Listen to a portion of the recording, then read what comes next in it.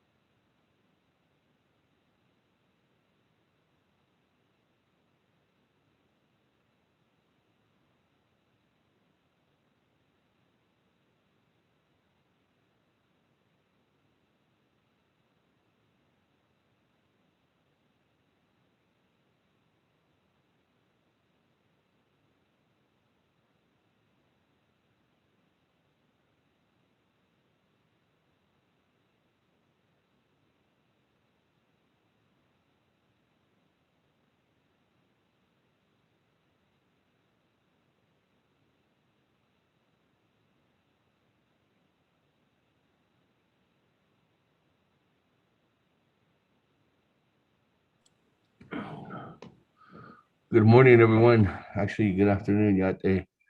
Thank you very much for being with us this afternoon, and thank you very much for joining us.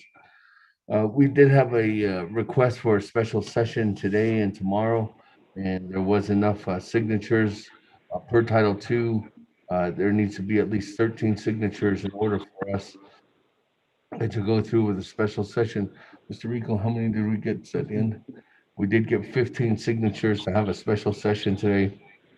Uh, those would be on some couple of reports and then also on old business item legislation 83-21, which is an action related to the emergency and the Navajo Nation Council removing Perlin Kirk as the controller of the Navajo Nation. Uh, with that, good afternoon to everyone listening in. Mr. President, Vice President, all the executive staff, Madam Chief Justice, good afternoon to you and your staff too as well. Good afternoon to all the legislative branch staff members, and then also to all the chapters listening in, everybody on the World Wide Web listening in. Thank you very much. If you're on Vimeo, Facebook, or YouTube, thank you for being with us this afternoon. We are going to be starting today's session. We usually start at 10 a.m., but the request was for 1 p.m. in the afternoon. So we'll go ahead and move forward with that. The time now is 1:05 p.m. So I think we're recording and we're ready to go. We'll go ahead and put forth. We have a proposed agenda of the 24th Navajo Nation Council uh, here with us. It's a special session via telecommunications. Today's date is Wednesday, May 19th, 2021. The time now is again 1:05 p.m. Called the meeting to order. Uh, and this will continue on uh, however long today, but this special session is also requested as well for tomorrow. So the meeting tomorrow, if it does continue on to tomorrow, will go on to start at Thursday, May 20th, 2021 at 10 a.m. We're here in the Navajo Nation Council Chambers here in Window Rock, Arizona on the Navajo Nation. Presiding is myself, Seth Damon, Speaker of the 24th Navajo Nation Council. I did call the meeting to order at 1:05 p.m. We do need to do a roll call to see how many of our colleagues are on the line, members of the 24th Navajo Nation Council, and then we'll go ahead and move on from there. I have Ms. Uvella, who's going to be here with us taking a roll call and also be taking the votes this afternoon. So, Ms. Uvella, the floor is yours. I'm doing a roll call. Thank you.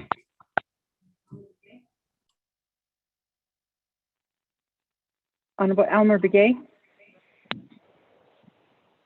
Honorable Elmer Begay.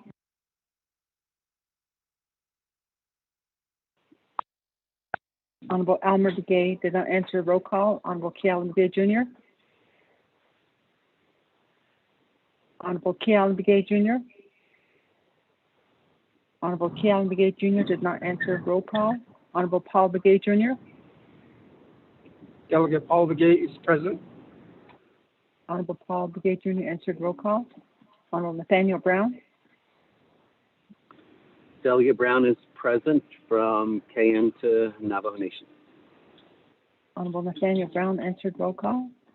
Honorable Eugenia Charles Newton. Delegate Charles Newton is present. Honorable Eugenia Charles Newton answered roll call.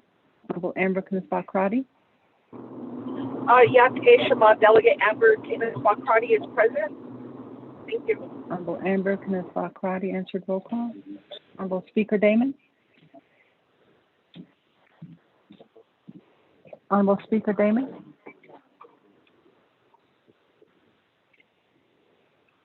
Honorable Speaker Damon is present. Honorable Herman Daniels Jr. Honorable Herman Daniels Jr. Honorable Herman Daniels Jr. did not answer roll call. Honorable Mark Phelan. Present. Honorable Mark Phelan answered roll call. Honorable Pernell Halona. Delegate, Thank you. Honorable Pernell Halona answered roll call. Honorable Jamie Henyo. Honorable Jamie Henyo. I'm present. Honorable Jamie Henyo answered roll call. Honorable Vince James.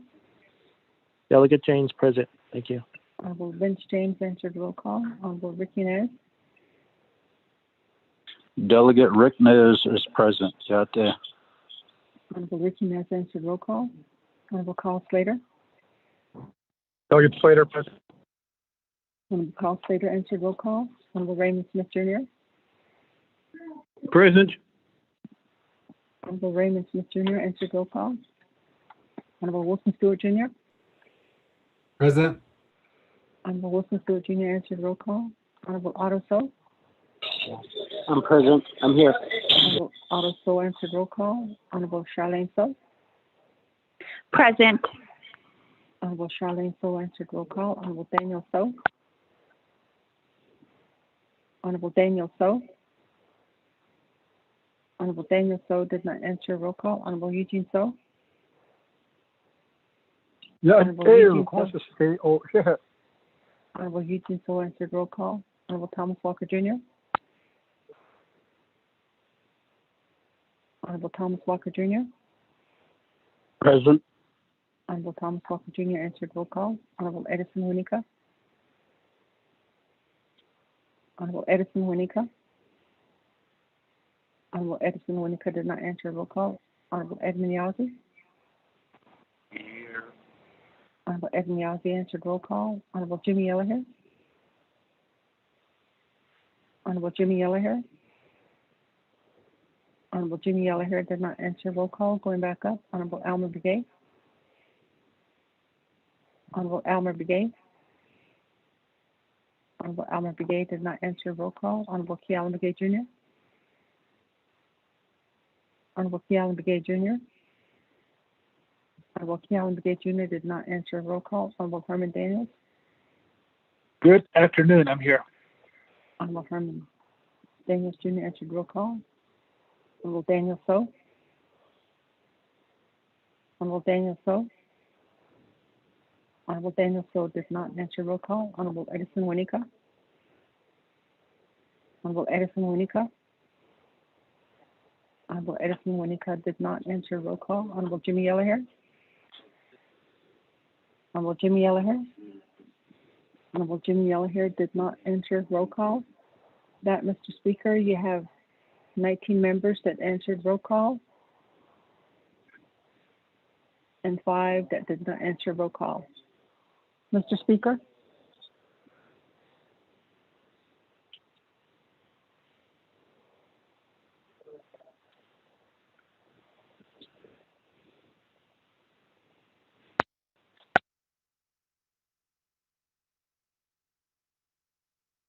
Thank you very much. Now with that, 19 here, answer roll call. Let me go ahead and go on down. Yellowhair's on the line for the record. Good afternoon, Honorable Yellowhair. Let me go on down to Honorable Paul Begay. Honorable Paul Begay, do you mind doing an invocation for us?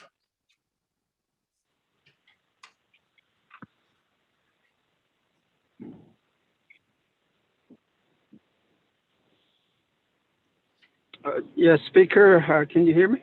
Yes. Okay, have to pull off the road. Question. Thank you, Speaker, colleagues, and everybody that's on the air today listening to the council in session, special session. Had inlini aansteen Yanaho aade areni kiden ish dit eda iya yateho hade ligi do adoste ke hana ot ado tin konzag iya nikilo as san ado bikje ko iya nat pani bala nan kite neligi 24th Navajo Nation Council aron he ne large and has dagi Speaker Damon ko iya sabe dana hodit do ado hanne do benige iya sinane kai ado ko iya nenig ina hon klongole shdein lini hashin sako iya na hoti ko hote go hasa ado hashin sako iya ki na hoti gi hashtado nitsen ko yate ho iya ban si kestole so yate ho ibayil kidole yate ko iya Nabakia deal kito the hashta deal nil din ne large on hit nature koliagi ako hashin sako iya ne hit ne ebit is ako adot an hitot not ahni cleaning hit is evelina ko at an shibel ashla ini cleaning no card and na bel ashla ini cleaning ninja the neat in la ayego na hot yo da kodo iya ne ka deal اللي أدون شيء كت إيجو إيه نشد هيكل نجو بدون يو أدون ساكي ستو سادات إيه هادو زيجي دالسو بين خانسن كيستو لسو يات إيجو إيه أديل نيستيش نساكي يات إيه دبانا إيكان أدو ساد يات إيه بانا إيكان أدو كابسناس تيجو هت إيجو إيه Jitnit in Chicago in Lini, the Conhit na Ea Bait Co. Nchea a Chenits and D. Arabic kitchen. Quea Fishwas Unneat Lenigi Natin Tingo, Nika Delos. Ado Ea Tago Ea the whole Taco legislative branch, Ado executive branch, judicial branch. Ado the Koyoshi that Sango ita in Nishkot Ego. Dida so iya nakaba holiya dole adot anle ho wan mazas ad ne kedon hidne keda hat iden habiketen idole ashonde nakaba holiya هنيك أخول أجيد أرونيك التوتا أتين هنيك يخلو ابني ناي أتا كونيت سندولس نيك يبا كونيت سندولس كديت أدو بيبتشنا باقي دا إيدا ألسو بانسي كريستولس أتشيتو زيدا بكيس بارها نهستان دا أكرهنا أدو يلا تنكيس ألسبيتا خيانكي يا بانا إيكا بنيلني دولس actually it's all to hade sin hazlego a kondotle so do nane til seta don hanna do data tide nane kin hiten hat benina o hayu ha job adatsa di bana I kasting ka nzago ne tsaja be ish di bana I ka arot a kuche ibetni tletitho neche kodilis aish ashon dishtigen ka arot kodo beslechi da ho wanda adat anle ho wat chiyan de trito inklina ne zanin has twin he masan ne che ne nal has kin nalsa den has hand ayeten lengit at sabach ein sindolishtin ka bahalogo in sinda bechiyan adot de chinzana adot de patenzana ado yat benal gloshi hinani dat also pasodilzam tobahallon do chilbahallon do also din hoka bakai in lashtin ka nan set nal gloshi nat agi tahi holloni also iya in la ado iya tibel ashla ini klini ani tego in la de yat ego elchen siki so distingue no stava kaid la kota hastes na haza at ego nechen tapa na hotes gel dole so hotes gelo at ego kena huit in dole ayoda hini no yat ego chen siki dole hot ego ai bana I kasti ka o hayigo I kodo ya bench denit I ben he ka di lo ko Hashin Sokoshi Yakodo bench Isha Ishladand Nayan Spas and Ben Hitch and Hot Igi Shitting God Yat Eko Idil Nishat Eko Nas Kodonan Nas and Jonko Nahol Justole Nilanch Nahot Jonko Hotego Nikit Nahol Justole Hojon has Klingon Hit Nahol Justole Divan I Kastigin God Konixogo Ikodoia so there's an finish and so hot egon che kushladole ne yot Jesus Christ ibij bidnacha isotesun amen.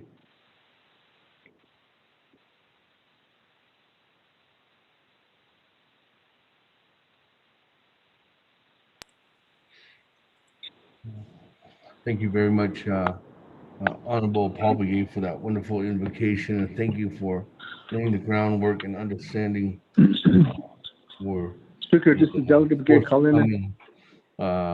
Delegate, will you call in? I guess the formal guidance that we have for this special session. So thank you very much for that, Honorable Paul Begay, and thank you very much for adhering to that and laying the groundwork for the work and trust that we have been blessed by and been given not only by the holy people, but also by the Navajo, our Navajo people to be here. So again, thank you very much, Honorable Paul Begay. With that, colleagues, let me go ahead and move on down to item number 2. I think before that, I did hear Honorable Elmer Begay and Honorable Wanika stating that they're on the line. So good afternoon. Let me go ahead and go on to recognizing guests and visiting officials at this to the Navajo Nation at this time on our agenda. Colleagues, is there any recognitions at this time?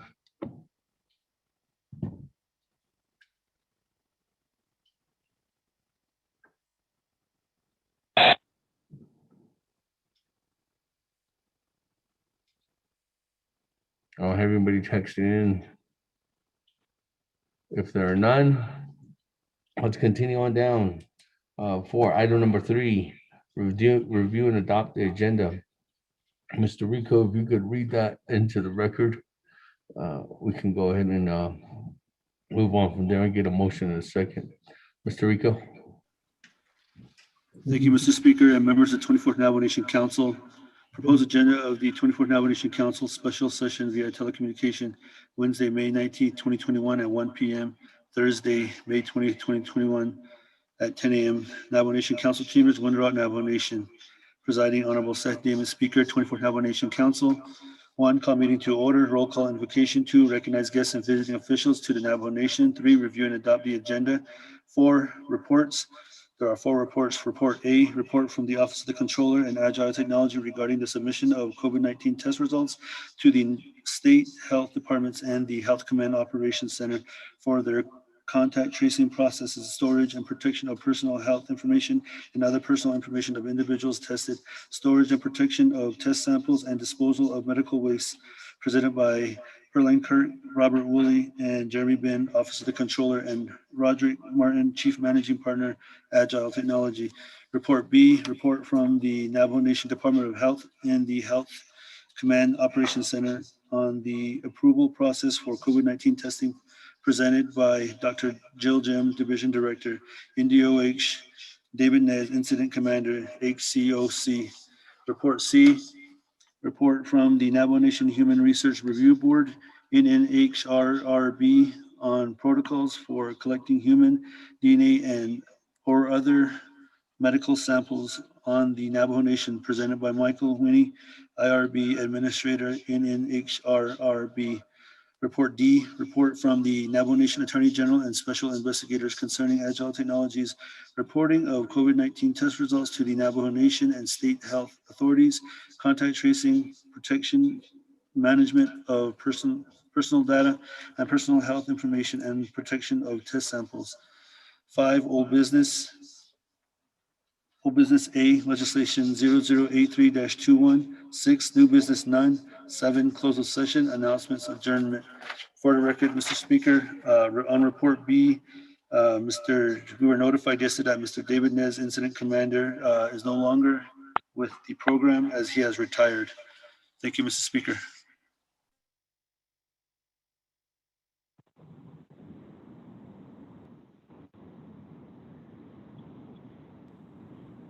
Thank you very much, Mr. Rico. In that case, on that, colleagues, item number B, David Nez, under reports, item B, will be stricken, and we'll just hear from Dr. Joe Jim. That, colleagues, is our motion. Motion, Alona. Motion by Honorable Alona. Second.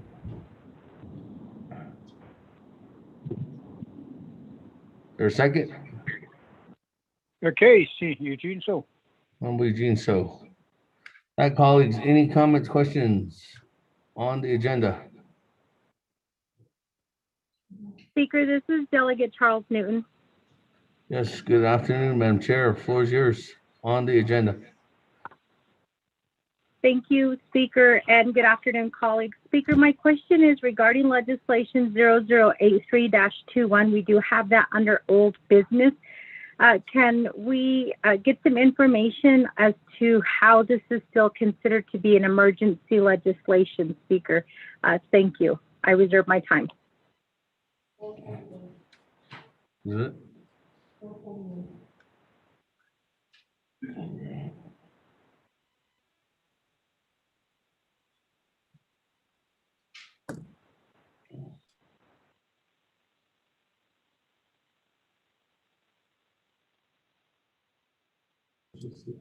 Thank you very much, Madam Chair Charles Newton. Let me see if I can clarify that. If not, then I'll go over to Ms. Barbroff. When a delegate proceeds to introduce an emergency legislation, it's up to the council at that time to declare if that's an emergency or not by officially adopting that to the agenda. And in that case, it was adopted to the agenda last Friday. And moving forward, because of that, that legislation was adopted to the agenda, Madam Chair Charles Newton, that officially becomes the ownership of the Navajo Nation Council. So that Navajo Nation Council adoption, because the legislation 0083-21 did not move forward or with any kind of approval process, tabling process, or any formal action due to the fact that the time became, well, time was out on Friday and went into early Saturday morning. Because of that, Madam Chair, Charles Newton, the official adoption of the item that was attached to the agenda that did not have an action because of timed out always goes to the next legislation, next item of business at the next regular session. And in this case, because there was no regular session, not until a couple more months, there was a specific request to have this item coming back. Now, because of this item coming back and the ownership of it still being at Navajo Nation Council, the ownership then takes it upon itself to put it back on the agenda. Now, this goes back onto the agenda under old business, Madam Chair, due to the fact that there was no action, no coordination, nothing that happened with this specific legislation. So when it goes back under old business, it comes back, and now you see it before us here at this special session. Ms. Barbroff, I don't know if you want to add anything onto that. No, Speaker, thank you. You covered everything I would have. Thank you.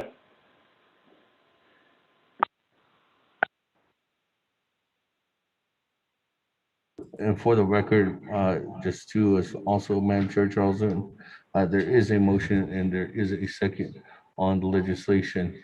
And that motion, main motion is held by Chairman Ed Benyazi, seconds by Honorable Vice Chair Smith. So again, it just comes up to what the council decides was an emergency at that time. And at that time, the council decided to add it on as an emergency legislation. There has been precedents before for the legislations to move forward in this fashion. I do believe the last legislation that was moved and tabled and came back was sponsored by Honorable, correct me if I'm wrong, was done by Honorable Halona for the funding for the social services department for burial assistance. So with that, moving on, any other comments, questions on the agenda? Speaker, Honorable Damon, this is Dr. Rick Nez, request to speak.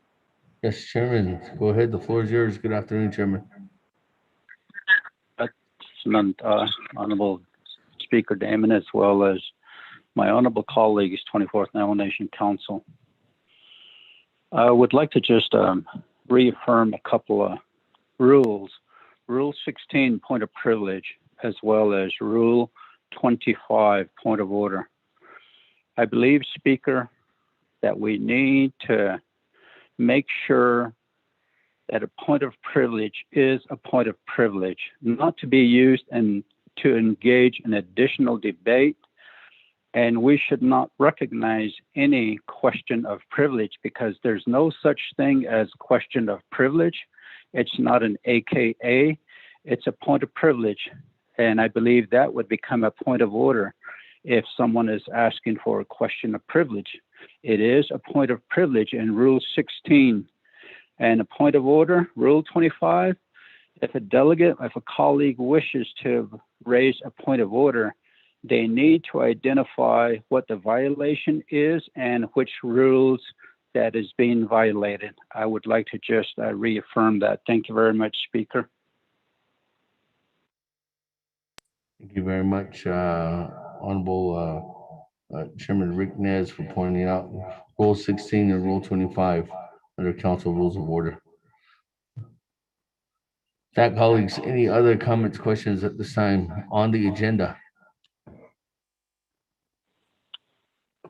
Speaker, this is Delegate Yellow Hair. Yes, good afternoon, Honorable Yellow Hair. Speaker, if I am in order, I'd like to request through by rules and to add one of the legislation 0066-21. That's in reference to the Blood Misery United Review Board. If I'm in order, right now we're on a special session. Does this legislation go before Navigati? Mr. Speaker. Is that legislation ready?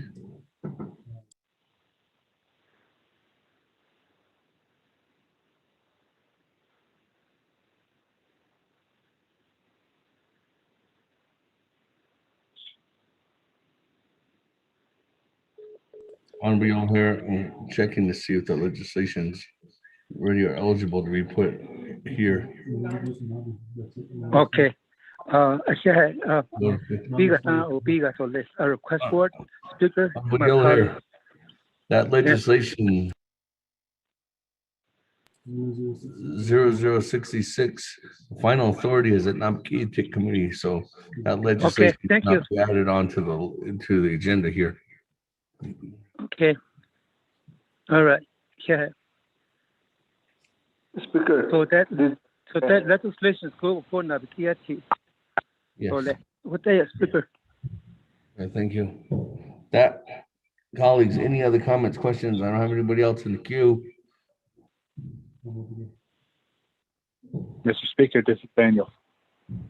Oh, good afternoon, Honorable Herman Daniels. Floor is yours. Yes, thank you, Mr. Speaker. Adonana Kodo Shanat Atmasaniki Kodo 24th Navajo Nation Council Kodo Kat Adonana Kodo Agenda Ndiki Kodo the 2-day special session today and tomorrow. Adonana Kodo Nagay, we're going to get a report from the controller. Adon that the question is a report they let or less out of the legislation. What about cop? So Kodo they had this Kodo and his husband the Kodo session out opportunity. Kodo the nation or less Kodo. Adonana Kodo so the about this morning and media Kodo. My brother Kodo delegate Paul Begay. She Kodo the nation or less Kodo his zabe. She about $100. Adonana and 3 case that she has on 3 case dollars Kodo. Kodo do be had to say Kodo Mr. Speaker. Kodo Hajo is nation song Kodo. The 2-day session Kodo. Hajo at age $8. Hajo Kodo his zaba $100. Kodo let's all be respectful Kodo for today and tomorrow Kodo. Today I see but that bana oshka Kodo. Kodo the legislation that is called Kodo. Edo ba hawal Jesus they Hajo ba yil $8. Aro tehda Hajo ya just feel. That na o campus. Ya just feel azudado tehda Kodo shunat senigi. I ana let it go. I ana Kodo. So idio iba bana oshka $8 Kodo. So idio Kodo da I think his husband Kodo shunat senigi. So I want to ba $8 Kodo. Mr. Speaker, thank you.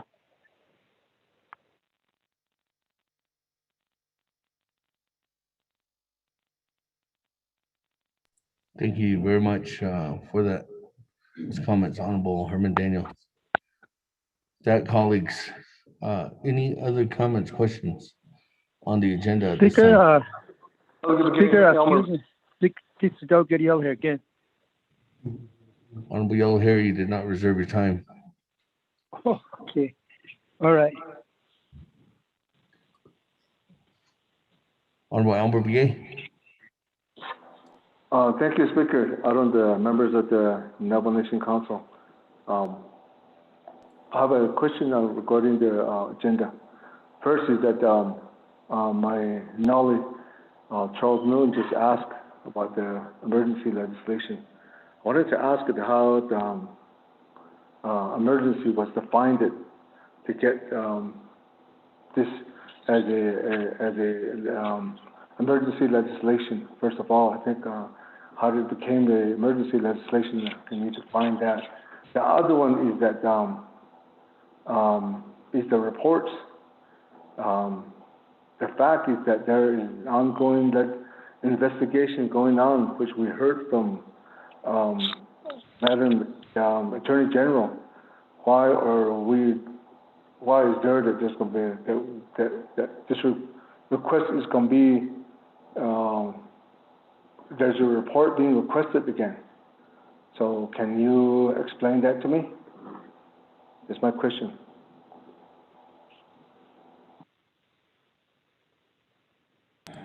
Let me go back to the first question.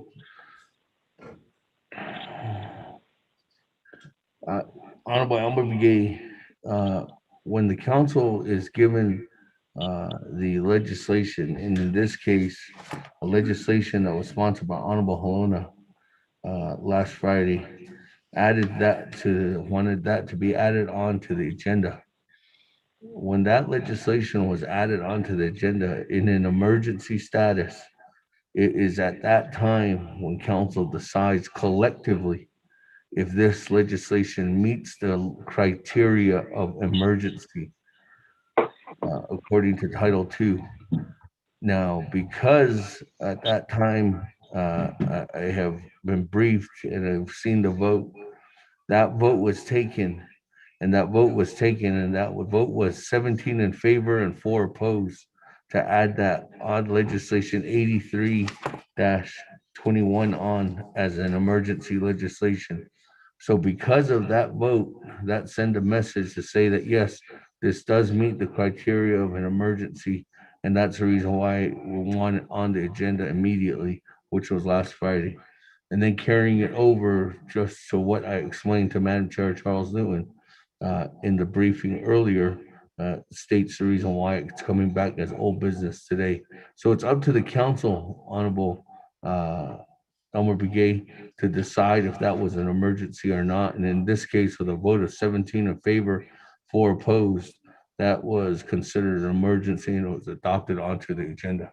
Now, going back to your second question regarding the report, I don't know if there's anything that's going to be violating or if there's anything that's going to be intrusive to the proceedings that's going on with the, I guess, investigation that's ongoing that has been pronounced by the Attorney General's office. But I can go to Ms. Warbroff or Madam Attorney General to answer that question.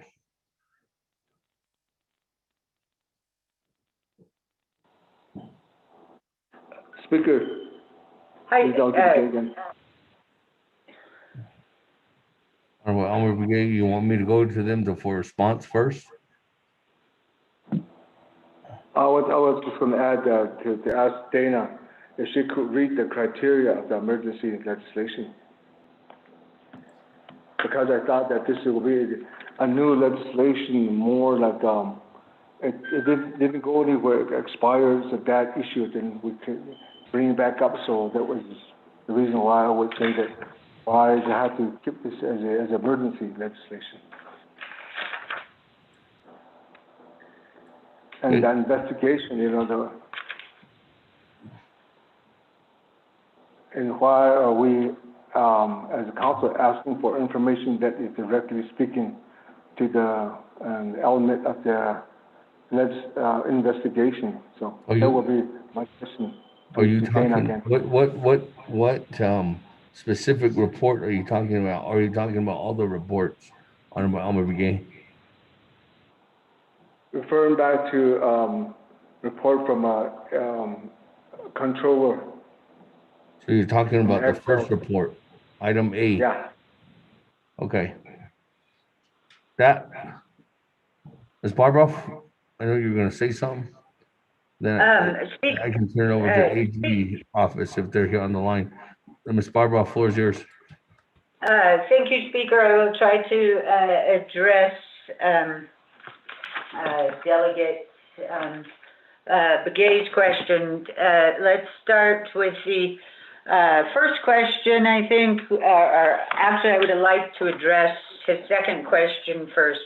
As far as the reports go, I believe that the reports were requested so that the nation can hear the information about how certain things are being addressed, and those are ongoing issues. Those issues are basically under the contractual terms of the Agile contract. Those have to do with the storage of personal data, the retention and the management of test results, those types of issues. Those can certainly be addressed from a health concern perspective without violating the investigation, as the Attorney General previously talked with you about. And if the controller, or if you're concerned about the controller doing the report, that's why other members of Office of Controller's Office are included in the report format. As far as why it's an emergency legislation, as Speaker described, when emergency legislation is requested, it is really put forth in such a format so that council makes the determination as to whether it is an emergency, why it's an emergency, what is required under the code, which is at 2 NNC 164 A16, and this is included. In your legislation. It's actually at page 1, line 19, but this is what's required for emergency legislations. Matters constituting an emergency shall be limited to the cessation of law enforcement services and disaster relief services, fire protection services, or other direct services required as an entitlement under Navajo Nation or federal law, or which directly threaten the sovereignty of the Navajo Nation. Such an emergency matter may arise to the pressing public need for such resolution and must be a matter requiring final action by the council. Then if you go to page 2, line 23, there's a little bit of an explanation, not determined to cancel out what council might decide on its own on the floor, but that paragraph reads, the determination by the Navajo Nation Council to immediately remove the controller and to request the president appoint an acting controller constitutes an emergency situation meeting the criteria of 2 NNC 164-816 relative to the continuing provision of direct service required as an entitlement under Navajo Nation and federal law. Delegate Begay, I hope that answers your question. When council added it to this legislation to the special session on Friday, by that action, they determined that it met the emergency criteria. Thank you, Speaker. Back to you. Speaker, I have a follow-up question. Well, I'm gonna be gay. You don't reserve your time.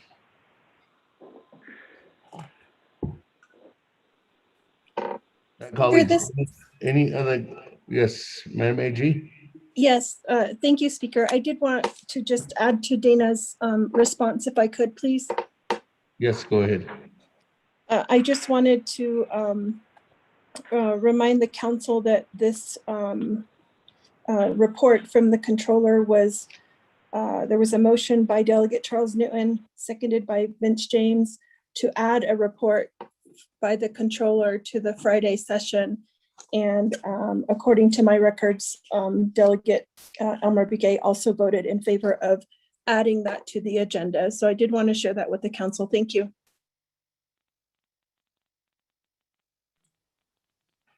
Thank you. With our colleagues, at this time, I don't have anybody else in the queue or wanting to ask comments, questions, add in, deletion on the review and adopt the agenda. Any further discussion? Speaker, this is Vice Chair Smith. Yes, Vice Chair Smith, go ahead. The floor is yours. Thank you, Speaker. Good afternoon. Shinandada. Just looking at the agenda and putting reports on there, yes, it'd be wise to have the Navajo Nation understand what's going on.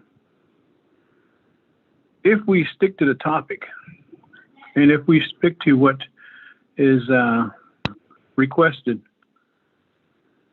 and I appreciate what Honorable Shanella said, Herman Daniels, to be respectful, to speak respectful, and to remember that this IC bahasti, ako di IC should be aso, ako di kidne, yakod no zinfanina reports patato sos, tadi no, akonda. Sheban's case, glad not so from the speaker, Penda Inshka. Ako, Njono Yahazne. The Benyegi Bandate Enigi.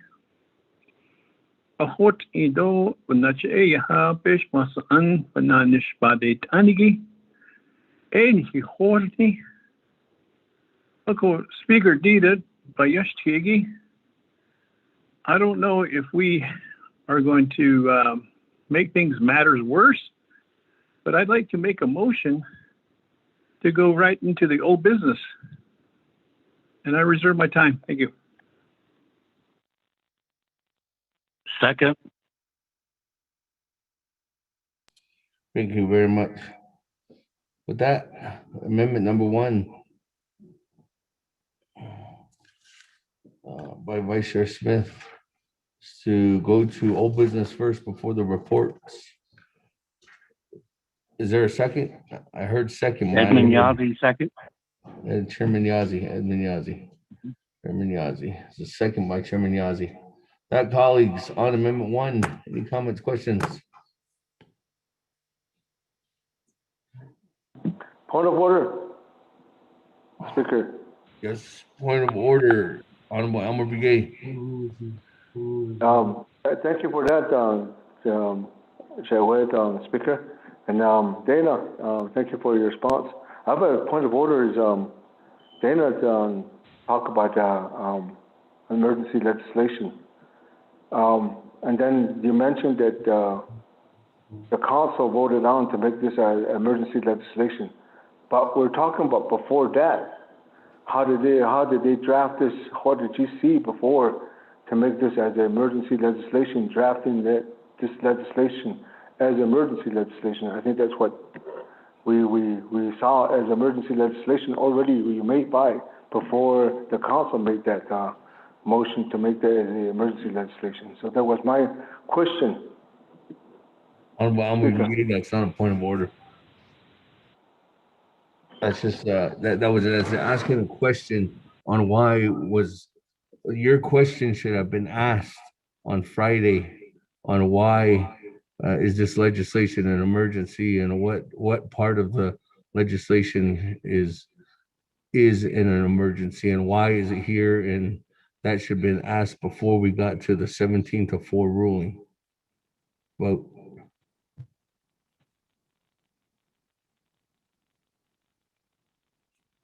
That, colleagues, moving on down. But you can ask a question, Honorable Elmer Brigade, because right now we have a new amendment 1. So you have a new 5 minutes right now, Honorable Elmer Brigade, if you want to ask a question on amendment 1, which is to move up old business. So with that, colleagues, any other comments, questions on amendment 1? Mr. Chair and Mr. Speaker, this is Daniels. Honorable Daniels, go ahead. Yes, thank you, Mr. Speaker. I don't know, speaking to Amendment 1, Shanala, Niyaki Delegate Smith, we go straight to old business. After that, are we gonna take off the reports, receiving reports? Because I don't know if Office of the Controller, Madam Controller, I don't know if she's gonna do her reports date. I don't know if she's available. I don't know. You can just report today. I don't know. Another thing that is on my mind. I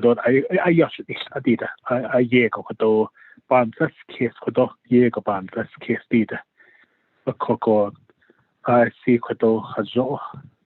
at least next so 87 years I don't know. We just heard last week that I down in the source with the courts. I just not close need source. We check are we doing the right thing? If this is what the courts got today, I'm not close to medical. I'm just wondering if we're doing the right thing. So I go on this case a did a project I'm not close and then see unique with the courts. A not phone me, not she hold on me either. A coy but said is what I was cut and saw the Iban this case did. So the I go I got a did. When you really think about this, I got a did. Don't always George was like it and it a did. So it is whatever has said on it. Mr. Speaker, reserve time.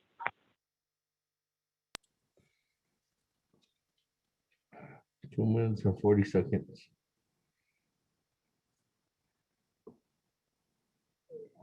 Speaker should put me in the queue. That, let me go back to Vice Chair Smith. There was a question from Honorable Daniels. Thank you, Speaker, and Navajo Nation Council. The snow sagi classy at a kitchen. Chanel citizen behind the Hela citizen Benache Yaha Janiet Nasi Kato. It Hayahot Edo. Chanel 90s Kirigi Ayaha. Is this the right thing to do? Join hin Horney, Bishmasan. OCA and Yah Nadish at will that eat. A call Hale ne Ashi Bishmasan.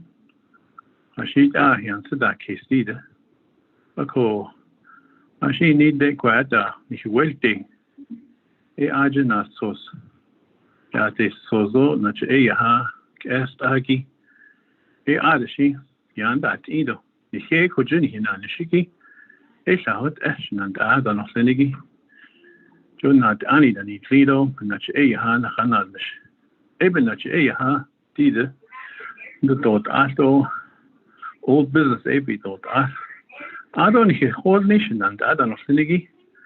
The Kato Ayaha reports Nach Tano Senigi, Ewata Al Yago. Any Hosni? 8 reports again. Not a hat or source aid or do the Stida. It's what he did. Legislation a said only. A what a meme ishley, Shananda, Shanella, a call capitalist is though. A hela, a what I had this.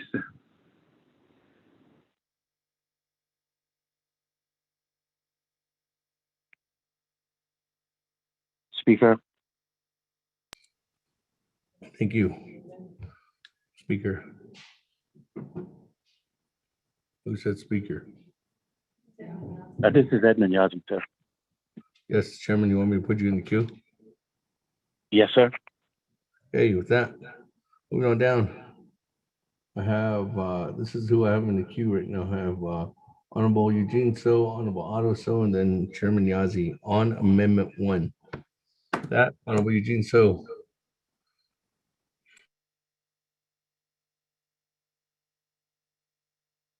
Okay. Yes. What did? Oh, question.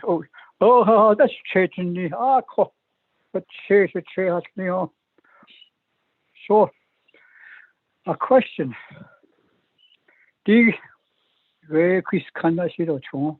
By that day, late age new. It is artist, Congress filibuster. We have to undo out all these. Don't know all these. Look at now all these.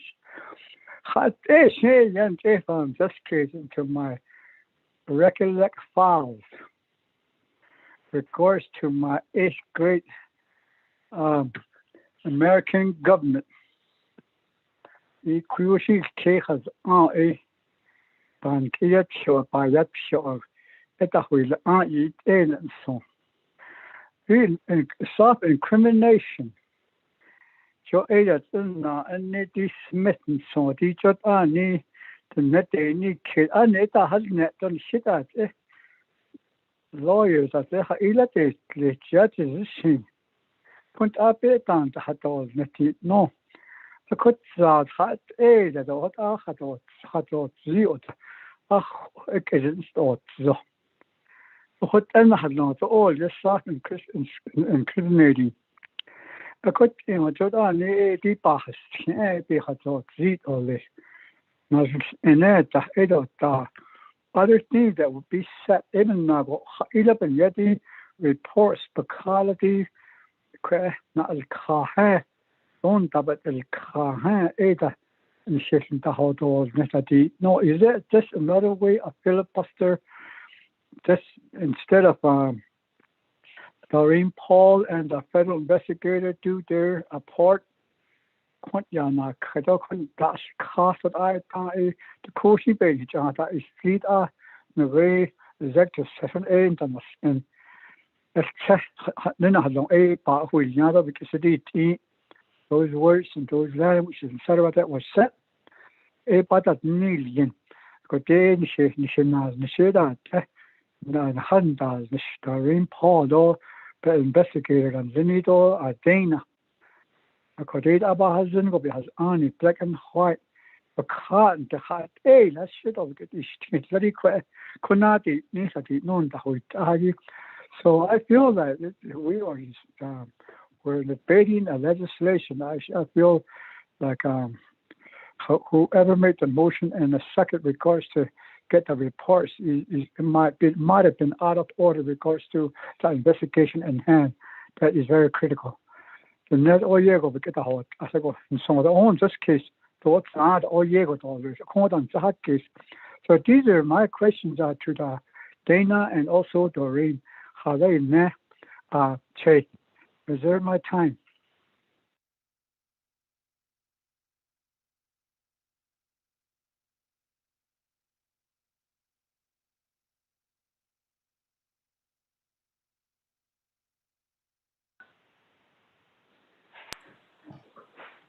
Thank you. Reserve your time. 1 minute, 50 seconds. With that, let me go to Ms. Barbara and Ms. Paul, Madam AG, if there's a response to Mr. Honorable Eugene. So.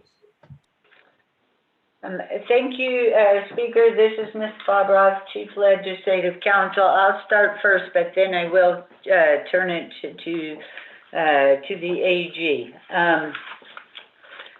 The reports that are on today's agenda, the way I read the reports is they are concerning a protection and the steps that are being taken to address some of the concerns coming out of the contract. What has already taken place with the contract and those violations, as you know, a cease and desist order was issued, but nothing that is said here today is going to change what has ever happened. What has happened is really to provide information to the governing body about how records are being handled, how test samples are being handled, how contact tracing is being handled, whether test results are being reported to state and tribal authorities, and what's the process that's taking place. Certainly, if Ms. Kirk does not wish to report today, there are two other Office of the Controller's managers listed on the report section, so they can certainly do that report. So in short, I do not believe that the reports being asked to be provided today, if both the presenters and the delegates, when asking questions, stick to the report topics, that they do have any effect or compromise the investigation. However, it is the Department of Justice's who is in charge of the investigation, so I would like to defer to Madam AG. Thank you, Speaker.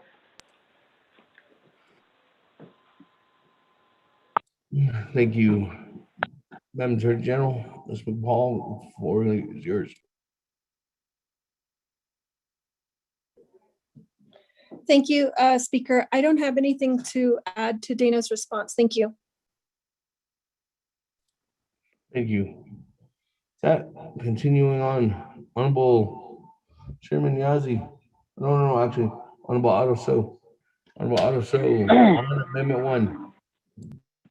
Thank you, Mr. Speaker. Can you hear me? Oh. Okay.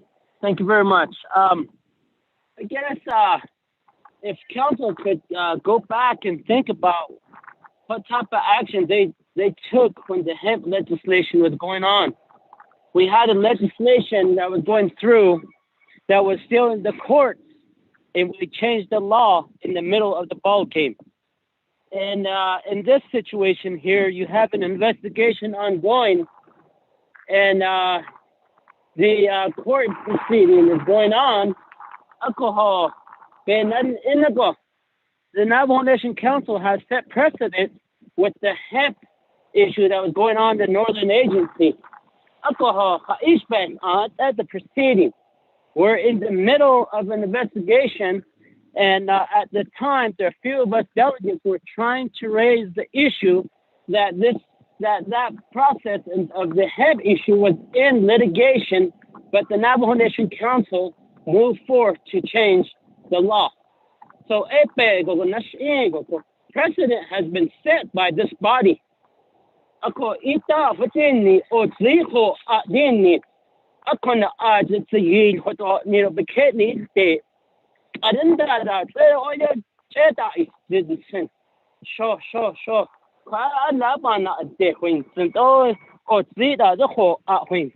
we have already set precedent. We are backtracking now. Oh, what on? The controller has argued, but not it not car. I say, show hate, he's a deep coughing. The net, I don't Trump say, so they want to throw away the key and lock up the individual. I go, yeah, go, hajo, the noise. I go, what on, that's ishman. I can't go, what about her? We don't about one thing. So, she had it that is cut and I love and this is kitty, what about her? I reserve my time. Thank you. That Honorable Otto So, 2 minutes and 52 seconds. That moving on down. Chairman Yazzie, floor is yours. Speaker and members of the council, and to everyone that's listening, good afternoon. Sir, I'll be on the respectful side. That's what's been all said, and I respectfully I want to make a motion to cease debate, sir. And go to vote.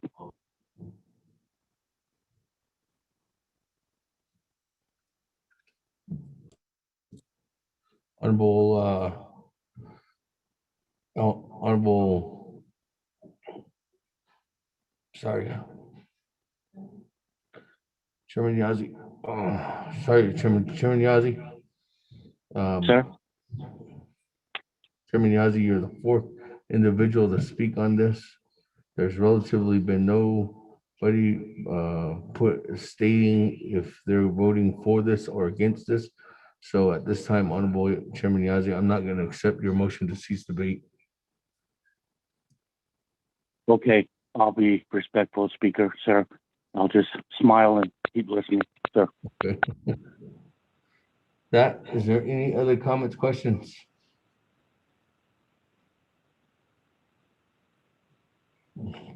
Speaker, this is Delegate Charles Newton. Chair Charles Newton on Amendment 1. Yes, thank you, Speaker.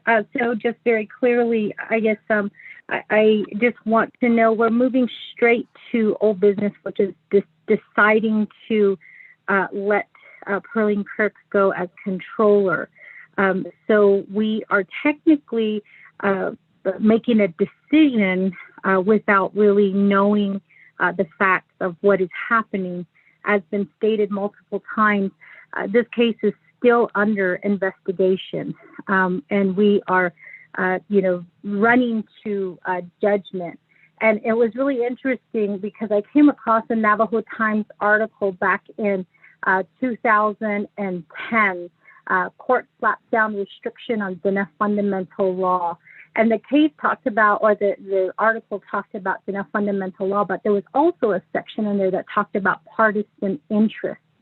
And I believe at that time, counsel got spanked by the Supreme Court because of their haste decisions that were being made to put then President Shirley on administrative leave. And the court at that time reminded counsel that we don't hold the power, that it's the people that hold the power. In fact, the quote that I want to read is, we have seen in the last few decades what occurs when, instead of thinking of the best interest in the people, one of the components in the government tries to assume a superior position. And so I was thinking in terms of the statement made that we are counsel and that we can make this decision.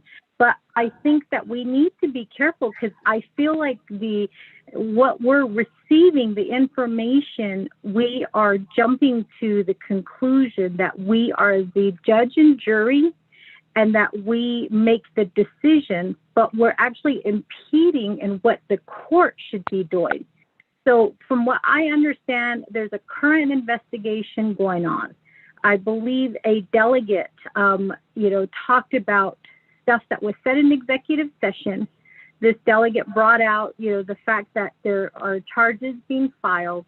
And so that came out. So we know that, charges are being filed in the midst of this investigation.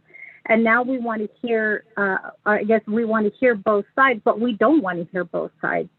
And as AG reported, we did ask for a report from the controller, but what she failed to mention is that this council did vote it down. And so it's a little bit scary because it's like picking and choosing what is going to be shared with the Navajo people. And so, what I question in regards to jumping to this old business is that we haven't had time to give it to the people to decide, because Navajo Nation Council, per the Supreme Court, we don't have that full authority to do what the court should be doing. And at this case, if there was not cases filed, if there was not charges filed with the court, then perhaps we could have heard what was really going on. But the fact of the matter is, charges have been filed with the court is what was stated on the record on Friday night.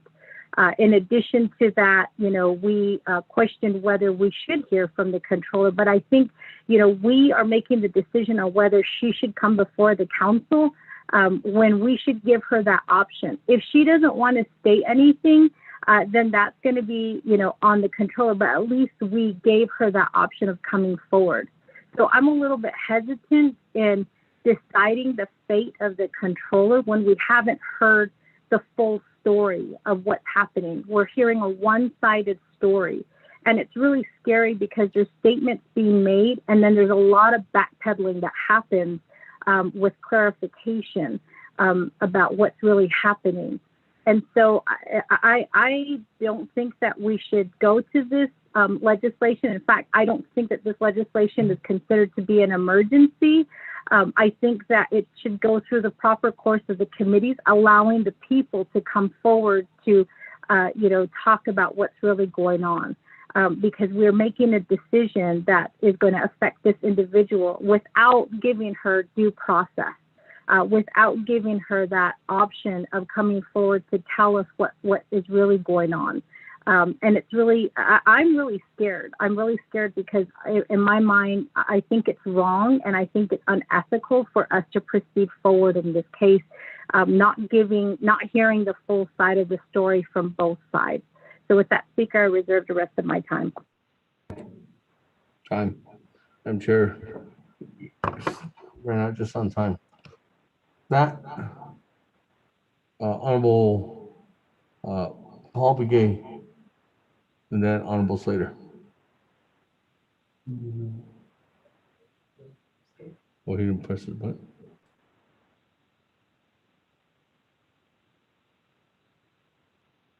Okay, all right. Never mind, the Honorable Paul Begay was just stretching his arms in here. We'll go to Honorable Slater. Honorable Slater, floor is yours. On Amendment 1.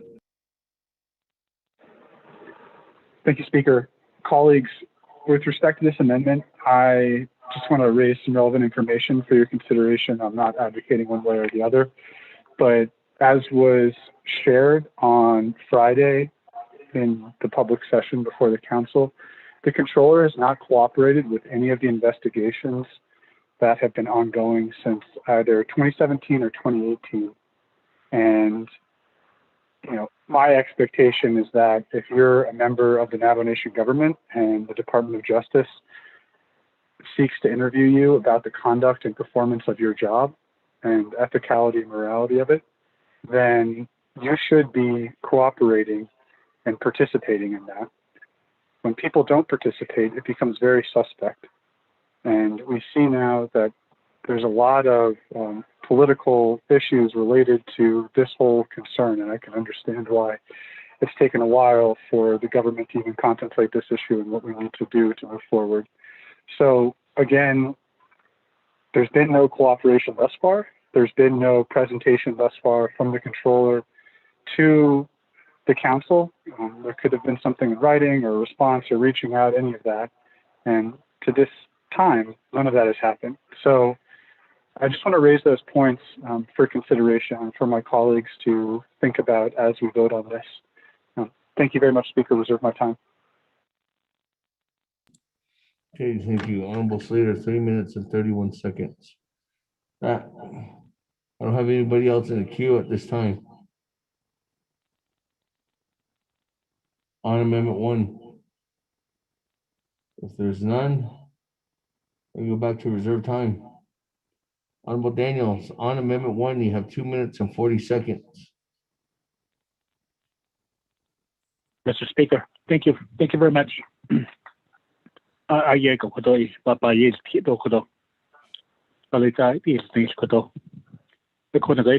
to the amendment, Amendment 1, we actually going straight to the legislation. I rather hear from the controller. The Queen I did kid the Kokodo. Neither does kissing Kodosman to Amasuniki. Even Mexico, even just by husband or less. I don't should be carried the legislation which the car be that or less. So you have one, that's kiss with the Joe or less. I say, but no Skakodo. I don't know Mr. Speaker, did Office of the Controller, the Office of the Speaker reached out to the controller for today's special session to give a report to the council. So Mr. Speaker, reserve time.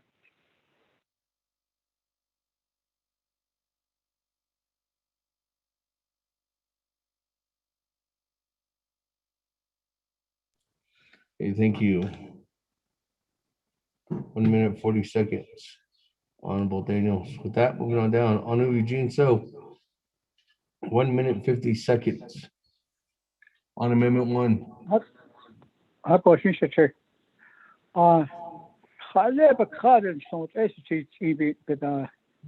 Then Fourth Amendment that's an A and probable cause. Maybe not A. If there's a probable cause, the issues in the season desist that's in which Holiada A over Bansaxis. I don't Hale, yeah, so I thought another car 14 that's an A unit. I just got A, yeah. Mission she right there, say, hold on you. Picking up bananas, so even I said, oh, so I would like to raise a point of order. Sure.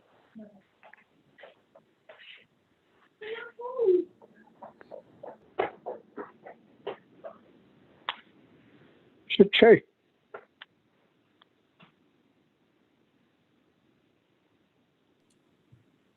Eugene, so you're under your own time right now. If you're raising a point of order, you're raising a point of order on yourself.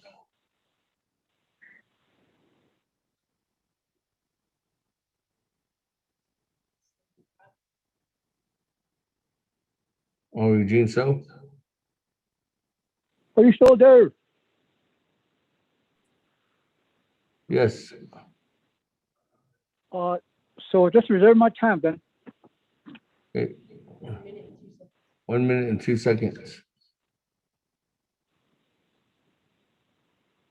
Moving on down. Honorable Otto So, 2 minutes and 52 seconds on Amendment 1.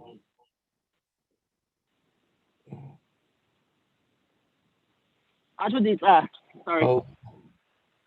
Okay, take care. I guess the action of what the council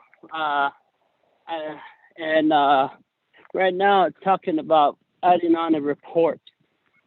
And as I reflect back onto the time when the council decided to change the hemp law, we already set precedent.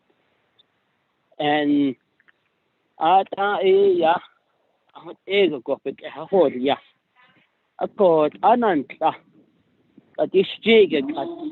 right, really right to do at this time. When you way back into your country, the neta hadit ada babak ahat aho yana al kahte. Ahote ni in ebata ni ho inta aden da ade di los. Ako penal koko. Just look at what's going on in the national news. You have the New York's Attorney General investigating the former president, and he's just doing a press conference.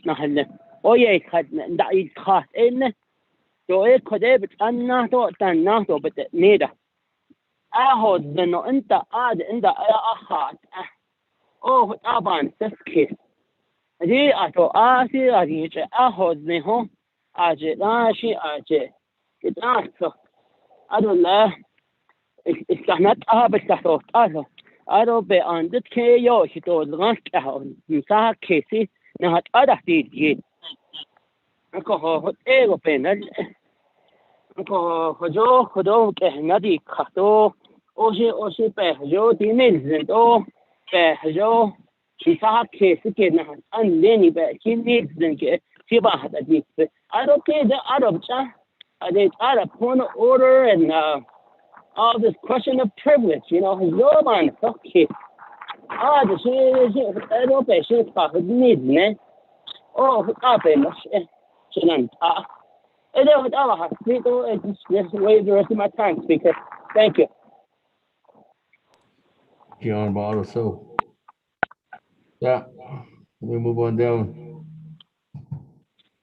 to Honorable Slater. 3 minutes and 31 seconds on remaining time on Amendment number 1.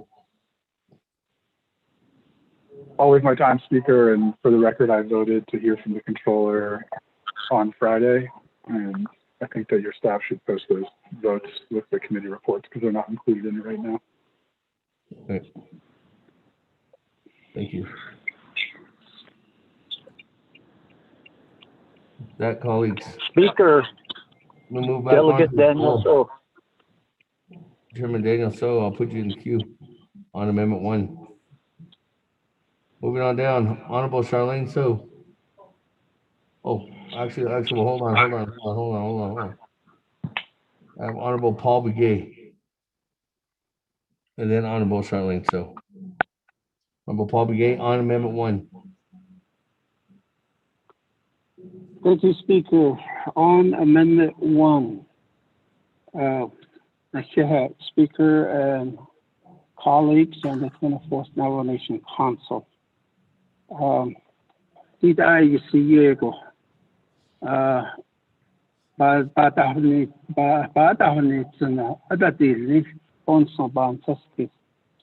It's a very important issue. Whichever way we're going to vote, personally, Controller Perlin Kurt, they are to have this trinta. A call quite a Bansas kiss. The city base boss only Klingy or overjet, Skinkly Klin Hallam. We had a meeting, Benda Health Education and Human Services. Edo Ata, Ajasa, Bikeho, Cassidy, Visit Baka, Stohunde, Aya Naho Hodelia. Kodashi Aya, Nature has brought the special session at the 8 Nigo A, Naho Hatasi. I could arrow there, Hakahoti Aho. Not a has got the Hiki, has Ardole. I think that's the way everybody feels.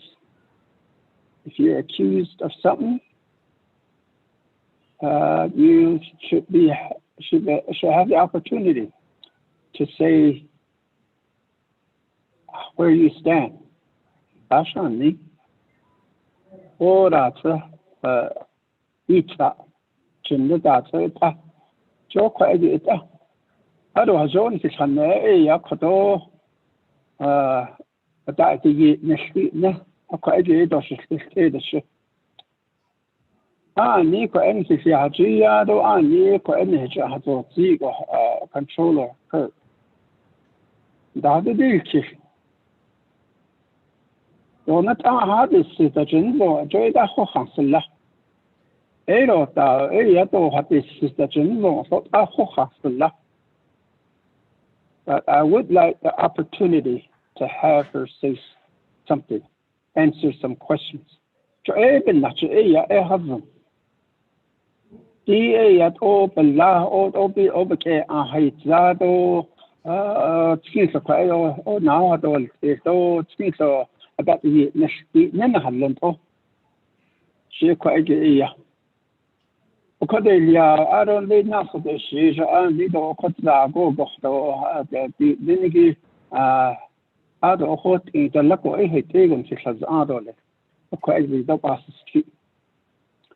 Iban's kiss. Oh, neither dish kitten son, even not a Koto, Bash Adole. She hot ego Iban's kiss.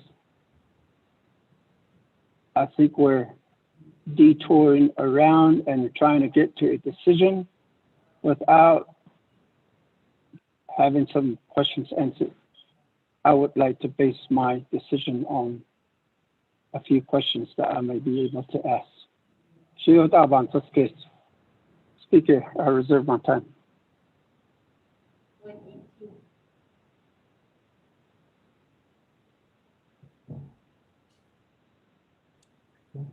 Thank you, Honorable Paul. We gave you 1 minute, 18 seconds. That, moving on down. Honorable Charlene So, floor is yours at this time. Thank you, Shije, Honorable Speaker. Aroyad Eshimant, 24th Navajo Nation Council. at this point, as we are debating the amendment, I do question the amendment and the pursuit and how this is being justified as an emergency legislation. If it is deemed as an emergency legislation, I don't think that we can use the concept of serving at the pleasure of the council, because the charges rendered against the controller and the council is using those charges to justify an emergency.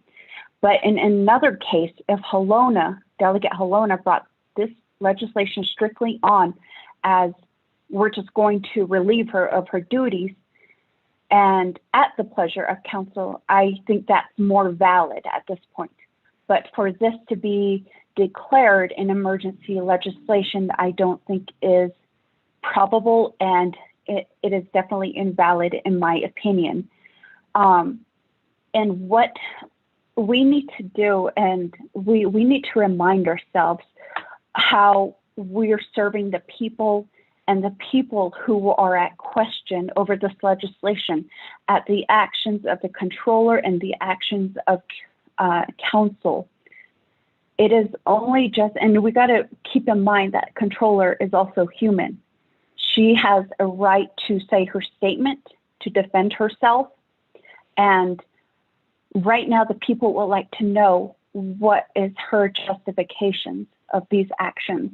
They would like to know how she has operated in office and the reason of these decisions that she has made. And I myself would like to know that, because you think about elders, you think about what's going on outside of the chambers there. Many of our elders off the reservation are not aware of what's happening until this reaches the newspapers. But it is our duty to interpret this and to bring it back at the chapter level.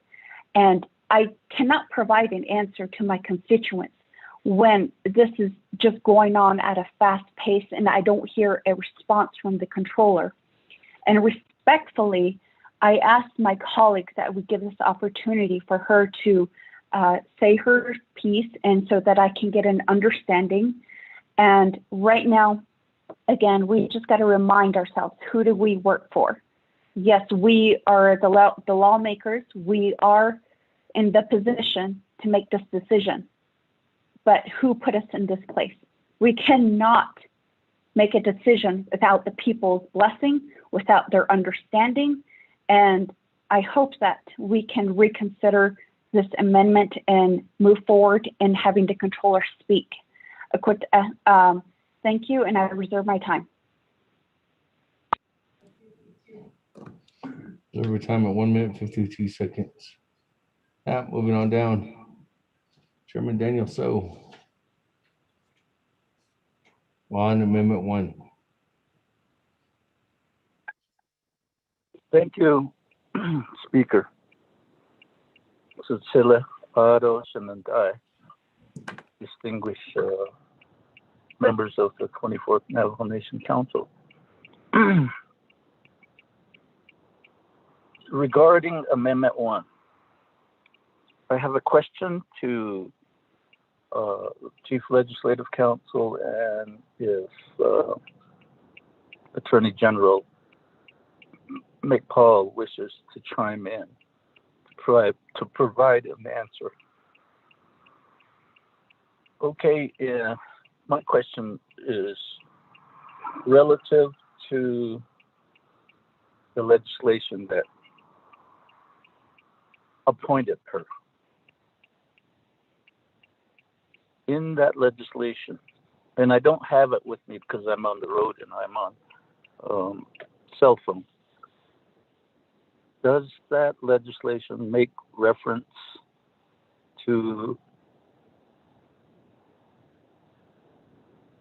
the controller serving at the pleasure of the council? And if she, and the other part, did she sign the contract, employment contract? I'm serving since 2017.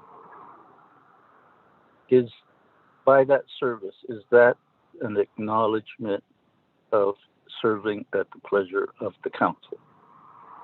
Those are my two questions, and based on the answers, that would guide my vote on Amendment 1. Thank you. Thank you. That, I'm gonna go to Ms. Barbara and also Madam Attorney General. Thank you. This is Ms. Bobroff. I'll go first. So the legislation that appointed Ms. Kirk is CF 1717. It is attached to legislation 0083-21. And the legislation that appointed Ms. Kirk does point out that she serves at the pleasure of the Navajo Nation Council. That is on page 1 under section 1 findings. It's paragraph B. It states that the Navajo Nation Council approves the appointed Navajo Nation Controller, and the appointed Navajo Nation Controller serves at the Navajo Nation Council's pleasure. And then that references 12 NNC section 202B, which is where it states that the Controller serves at the pleasure of the Navajo Nation Council. I have not seen a contract for the controller. It is my understanding, but I can be corrected. It is my understanding that the controller was processed through the system under a PAF, which references the various job duties, job responsibilities, and employment status, which I believe states that it is political at will. So that's what I can add at one point in time. But one of the things, while I have the opportunity, it seems to me that there may be some confusion. A couple of clarifying remarks. That the investigation and the court charges will continue on, whether the council maintains the controller, removes the controller, or does some type of other action. The council is not being asked under the legislation to approve or disapprove the investigation. And there seems to be some confusion, delegates thinking that they can stop the investigation, but that is a separate issue under the independence of the Attorney General. So with that, Speaker, I hand it over to the AG. Thank you.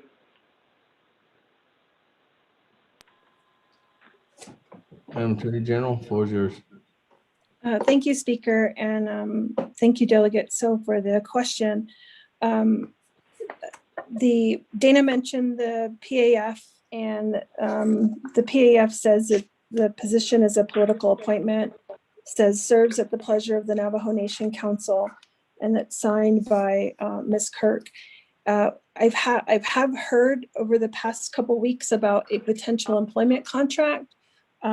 We do not have within the executive branch any employment contract, and it would be inconsistent with serving at the pleasure of council. There are 3 positions within the nation that statutorily provide for an employment contract, but that does not include the position of the controller. Thank you.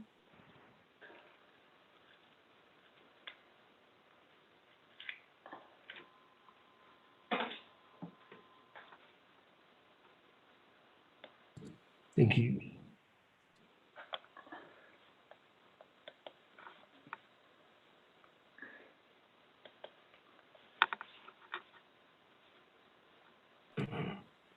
Thank you. That, let me go on down to Honorable Vince James next in the queue. Yes, Nana Speaker, members of the council,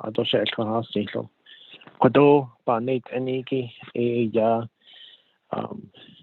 Oyolat bet as ni to trato kiso be ni na long betil that the adult trato kis bet ya the adult trato kiso o kot out na long that kodo amendment iki ya kitli akoko to yo to best ada just ha sin social not honestly cha supervisor not on at the large to long that hona na shi little doesn't care how that ba ya just kese akoko git out ilia but na hapo honet so jokot out in this case though asa ju ki hotni asa ju ki hotni ale akwa git oyo the best ed khana sha ada the ani kodo supervisor nitle not ani a large in large ikitat nitle jansun hitato shi to Gaston, Hitaton, Hicheshi, Hatot, the Histot, the Hanat, Nashiki, Madam Controller, Kirk, Hot Asian at Arno Siniki, the Chiche, the amendment, the Gato, Tato, Listricot, in Hitch, not Itish Consequo, the deeds install, Kait not the kid, the Niki, Coton Hasalan, Hayat, Epenach, the cheat or is it that the Astricot Arto.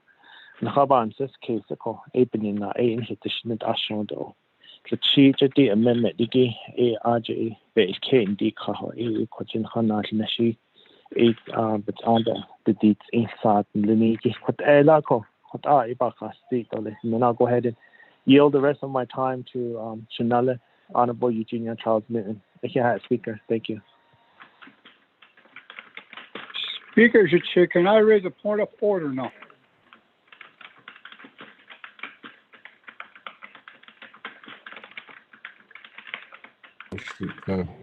That reserved time at 3 minutes, 3 seconds. Point of order, Honorable Eugene. So what is your point of order? My point of order, I'd like Dana and AJ to hear this. Regards to my point of order, this legislation is out of order regarding the due process. Manhattan. Also, it don't state anywhere. There's no the probable cause was there, and due process needs to be considered. That's where it's at, and this legislation is an out of order because we're not in a due process. Where the Constitution, no state shall deprive any person of life, liberty, or property without due process of law. 14th Amendment. Deep in Nago, this legislation is out of order. That's my point of order. Thank you for raising that point of order, but Honorable Gene, so I don't know what I guess it's just a concern. I don't know what. Speakers, if I may. I'm trying to find the law. So you're saying that this doesn't meet the requirements of an emergency legislation. My point of order, if I may.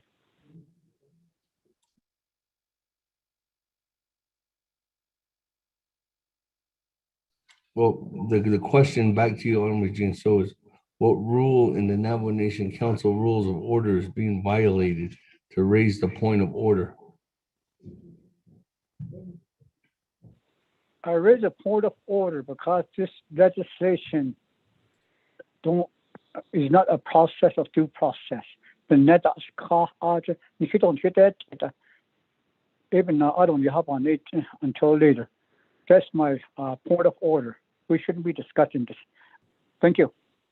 Thank you, Honorable Eugene. So, Ms. Barbara, would you like to comment on that? Thank you, Speaker. I think we've already discussed this, but for starters, let me say that the Office of Legislative Council believes that the legislation as drafted was in order, legally sufficient.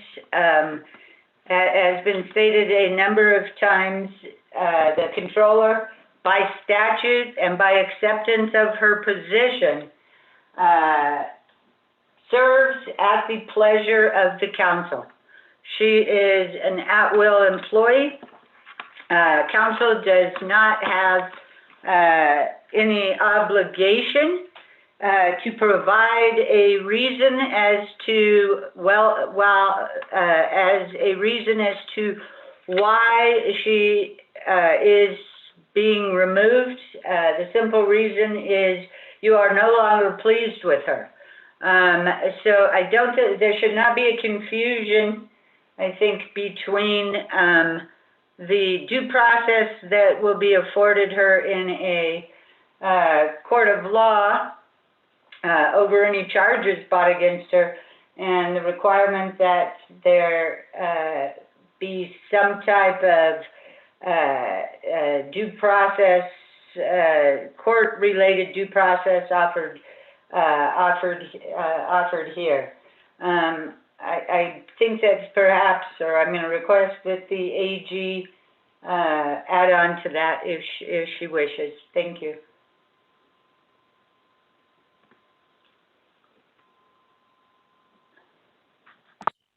Man, G, anything else to add on?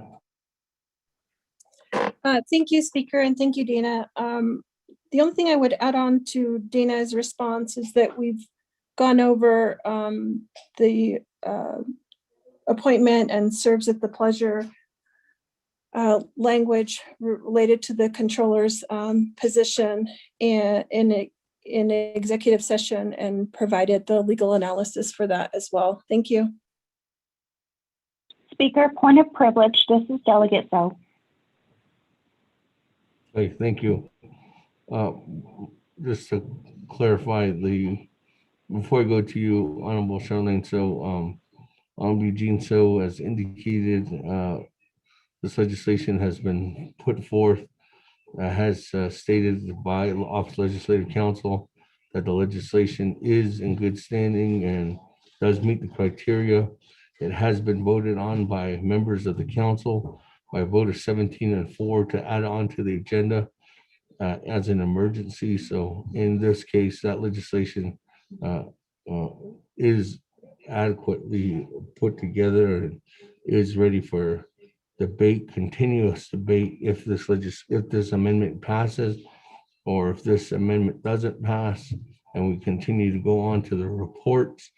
After that, the legislation will still be heard, which is 83-21. Honorable Charlene, so your point of privilege. Speaker, I'm so sorry. You were just elaborating on what I was going to ask and point out. For clarification, we are saying that because of the term served at the pleasure of council, it is deemed as an emergency legislation, correct? Before I ask my next question, sorry, or make my point of privilege.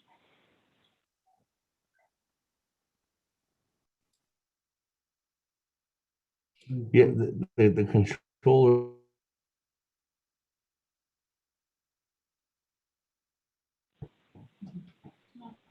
Can you hear?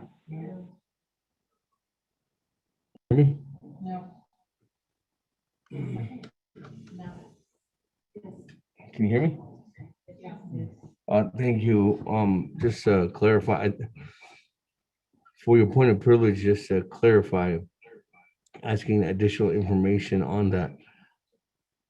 Per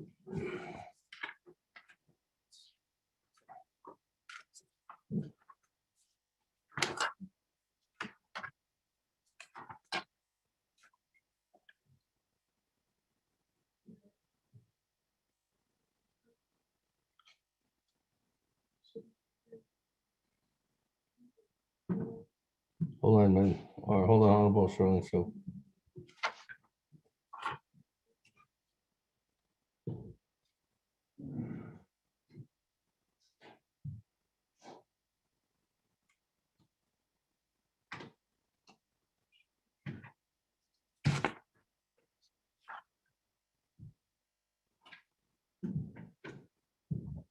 Yes, Honorable Charlene, so on legislation CF-17-17, which is Exhibit 1 in 83-21, which appointed the Honorable or appointing Pearline Kirk as the Navajo Nation Controller in the findings section.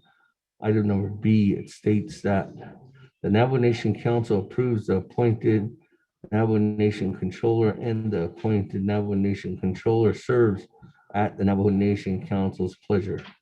So at that point, that means the pleasure of the council. And in this case, she is a political appointee, Honorable Charlene. So Okay, Speaker, if I may make my point of order now.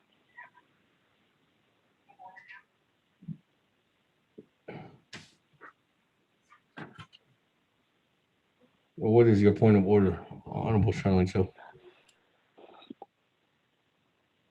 Well, the point of order that I called and raised is that considering this legislation contains issues that are under investigation and in court is out of order, and this spoils the due process rights of the Navajo Nation Controller, and so which we cannot use anymore because the charges on the table which are used to justify the termination.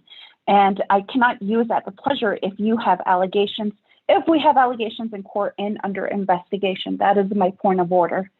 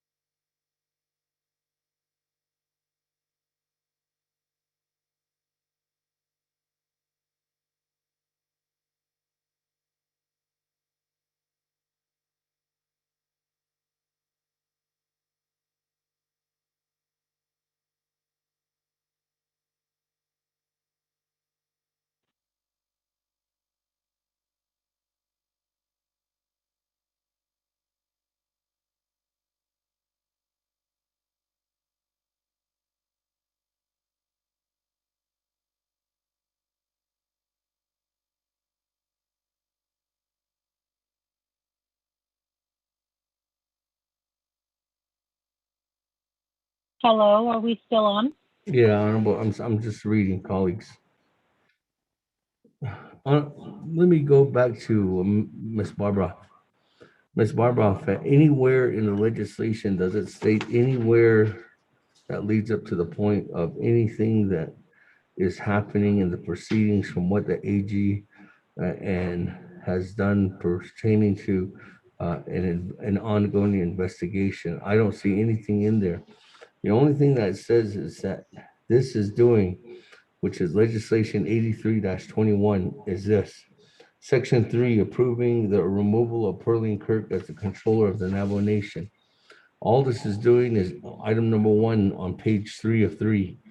The Navajo Nation Council hereby approves the immediate removal of the Pearline Kirk as the controller of Navajo Nation. That's all it's doing. It's not, doesn't have anything to do with anything about the proceedings, anything about what the Attorney General is doing. So in that case, anybody at any time could drop this legislation, Honorable Charlene. So because the Navajo Nation Council oversees and is the supervisor of, in this case, the controller per Title II. So because of that, Honorable Charlene, so it doesn't have to have any kind of proceeding. It doesn't have to say we don't want the controller because of this. We don't want the controller because of that. In this case, it's just saying that we don't want the controller.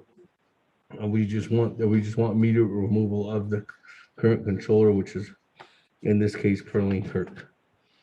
So there's nothing in the legislation itself that's indicating that I see that's identifying anything that's connected to the actual investigation. Ms. Barbara? Thank you, Speaker. You are correct that nowhere in the legislation does it mention an investigation. Nowhere in the legislation does it indicate any perhaps wrongdoing on Ms. Kirk's part. None of that is in the legislation. The legislation simply states that the Navajo Nation Council no longer desires to retain Ms. Kirk in the position of controller of the Navajo Nation and finds it to be in the best interest of the Navajo Nation to remove Ms. Kirk from her position as the controller of the Navajo Nation. It further goes on to explain that the determination by the Navajo Nation Council to immediately remove the controller and to request the president appoint an acting controller constitutes an emergency situation meeting the criteria of 2 NNC section 164A16 relative to the continuing provision of direct services required as an entitlement under Navajo Nation and federal laws. So in short, the way I would summarize is that the legislation simply says that the council no longer desires Ms. Kirk as in the position of the controller. And the fact, and that's all it says. Thank you, Speaker. Okay, thank you. Speaker? Yes, who said speaker? This is Delegate Charlene So again. Oh, yes, Honorable Charlene So. The reason why I also call this point of order and reflection the time that this legislation was first presented and the statements given by the by Delegate Holona is the allegations and the charges that are pending against her, which is why he stated that we should no longer use her services. In that, I'm just going to pretty much paraphrase the best that I can, and along with supporting statements of my colleagues saying that these charges were the reason why we could use at the pleasure, and I'm questioning the validity of it because the allegations against controller is used to justify we don't want controller. And there's that confusion there. So the legislation, in my opinion and understanding, would be in order if the allegations in emergency status were not used to justify. And it's confusing because of the statements made by Delegate Holona and some of the other delegates of the 24th Navajo Nation Council. And I'm trying to understand why AG is presenting to council on alleged wrongdoing, which is being usually, which is based in this legislation, which is the opinion and the facts. I cannot say facts, I take that back, but based on the advisement of AG that this the council is taking this direction, which is why I raised this point of order, Speaker. Again, thank you for that point of order, Honorable Charlene So, but indicating in the question for more information to answer your point of order, actually to clarify what is being done, I guess, in an absence to correct any kind of measure or tool at this case and at this point for legislation 0083-21. As the Speaker of the Navajo Nation, in getting the documents as presented to me on May 14th that was given for a request for an emergency legislation, states that legislation has met the criteria and is being considered and then set forth to be dropped. In that, Honorable Holona at that time presented this legislation. Unfortunately, I was not there at that legislation. I will have to go back. And if there was any context in that regard, that content could be utilized to further justify, I guess, in making sure that that justification is put forth. And at that time, Honorable Charlene. So that was when the council could have said, well, we don't want to move forward with this. Let's vote this legislation down so it doesn't get adopted to the agenda. Point of order, Speaker Kelly. Colleagues, Honorable Charlene, so have at that time voted in order for this legislation to be adopted as an emergency legislation, the way it stands and what with what Honorable Halona indicated at that time with a vote of 14 in favor or 17 in favor and 4 opposed. So with that, created that motion and it's created the support to making sure that this legislation could be enacted on at that time. Fortunately, this legislation council ran out of time on Friday in order for them to go for the council to decide to take any kind of further necessary action on this legislation. And that's the reason why we're back here to today. Now, I understand your debate, but at this time, with the vote that was taken on Friday, in order for this to be considered, this legislation is still in good standing because this legislation is voted by our colleagues to make sure that this legislation goes on the agenda with a vote of 17 in favor and 4 opposed. With that, I do have Honorable Vince James next in the queue and Honorable Elmer Begay.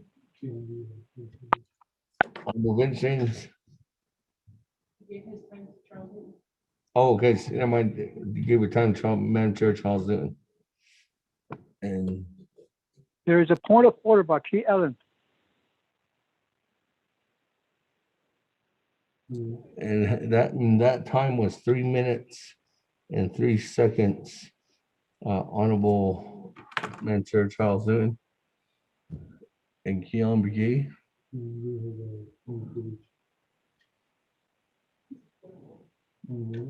Did he?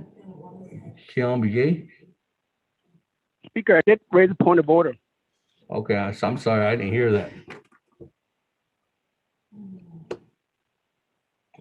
Honorable Keon McGee, what is your point of order? Speaker, my point of order is that we need to go back to the amendment, and where the motion party are just sitting on the sideline while you guys are debating the legislation. So that's my point of order, Speaker.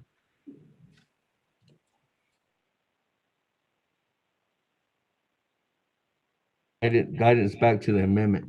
Okay, colleagues, as indicated, we are on Amendment 1. Amendment 1 is to just bring up legislation 0083-21 up before the reports. Honorable Keon Begay, thank you for bringing that back to the forefront. So, colleagues, this is just an amendment to bring this legislation back up to the forefront to before the reports. With that, let me go to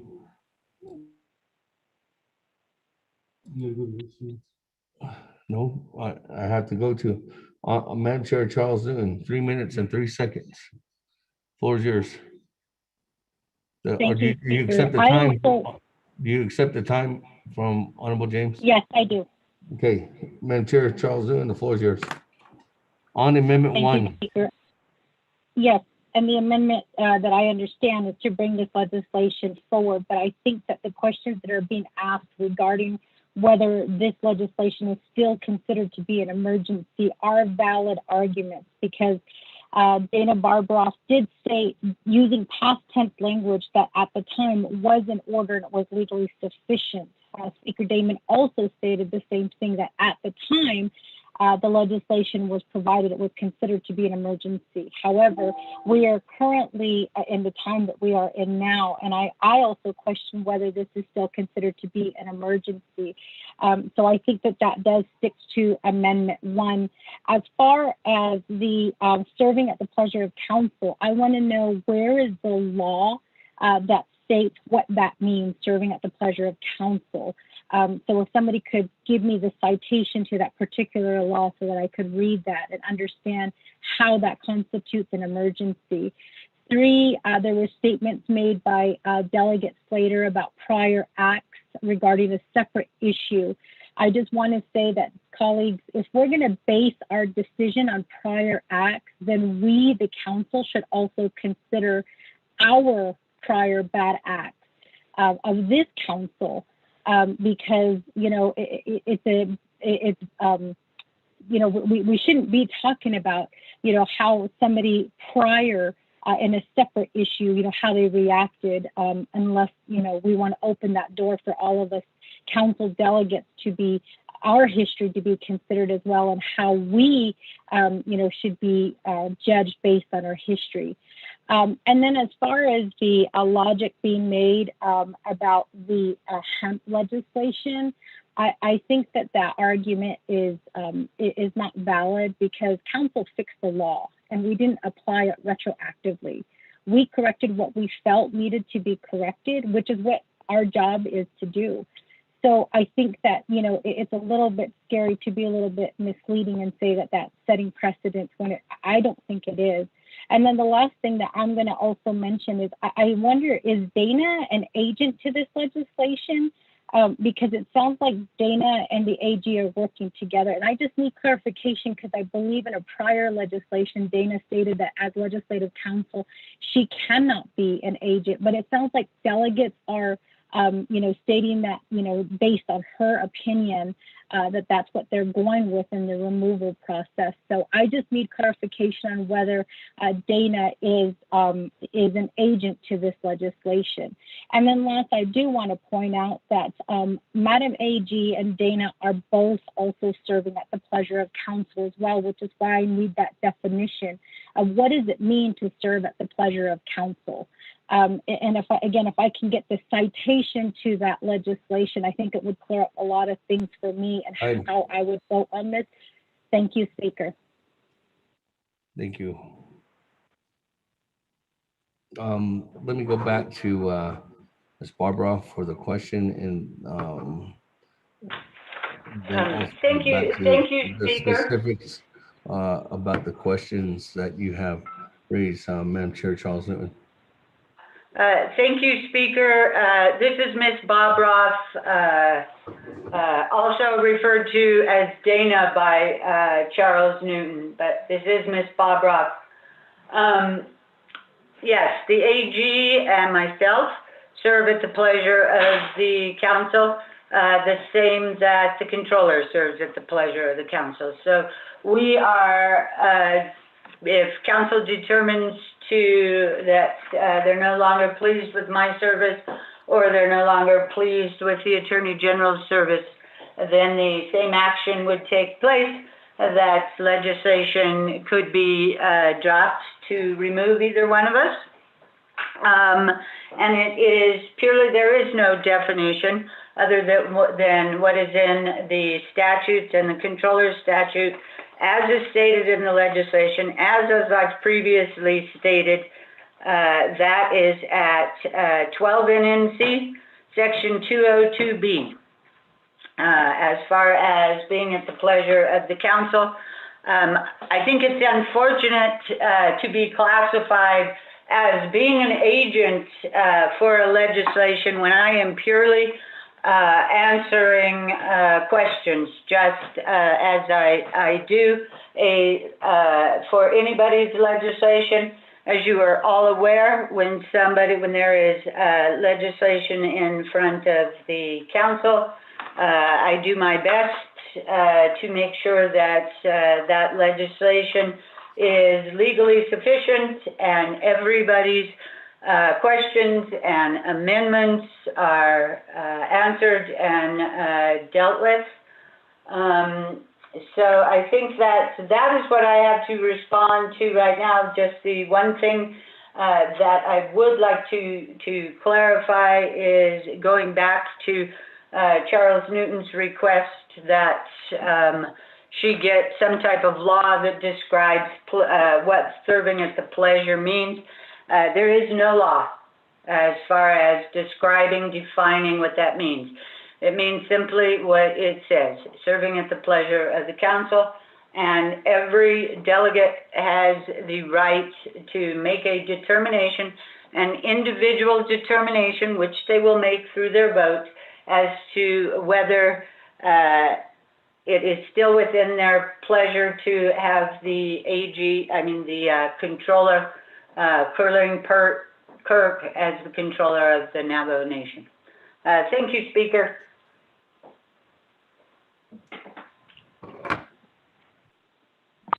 Thank you. Let me go ahead and continue on. I do have Honorable Elmer Begay in the queue.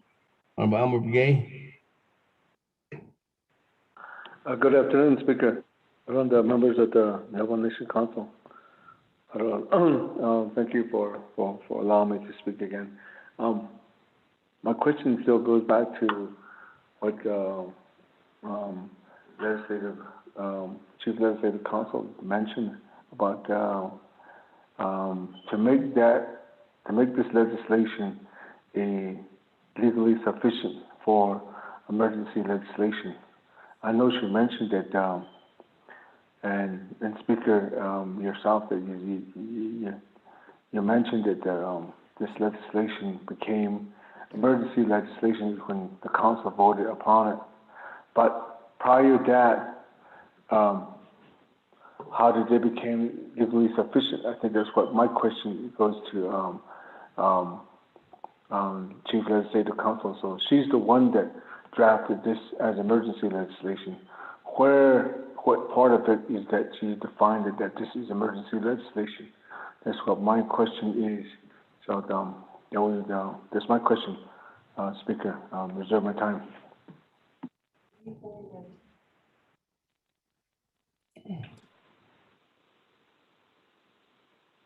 Speaker, I'll just go ahead and answer that. This is Dana, if you wish for me to do that. Yes, go ahead, Ms. Barbara. Reserve your time at 3 minutes, 49 seconds. Honorable Elmer Begay. Delegate Begay, in my opinion, as Chief Legislative Counsel, not having a controller is an emergency situation for the Navajo Nation. Particularly not having a controller at the time when billions and billions of federal dollars are running through the nation. Not having a chief financial officer in place, in my opinion, constitutes an emergency, and therefore makes the legislation emergency legislation.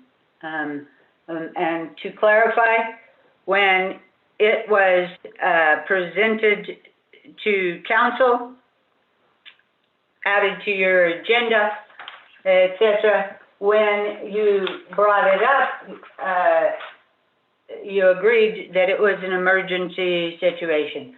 My recommendation for those of you who are expressing concerns that it's not an emergency, you are well within your rights to vote the legislation down on that basis alone. Thank you, Speaker.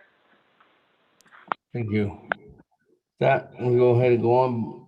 Any other comments, questions, colleagues, before we go back to reserve time? Speaker Damon, I'd like to raise a point of privilege. Point of privilege for more information. Madam Chair Charles Newton, the floor is yours.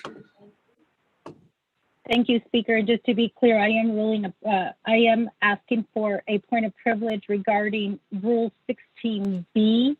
And on that, it says any council delegate may raise a point of privilege to receive additional comments from the sponsors, raise the safety of the council, to maintain trust among and between all members of council and the public, and to maintain the dignity and integrity of the proceedings. I want to first state that I was out of line for calling our Chief Legislative Counsel, Dana. I apologize for that.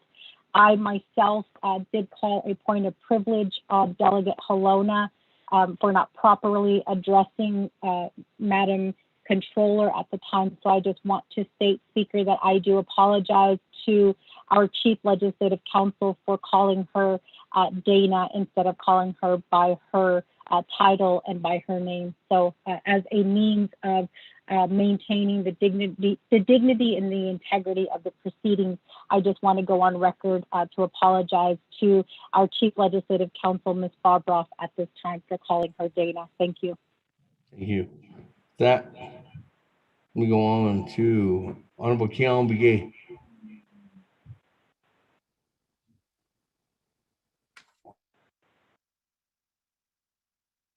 Speaker, I was just texting, asking if we have even adopted the agenda and talking about the legislation.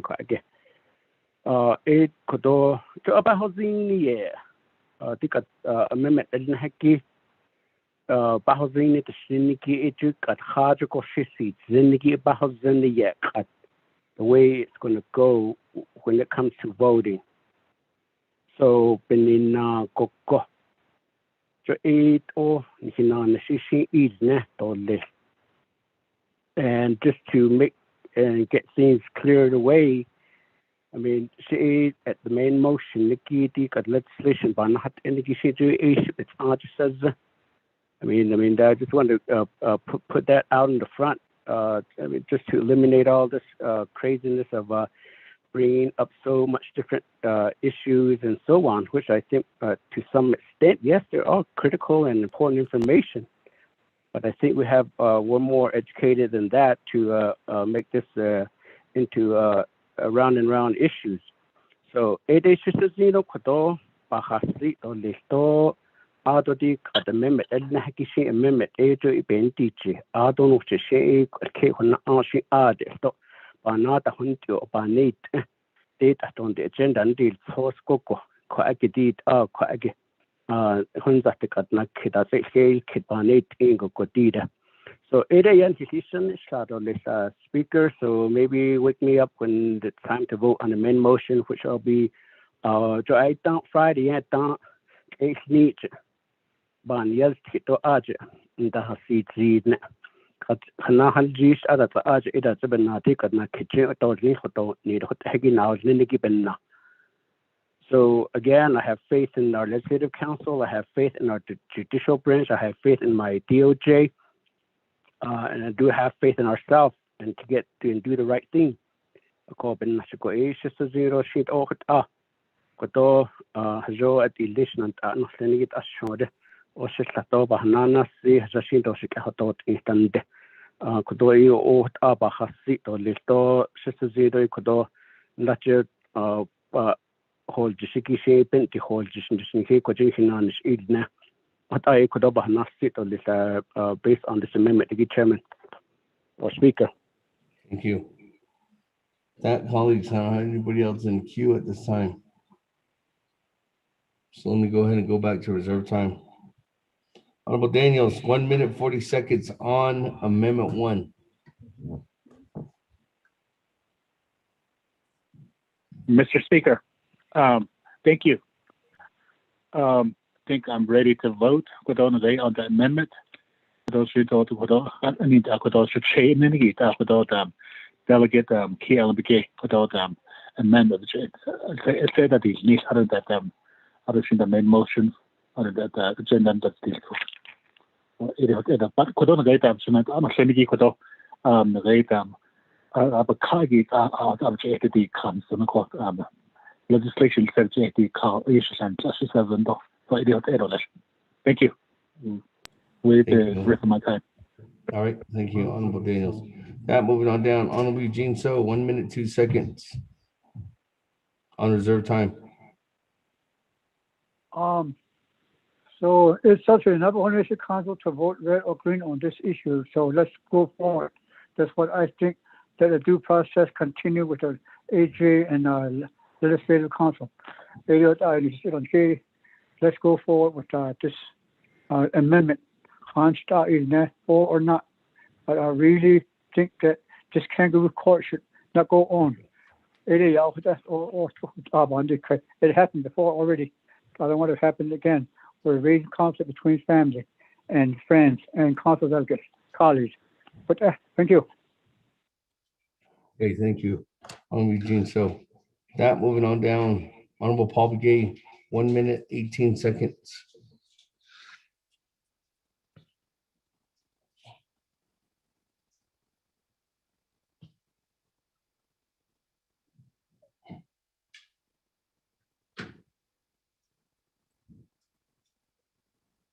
Honorable Paul Begay.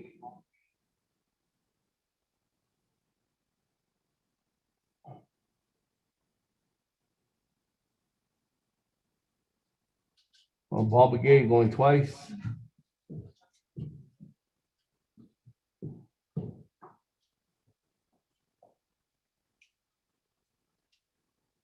Honorable Paul Begay going 3 times. Moving on down. Honorable Charlene So, 1 minute, 52 seconds. Thank you, Speaker. And to the people listening, I do still question whether this is an emergency legislation. And going back to Morgan versus Shirley, going down to page 344, it does state that the clarification of the emergency legislation having it to do with, excuse me a moment, I just had it here. I've been conducting my research as fast as I could regarding pretty much the security, and if it were to be under a natural disaster, in which would pertain to it being deemed as an emergency legislation, and whether if the 15-day follow-up process is being abided by. And I'm not too sure if we are fully abiding by what is in law, and I'm still questioning that. I do hope that my council colleagues will consider voting this down. It is not due process, and that is my statement. Thank you, Speaker. Thank you, Honorable Charlene. So that moving on down, Honorable Elmer Begay, 3 minutes, 41 seconds on Amendment 1.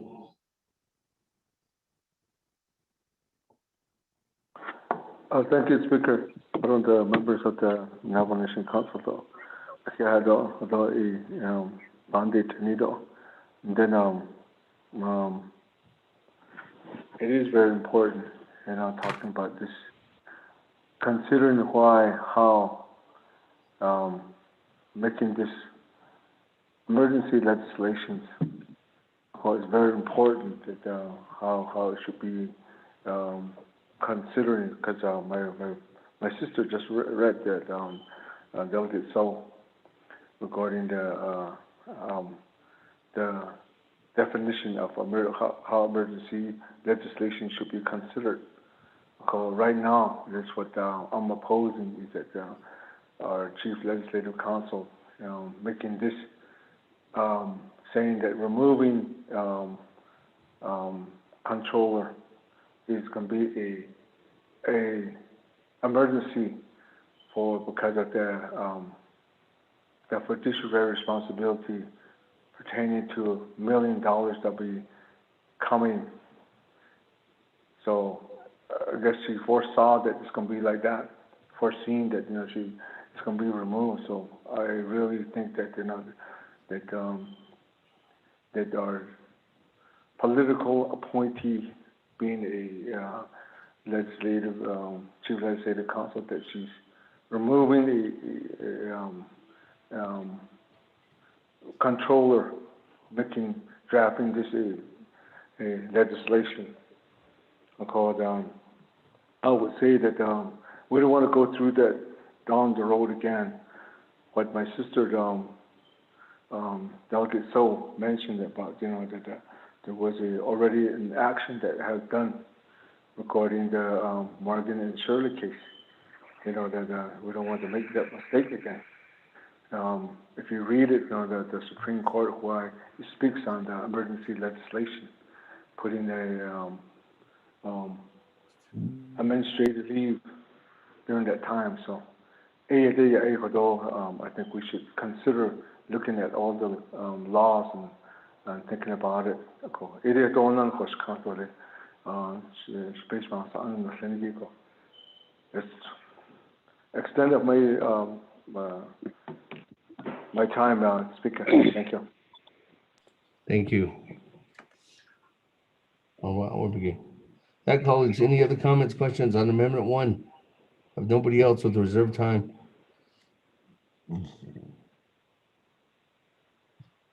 Going twice.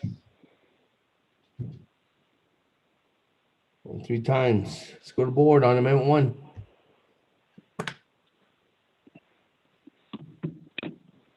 Honorable Alma Brigade. I vote red. Honorable Alma Brigade votes red. Honorable Kealan Brigade Jr. Delegate Kealan votes red. Thank you. Honorable Kealan Brigade Jr. votes red. Honorable Paul Brigade Jr. Delegate Paul Brigade votes red. Honorable Paul Brigade Jr. votes red. Honorable Nathaniel Brown. Delegate Brown votes red. Honorable Nathaniel Brown votes red. Honorable Eugenia Charles Newton. Charles Newton votes red. Honorable Eugenia Charles Newton votes red. Honorable Amber Knisbar-Crotty. Delegate Amber Knisbar-Crotty votes red. Thank you. Honorable Amber Knisbar-Crotty votes red. Honorable Herman Daniels Jr. I vote red. Honorable Herman Daniels Jr. votes red. Honorable Mark Freeland. I'll vote green. Honorable Mark Freeland votes green. Honorable Tanal Halona. Honorable Tanal Halona.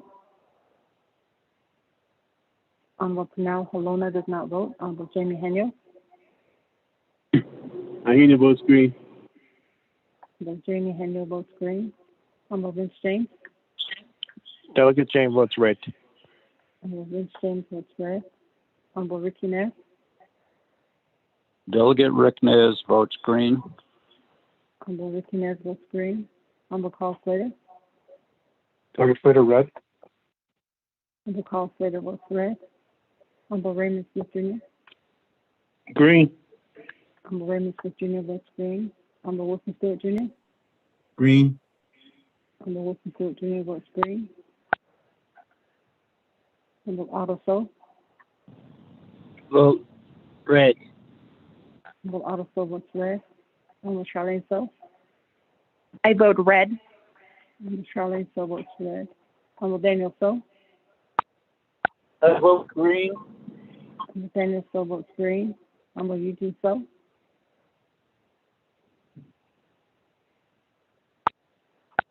What is not sure. Honorable Eugene So votes green. Honorable Thomas Walker Jr. I vote green. Honorable Thomas Walker Jr. votes green. Honorable Edison Wanika. Green. Honorable Edison Wanika votes green. Honorable Evan Yazzie. Green. Honorable Evan Yazzie votes green. Honorable Jimmy Yellowhair. I vote green. Honorable Jimmy Yellowhair votes green. Honorable Tanal Halona.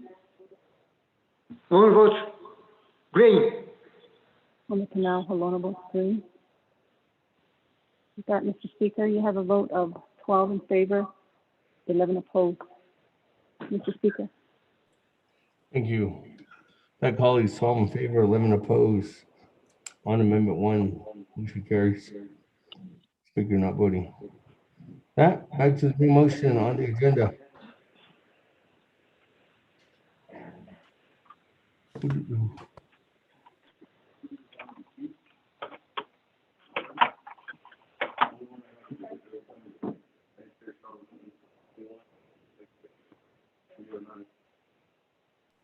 Colleagues, I don't have anybody else in the queue on the main motion on the agenda. I'm gonna go back to reserve time. Chair Charles Newman, 4 minutes and 41 seconds on the agenda.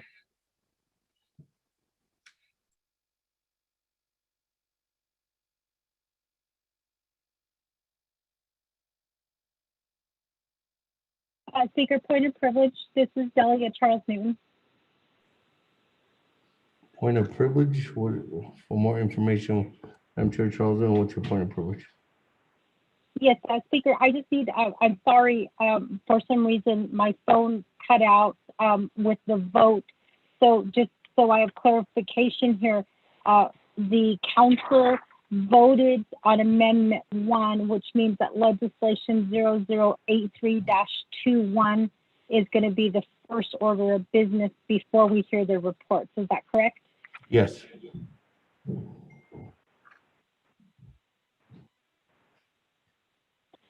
Thank you, Speaker. Again, Speaker, does my time start now, Speaker? Go ahead. 4 minutes and 41 seconds. Thank you, Speaker, and thank you, colleagues. I apologize for getting that clarification. But, you know, I just want to say that I think that in terms of the way that the agenda is set, I do have some concerns because we are going to be voting on removing Pearlie Kirk without hearing information from the people that have been asked to come and report to us. So in essence, it just kind of almost sounds like we don't need to hear the reports because we'll already have made our decision. On the other hand, perhaps it is good that we do get this report so that the people can hear what is going on. But I do want to state that at this point, I don't agree with the agenda, nor do I agree with this legislation being titled an emergency. I don't feel it should have been on the agenda. However, that was a vote taken by the people. And so with that, Speaker, I think I'm the only one who has time. If not, then I'm going to go ahead and reserve my time.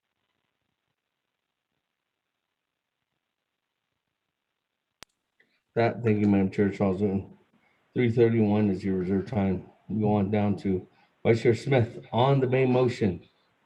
Vice Chair Smith, you have 3 minutes and 9 seconds. Thank you, Speaker, and the Nomination Council, and those that are listening. On the main motion,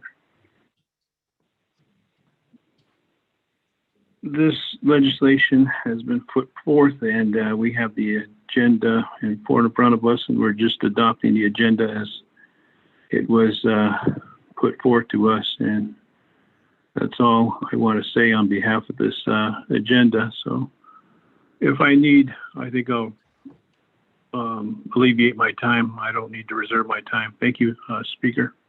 Thank you. Back to the main motion on the agenda, colleagues. I don't have anybody else in the queue at this time.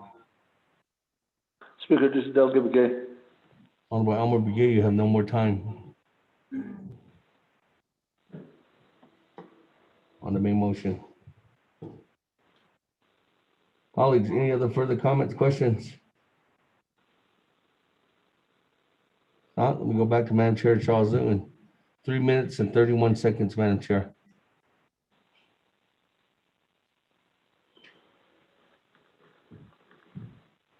Thank you, Speaker. And again, colleagues, I think in regards to the main motion regarding the agenda, I do still have questions about whether this legislation should be considered an emergency. I think that the request to have it go through the committees properly should have been the right decision to have made. I feel in a lot of cases we are jumping the gun. And again, you know, based on my information that I went on, you know, and I did a little bit of research. I just want to state that, you know, the Supreme Court has stated that they do disagree with the council, that council is the absolute source of governance for the Navajo people. And I want to reiterate again that the Supreme Court did state that it is the people who are, you know, the absolute source, I guess, in terms of the way that the governance is working. And I also want to remind my colleagues that that we as council, we serve at the pleasure of council. So with that, I waive the rest of my time, Speaker. I'm sorry, we serve at the pleasure of the people. Again, thank you. Thank you. Colleagues, everybody else with the reserve time, anybody else in the queue? Any further discussion on the main motion of the agenda? Speaker, Delegate So. On the agenda. Do I have time?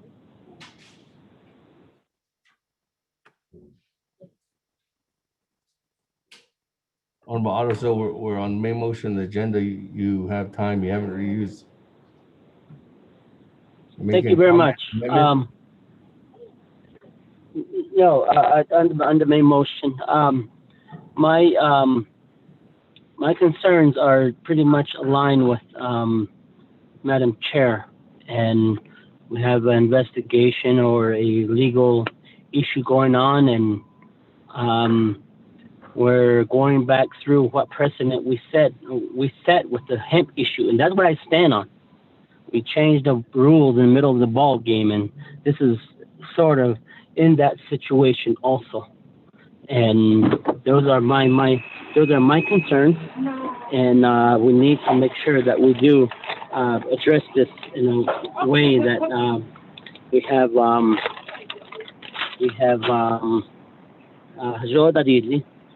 reserve my time. Honorable Otto, so 4 minutes, 16 seconds on the agenda. Anybody else in the queue? No one else in the reserve time? Honorable Otto, so 4 minutes and 16 seconds. Just for cases, just for the sake of time, I'm gonna waive my time just so we can move forward. Thank you. Hey, with that, colleagues, I don't know, anybody else reserve time? Nobody else in the queue? Going once? Honorable Speaker Damon, Delegate Rickness, request to speak.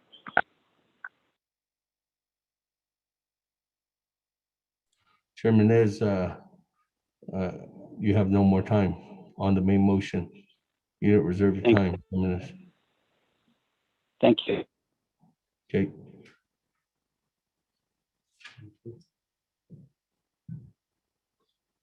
That on the main motion on the agenda, colleagues. Any other further comments, questions at this time?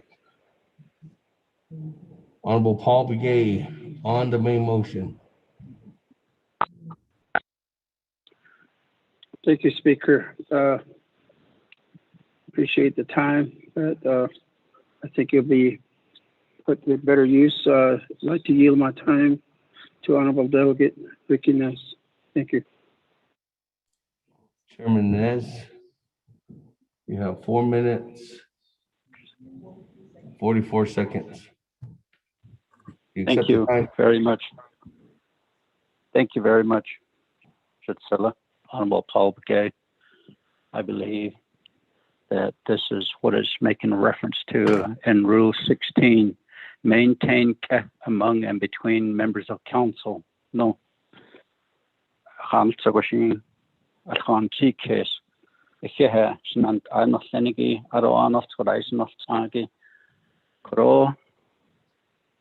I just want to say thank you very much to our Attorney General as well as our Chief Legislative Counsel for doing an excellent job. And I know Senegi Dia Ninanish and Tazigishidale Indo Bitsil. Kuroba Hats hemp legislation sponsors la Ado a loss of nation and at you had the natural hopa.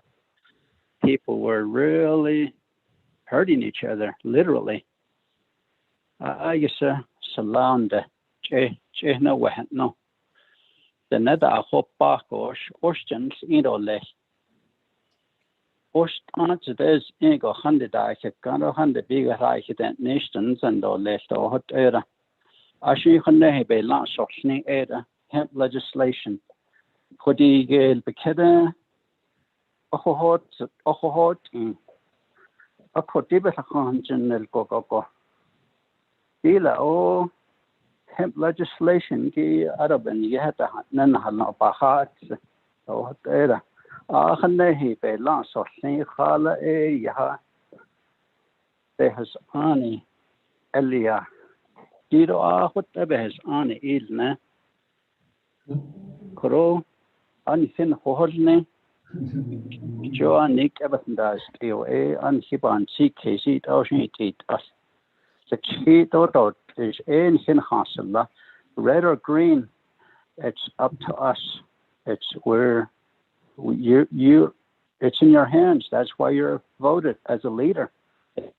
Is Lebanon I don't run any non-nation hostile. And a Koroba Yatik everything that is Tito di Niniki, Hajodo di Ninde. I don't hit a Esa. Out be kidding, il ocean yaha. And here, Nishanan, she give back a person or less.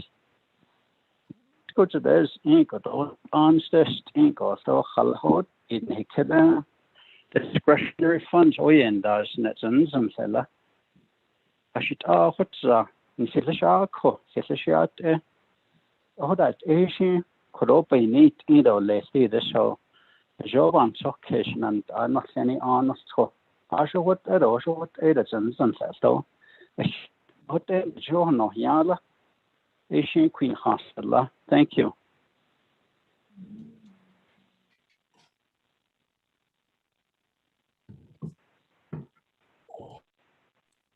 Thank you. Chairman Ness. That I don't have anybody else with reserve time or anybody in the queue on the main motion for adopting our agenda this afternoon. Delegate James. Comments? Going twice. Delegate James, comment. Vince James on the agenda. Thank you, speakers and the members of the council, my colleagues. Although that is not question here in regards to the legislation being the first item on the agenda. Does that mean we got to make a motion to delete the reports, do a suspend floor rules in regards to those report items that is related to the legislation that's going to be item number 1 now?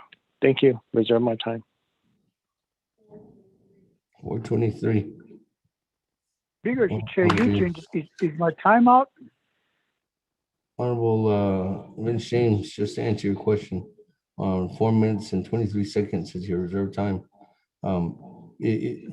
This is just going like any other time that we move the agenda around and adopt the agenda. So if old business goes first, then at that time there'll still be time for reports. We go to item number A, then B, then C, then D. We continue on down on the reporting mechanisms. So we would continue on, Honorable James, just as any other time we move the agenda around. If you wanted to move any items on the agenda around prior to the legislation or after the legislation, then that would be at your discretion, Honorable James, to raise suspend the floor rules or to amend the agenda. Mind you, at that time, you would need 16 votes in order to do that because we are at council session. That, Honorable Eugene So, on the main motion. The agenda, Yes. Can you hear me, Chair? Yes. Okay, sure. The complicated kaki the agenda. The large the seat so he should talk on the show.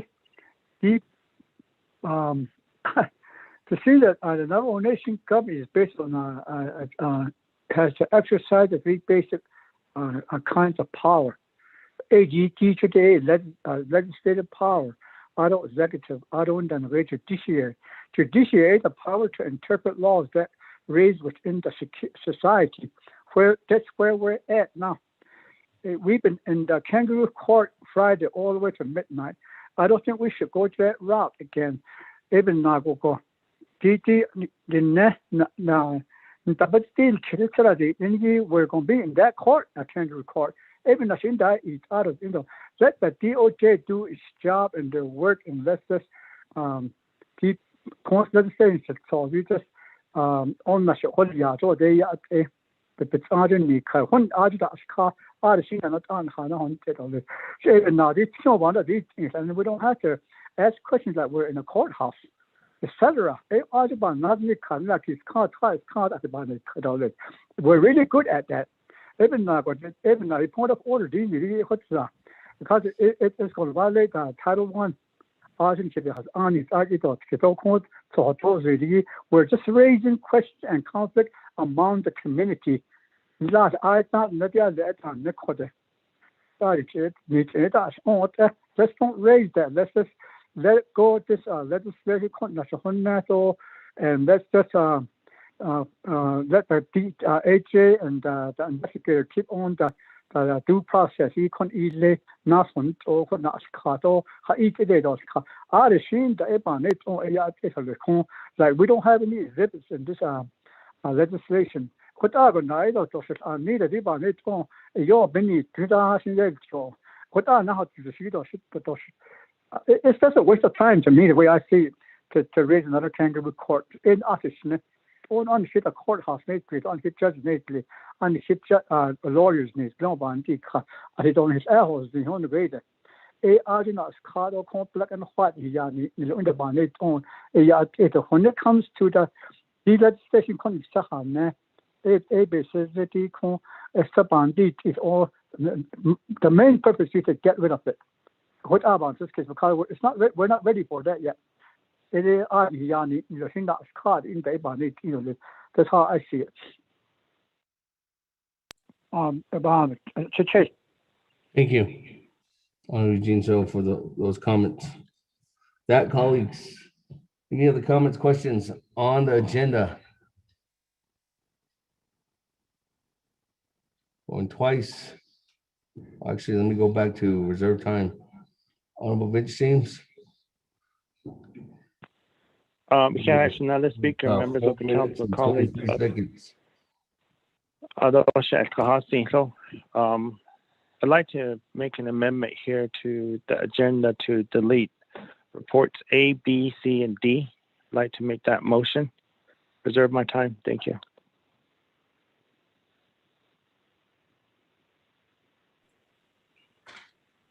Reserve your time at 4 minutes, 11 seconds to delete reports A, B, C, D, C, and D.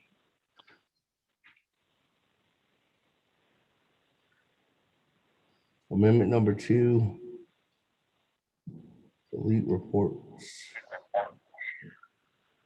Vince James, is there a second? When once?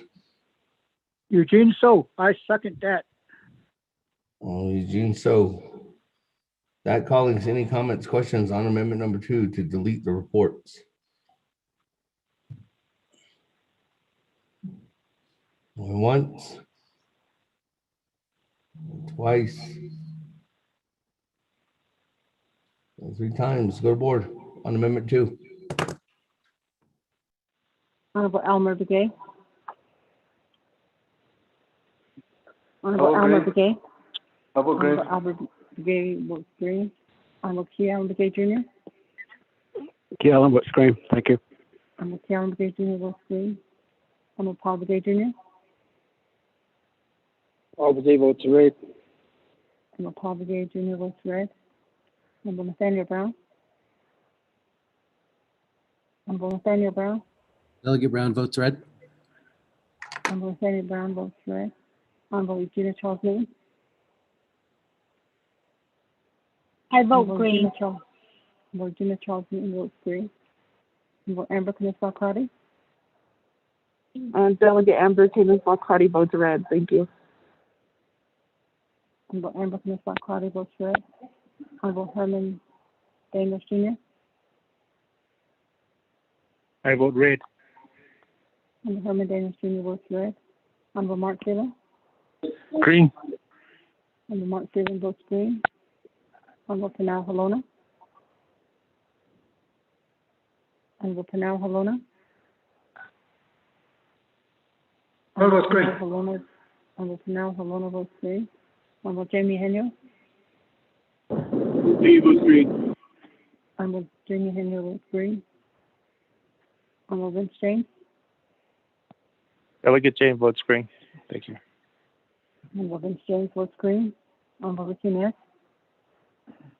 Delegate Rick Nez votes green. Honorable Ricky Nez votes green. Honorable Carl Slater. Delegate Slater, red. Honorable Carl Slater votes red. Honorable Raymond Smith Jr. Green.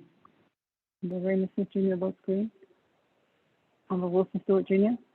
Green. Honorable Wilson Stewart Jr. votes green. Honorable Otto So. Green. Honorable Otto So votes green. Honorable Charlene So. I vote red. Honorable Charlene So votes red. Honorable Daniel So. Honorable Daniel So. Honorable Daniel So did not vote. Honorable Eugene So. Green, thank you. Honorable Eugene So votes green. Honorable Thomas Walker Jr. I vote green. Honorable Thomas Walker Jr. votes green. Honorable Edison Monica. Honorable Edison Monica. Honorable Edison Monica did not vote. Honorable Edmund Yagi. Green. Honorable Edmund Yagi votes green. Honorable Jimmy Yellowhair. I vote green. Honorable Jimmy Yellowhair votes green. Going back up. Honorable Daniel So. I vote red. Honorable Daniel So votes red. Honorable Edison Monica. Red. Honorable Edison Monica votes red. With that, Mr. Speaker, you have a vote of 15 in favor, 8 opposed. Mr. Speaker. Speaker, this is Delegate Charles Newton. I'd like to change my vote. Madam Chair Charles Newton. Yes, Speaker, I initially voted green. I'd like to change my vote to red. Thank you. Honorable Eugenia Charles Newton changed her vote to red. With that, Mr. Speaker, you have a vote of 14 in favor and 9 opposed. Mr. Speaker. Thank you. That, colleagues, 14 in favor, 9 opposed. Speaker not voting, motion carries. Reports are deleted off the agenda. Now we're back in the main motion on our agenda. Everybody else in the queue, but I do have reserved time for Honorable Vince James. Anybody, any other comments? Not? I'm going to go to Honorable Speaker, James. done. Thank you. James. Delegate So. With that, we got Honorable Charlene So first. Honorable James, and then I'll come back to you in reserve time. Speaker, I have not fully checked into this possibility as far as with the rules, but is there the opportunity to table the acceptance of motioning, or excuse me, the acceptance of this agenda? I have that question. Reserve time.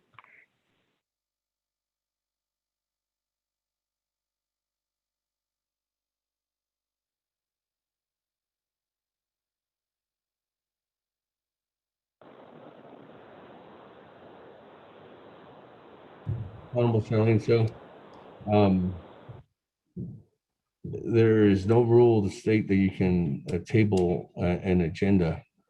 You would have to actually approve the agenda in order for the items to start being tabled, in order for tabling motion to be actually kick in. So there's no way that a tabling motion on an agenda can proceed. Let me go to Ms. Barbara for further guidance. Ms. Barbara. Thank you, Speaker. I do believe you answered the same way I would. Rule 19 of your council rules of order is where your tabling motions are, and it only refers to the tabling of legislation. An agenda is not legislation, so the way you would proceed was after the agenda was adopted, if a legislation was called up, you would make the tabling motion then. Thank you, Speaker. Thank you. Let me continue on down. Honorable Vince James, 4 minutes, 11 seconds.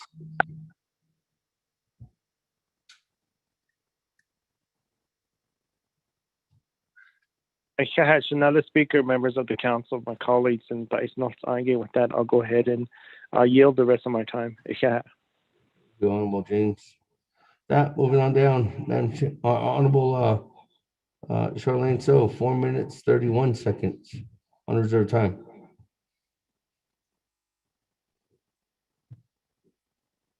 Speaker, I will go ahead and waive my time. Thank you, Honorable Charlene. So, waiving your time. That, colleagues, any other comments, questions? I have nobody else for the reserve time on the main motion of the agenda.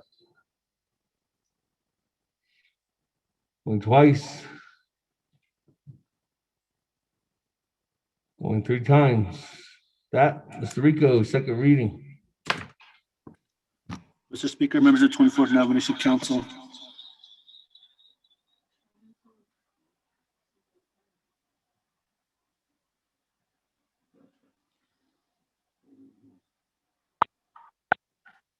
Mr. Speaker, members of the 24th Navajo Nation Council, you have 2 amendments. Amendment number 1 is to hear old business before reports. Amendment number 2 is to delete reports A, B, C, and D. Mr. Speaker. Okay, with that, colleagues, go to the board on our agenda. Honorable Elmer Begay. Honorable Elmer Begay. Vote red. Honorable Elmer Begay votes red. Honorable Key Allen Begay Jr. Key Allen votes red. Thank you. Honorable Key Allen Begay Jr. votes red. Honorable Paul Begay Jr. Delegate Paul Begay votes red. Honorable Paul Begay Jr. votes red. Honorable Nathaniel Brown. Delegate Brown votes green. Honorable Nathaniel Brown votes green. Honorable Regina Charles Newton. Honorable Regina Charles Newton. Honorable Regina Charles Newton does not vote. Honorable Amber Knathot-Crotty. Delegate Amber Kenneth-Crotty votes red. Thank you. Honorable Amber Knathot-Crotty votes red. Honorable Herman Daniels Jr. I vote red. Honorable Herman Daniels Jr. votes red. Honorable Mark Freeland. Green. Honorable Mark Freeland votes green. Honorable Panal Halona. Halona votes green. Honorable Panal Halona votes green. Honorable Jamie Henyo. Honorable Jamie Henyo. Honorable Jamie Henyo did not vote. Honorable Vince James.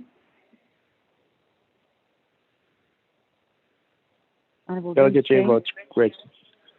Honorable Vince James votes red. Honorable Ricky Nez. Delegate Rick Nez votes green. Honorable Ricky Nez votes green. Honorable Carl Slater. Red. Honorable Carl Slater votes red. Honorable Raymond Smith Jr. Green. Honorable Raymond Smith Jr. votes green. Honorable Wilson Stewart Jr. Green. Honorable Wilson Stewart Jr. votes green. Honorable Otto So. Green. Honorable Otto So votes green. Honorable Charlene So. Red. Honorable Charlene So votes red. Honorable Daniel So. I vote green. Honorable Daniel So votes green. Honorable Eugene So. It's okay. Honorable Eugene So votes green. Honorable Thomas Walker Jr. I vote green. Honorable Thomas Walker Jr. votes green. Honorable Edison Winika. Green. Honorable Edison Winika votes green. Honorable Edmund Yazzie. Green. Honorable Edmund Yazzie votes green. Honorable Jimmy Yellowhair. I vote green. Honorable Jimmy Yellowhair votes green. Going back up, Honorable Regina Charles Newton. Charles Newton votes red. Honorable Regina Charles Newton votes red. Honorable Jamie Henyo. Honorable Jamie Henyo.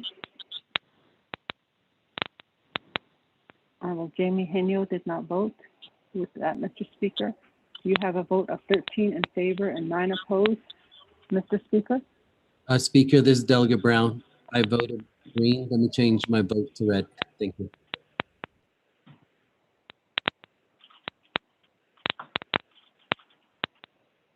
Honorable Nathaniel Brown changed his vote to red. So with that, Mr. Speaker.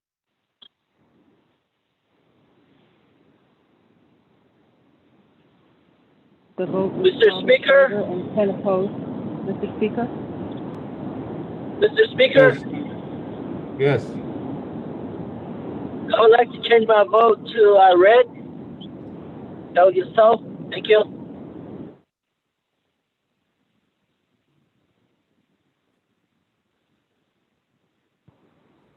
Mr. Speaker, Honorable Otto changed his vote to red. So with that, Mr. Speaker, you have a vote of 11 in favor. Colleagues, Chairman Henio, are you on the line to vote?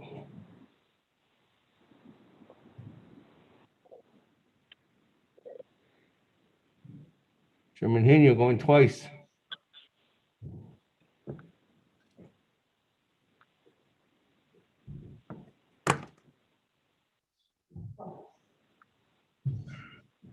Chairman Henry going 3 times. Now, colleagues, there was a discussion, there was signatures to have that discussion here today. So how many signatures do we have? 15? There was 15 signatures to have a discussion on this legislation today. So with that, colleagues, I vote green.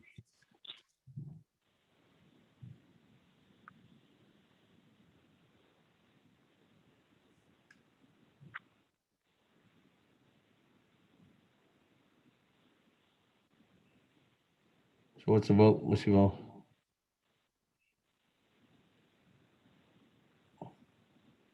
Mr. Speaker, with that, the vote is 12 in favor and 11 opposed. Mr. Speaker, with one non-voting. Thank you. That, colleagues, 12 in favor, 11 opposed. Motion carries on the main motion on our agenda. Moving on down. We do have item number 5, or actually item number 4, which is now old business. Item number A, legislation 0083-21, sponsored by Honorable Halona, co-sponsored by Honorable Edison Wanika. This is an action related to the emergency and the Navajo Nation Council removing Pearline Kirk as a controller of the Navajo Nation. Colleagues, let me go over to Mr. Rico to read the recommendation on the record, and then I'll go back to the floor for further guidance. Mr. Honorable Slater. Thank you, Speaker. This is a point of privilege, and this is to understand who is in charge right now over at the Office of the Controller, and if we could hear from the Controller on what the chain of command is based off of her response. Thank you.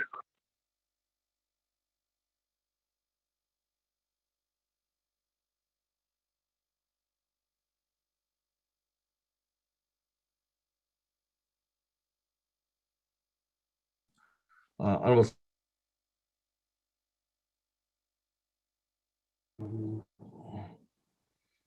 Is she on the line, Speaker? With that, can you hear me? With that call, can you hear me now? Okay, with that, Honorable Slater, on your request, we'll go ahead and reach out to the Controller's office for that in writing, because I know that there is a chain of command in writing that has been approved by her office, and we'll get that. And once we get that information, we'll send it out. Ms. Yazzie can reach out to the Controller's office. Mr. Willie, if Madam Controller's not in the office. That, colleagues.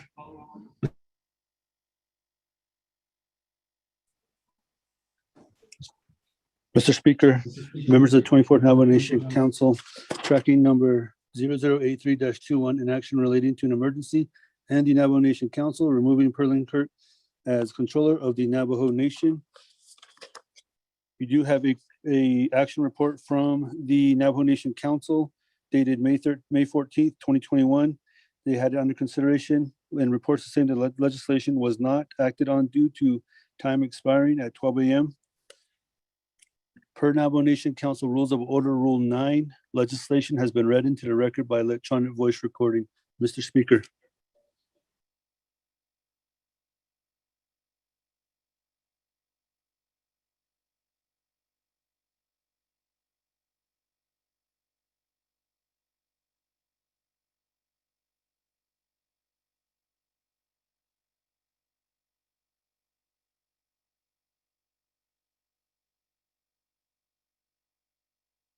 Okay, with that, colleagues, Hello, are there we is a still on? motion. Motion is by Chairman Edmund Yazzie.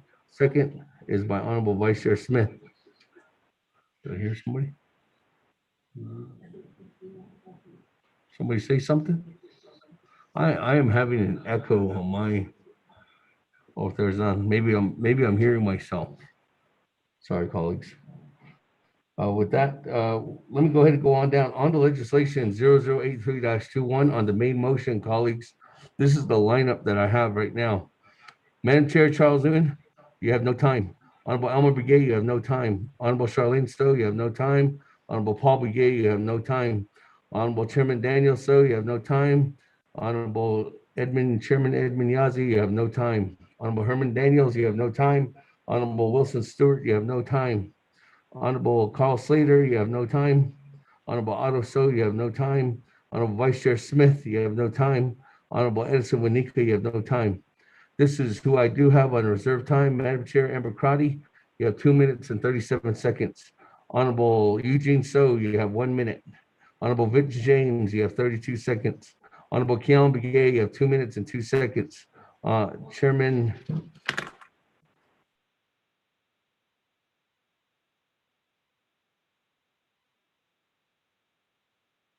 And that is it. Point of privilege. This is Daniels. Honorable Daniels. Point of privilege? Yes, yeah. Yes. Mr. Speaker, colleagues, I raised a point of privilege later. The other day, Friday, we had a special session. Expired. So this is a new special session.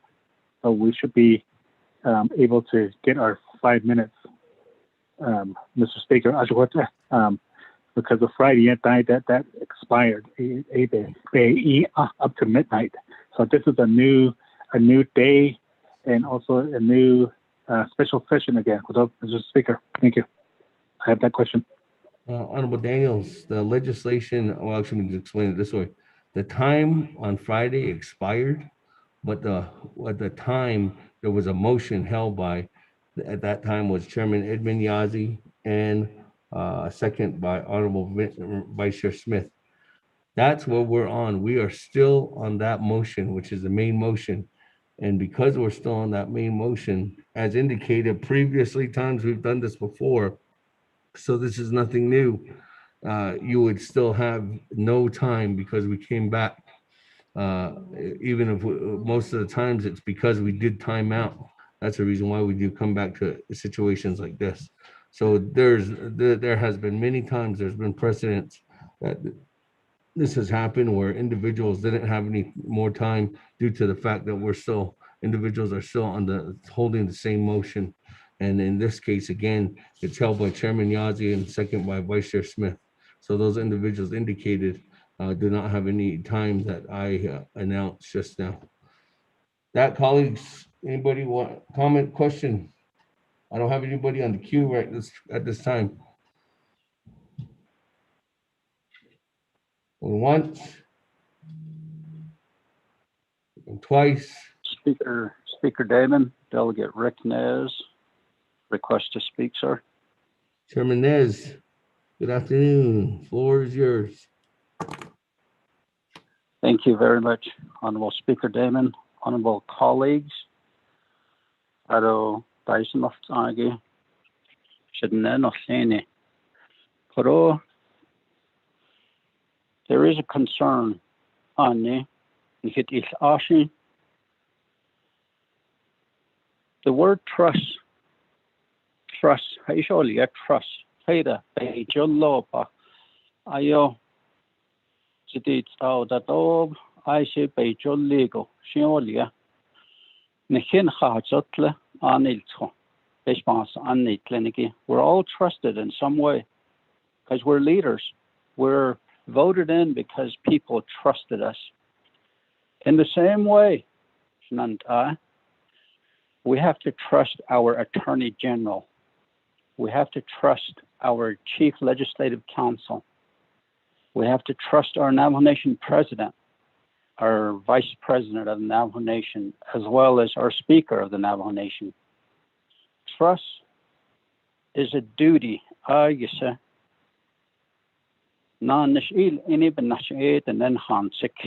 Because of the work we do, people vote for us to hold these honorable positions. Lago navigated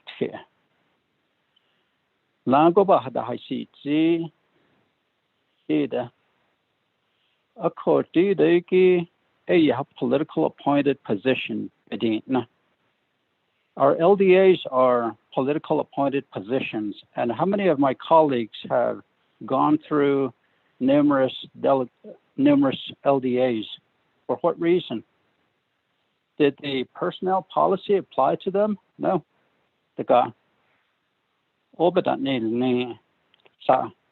I'm still on my first one. Okay. Dide na nishigi anil choben ha nahajatle. Myself. If I violated laws, I should be removed. If I stole money, committed fraud, I should be removed. Or if I know that I am guilty by conscience, I would say, Atadishas, Quabe has anik and fear, and then ain't a traditional Ostago.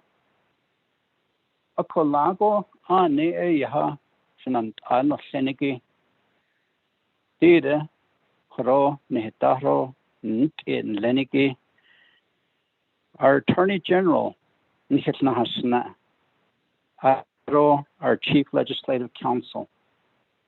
Haila yaha not a deed, Sinkla, Chutzans and Fala, Harnak or Lai Hahut Elets and Zanfa. Langoshinda Yelzi. Not only with this, but look what happened with the misuse of special duty and hazard pay. Lago Nke Nahot is a lane, Hasht Edil Nate, Donado, Nate the Shimpaniga. So it's our duty, Nikhe down, Nahasalati the Shananta, Holtsagoe by Hastrit or Leto. I would like to reserve my time.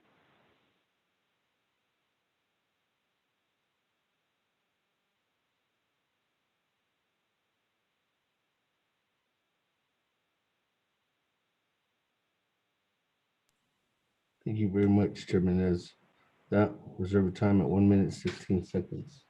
Let me go on down. I do have Honorable Nathaniel Brown in the queue. Honorable Brown, the floor is yours at this time.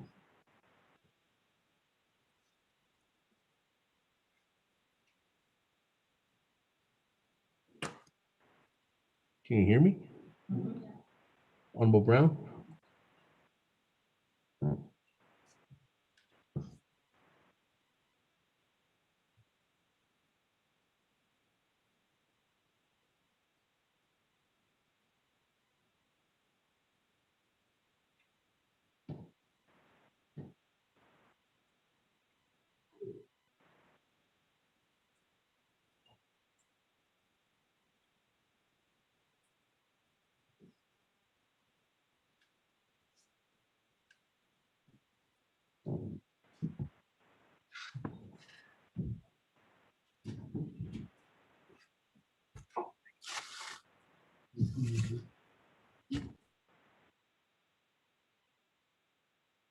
Honorable Brown going twice.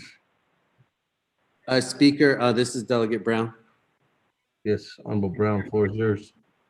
Okay, on the main motion, thank you, Speaker. Adoshanant Beshbasa Anohlini, Adoshik Edosh Neda Sanaltai, Akiha Quegi, Hasihigi, Dida, Benit, and the Aja, Besh, the Ajinkanant, Besuk, Edes Ingi, Biki Eltigi, Sheya, the Quegi, Ilsahajon, Askao Inda, Dida Benit Edon Sombantis Kiss, Ado Landa.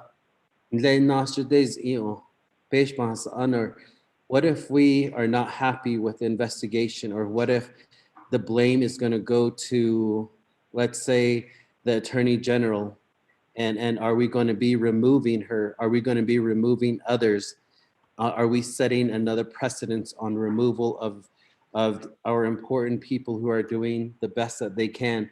I know that the 24th Navajo Nation Council did put a lot of pressure on our MATA controller and others to spend and tap into the COVID relief funds, the CARES Act funding, and now the ARPA funding.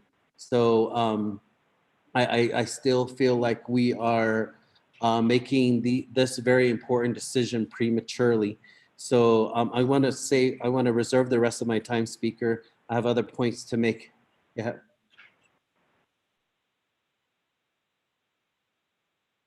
That is every time at 3 minutes, 39 seconds. That, colleagues, any other comments, questions? Anybody else in the queue? None? I can go back to reserve time then. That, Madam Chair, Amber Crowdy.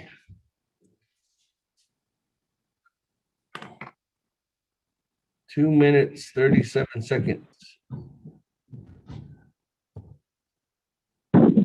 Thank you, Speaker. I'd like to ask if there's been any public information coming out of the Department of Justice regarding the current investigation, if and to ask the sponsor of the main motion if what is the rationale for this action, so that I could be clear on how we're moving forward.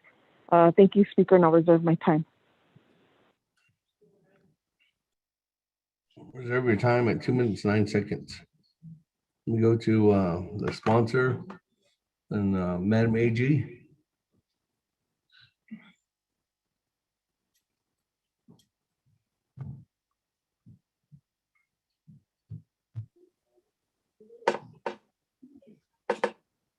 Speaker, this is Doreen. I'm not sure if you wanted me to go before the sponsor. Oh, yes, you can. Okay, I apologize. With respect to the question regarding public information from DOJ, the only information we've shared publicly is on the special session on Friday. Thank you.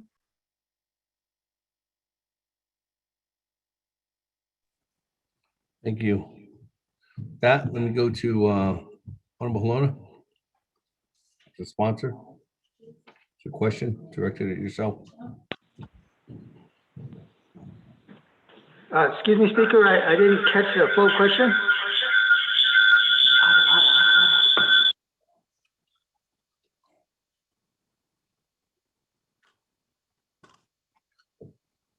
It was from Madam Chair Amber Crowdy.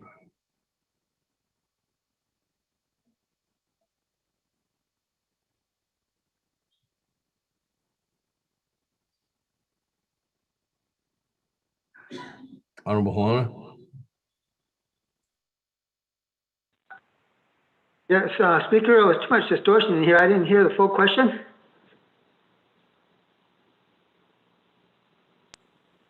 Honorable Helena, I think it was understanding what is the purpose of sponsoring. Correct me if I'm wrong, Madam Chair Amber Crowdy. What's the purpose of you sponsoring this overall legislation and the rationale behind it?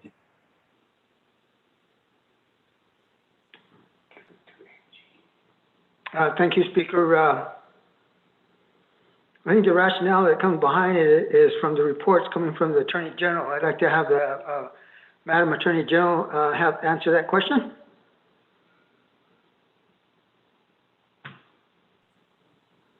But it was specifically answered to you, Honorable Helena. Madam Attorney General already answered. Okay, Chair, Speaker, thank you. Yeah. Well, the main reason why I am sponsoring this legislation pretty much because of many complaints that came out of from all over the reservation, different programs, for one thing. The controller works at the pleasure of the Navajo Nation Council on important issues that need counsel, and to listening on the World Wide Web upon all the awards and funds and entities such as the Navajo Nation Department of Water Management Program, where they were bringing funds to help the people to bring water, and NECA to bathroom additions. All those additions and funding from the CARES funding was where it needs to start from. And so we had people that were allocated funds. Many of those funds that were allocated didn't get spent, so a lot of those funds came back. And they were put into the hardship program. And now we have this new ARPA funding that's coming out. But we still have to settle everything on the CARES funding. And from the reports that are coming out from the Attorney General's office, sheds a new light on this removal. In the beginning, when I first started this process to remove the controller, it was about Department of Social Services 4E program, which there was a program they had that's been going on for over 5 years now. And that program was to help the mentally ill and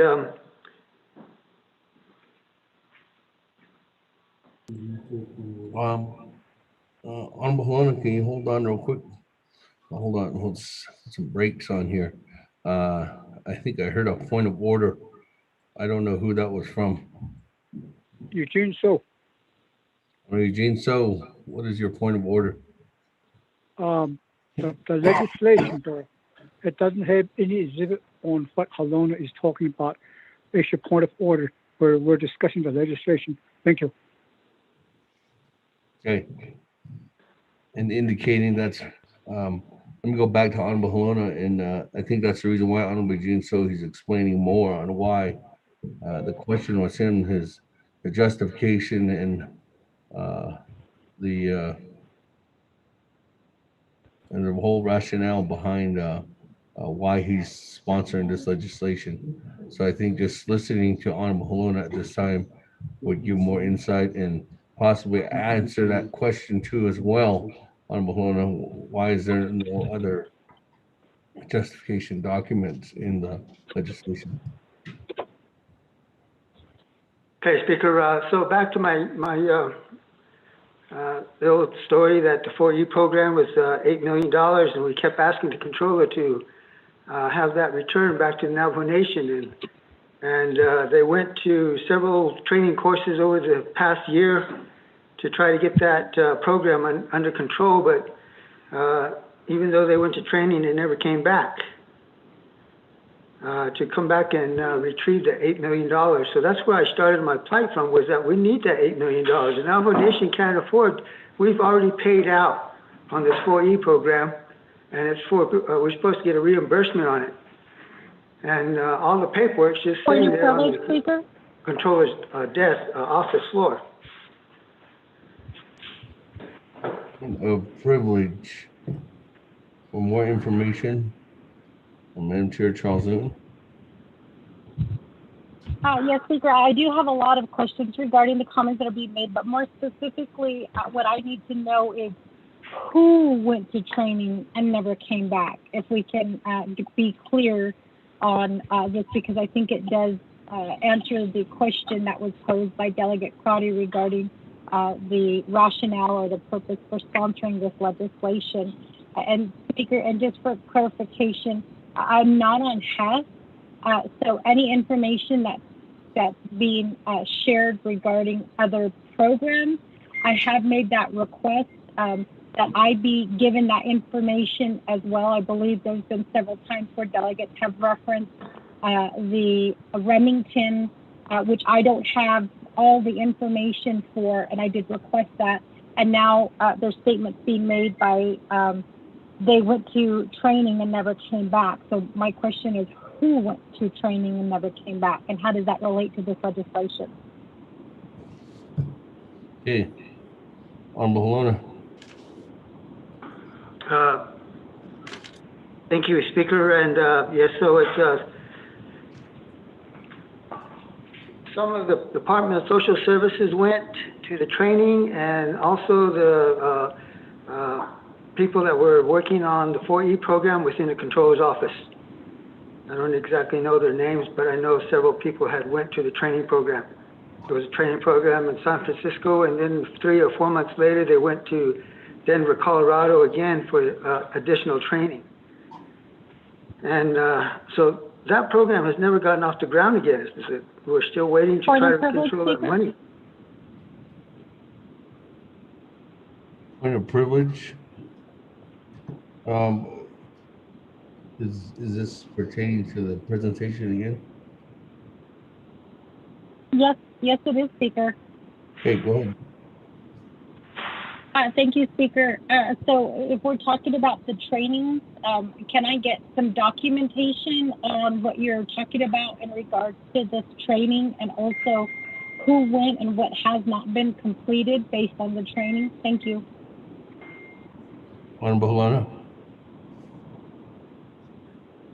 I'll have to get a contact with Ms. Janet Gishi to get that information. I don't have that information on hand. I will talk to her and see if I can get that information. Point of privilege, Speaker.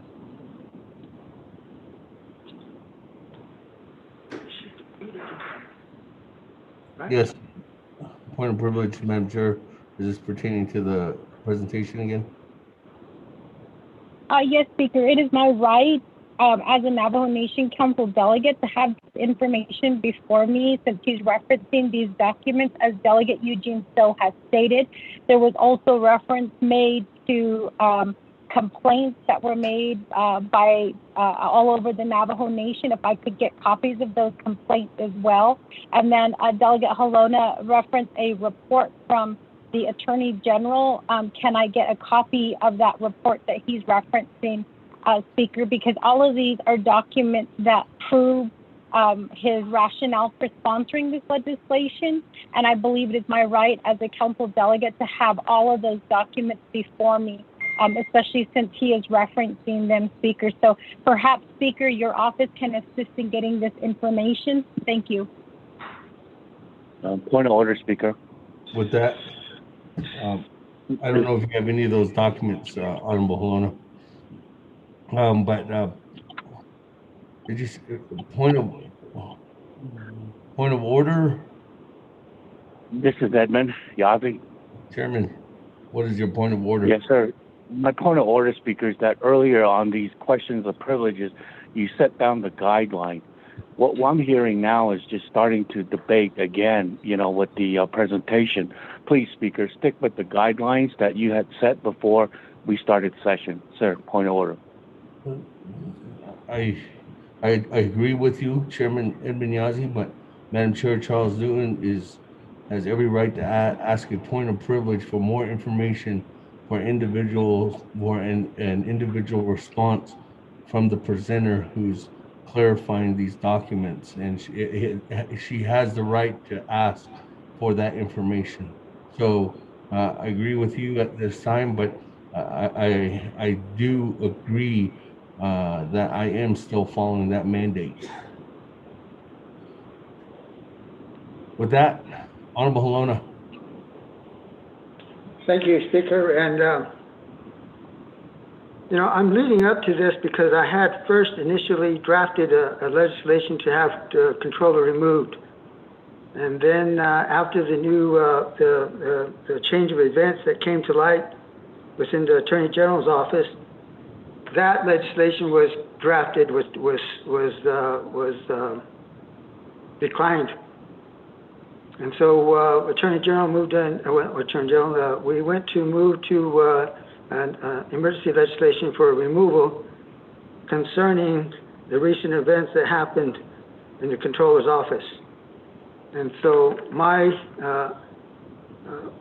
reason for continuing with the legislation of the special, the emergency legislation was because I no longer desire to retain the controller, and in the nation's best interest to remove her, which is stated in the legislation. I lost confidence in her along the way, and so that's why I continued on with the second legislation with the special emergency legislation. So those are my main reasons why I went ahead and produced this legislation. Speaker.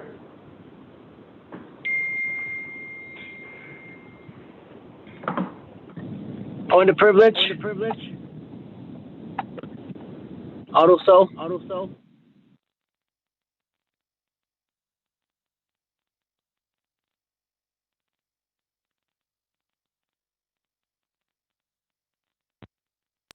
Thank you, Honorable Lona.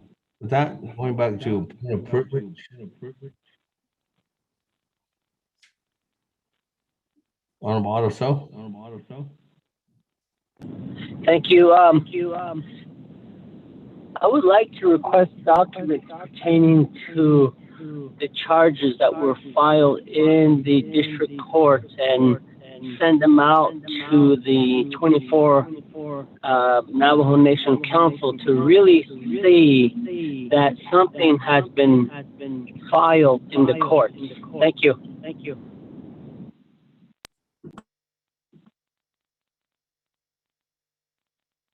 Chair, can we just ask for executive session? Okay, with that. Can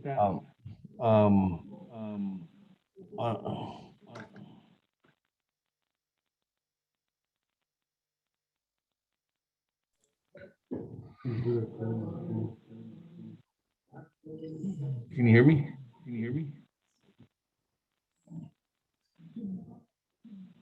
Honorable Otto, so we're reaching out to courts to see if there's anything that's public and all public documents to get that information as quickly as we can get them. That, colleagues, let me go back to the floor. I don't have anybody else. Oh, I was going back on reserve time. That, Honorable Eugene So. 1 minute flat. Chair, sure. Or other the just case the main motion the council solving on close. I think we need to just vote on red or green because the way I see it is we don't have a problem with her to vote on it. It's just at will. So whatever we see, how we're going to vote, just vote on it. On the other one, with all these unnecessary allocation and all the I don't see why we should be doing it. On some if we want to, we can vote it all. We can all vote red on it, and then maybe proceed again later on when all the charges are there, and after the court hearing and after the guilty, etc. If that's going to go that way, but right now, that's how I see it. Only such a chair. Thank you.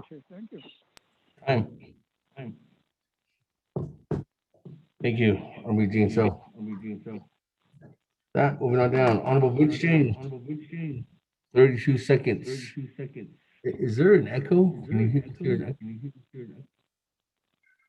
Yes, Speaker, there's an echo, making it difficult to hear.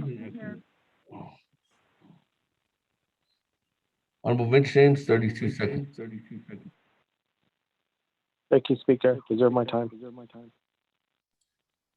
Reserve your time at 31 seconds.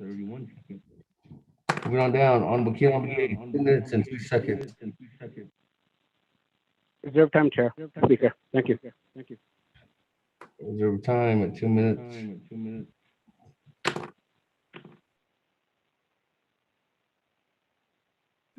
Moving on down, Chairman Nez, 1 minute, 16 seconds.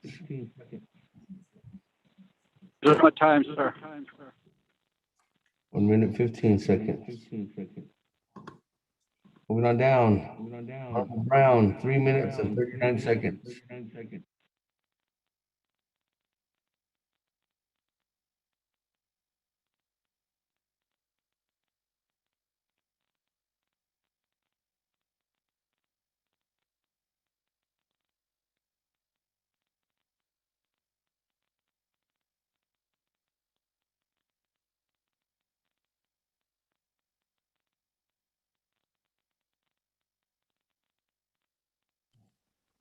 Brown? Point of privilege, Speaker. Point of privilege, Madam Chair Charles Newton.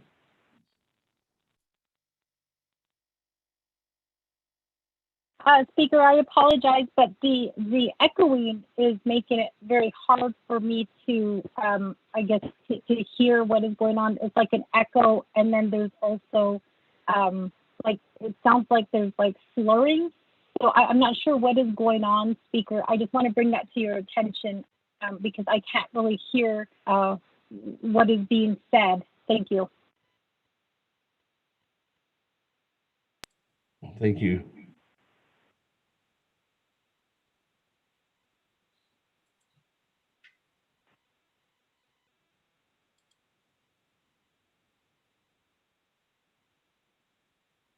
Point of privilege, Shay.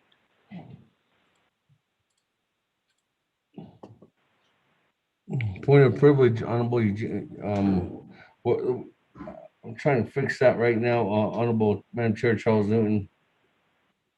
Trying to fix it. Is there anything? Tim? The echo is gone, Speaker. Is it gone? Okay. I think it's my. No, it's back now. Okay. With that, let me move over to Honorable Eugene. So, point of privilege. Would it be all right for me to motion to executive session with what has developed so the council can hear more? Thank you. Honorable Eugene, so you could do any kind of motion that you wanted while you had time. Unfortunately, you can't do a motion on a point of privilege or a point of order. So, and as of right now, that you don't have any more time on the main motion, Honorable Eugene. So, moving on down, back to Honorable Elmer Brigade. Nathaniel Brown, 3 minutes and 39 seconds. Thank you, Speaker. This is Delegate Brown and 24th Navajo Nation Council. The other point, again, is I want to see the rest of the documentation on and actually the other point that I wanted to make was that we as council did put a lot of pressure on not just the controller, but all our division directors. I hate to see setting another precedence where we are going to lose a tremendous amount of our Navajo professionals. And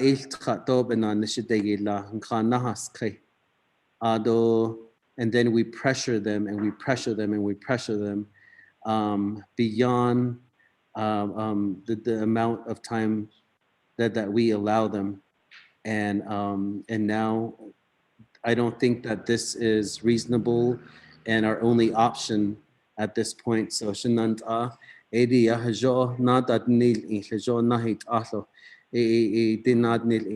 Speaker, I may reserve the rest of my time. Thank you.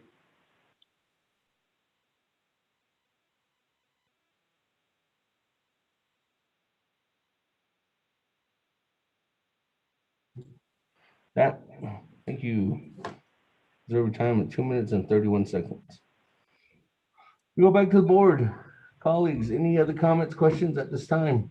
I don't have anybody else new in the queue or reserve time, but I don't have anybody else new in the queue. Going twice.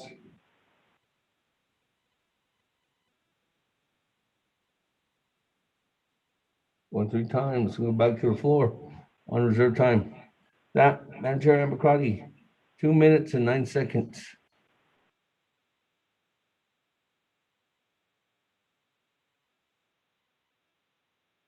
Thank you, Speaker. Colleagues, I'm looking at Exhibit 2 because I'm trying to make sure that this legislation, I'm, page 2 of 3 for me is problematic, line 19, that it just states the Navajo Nation no longer desires to retain Ms. Kurt.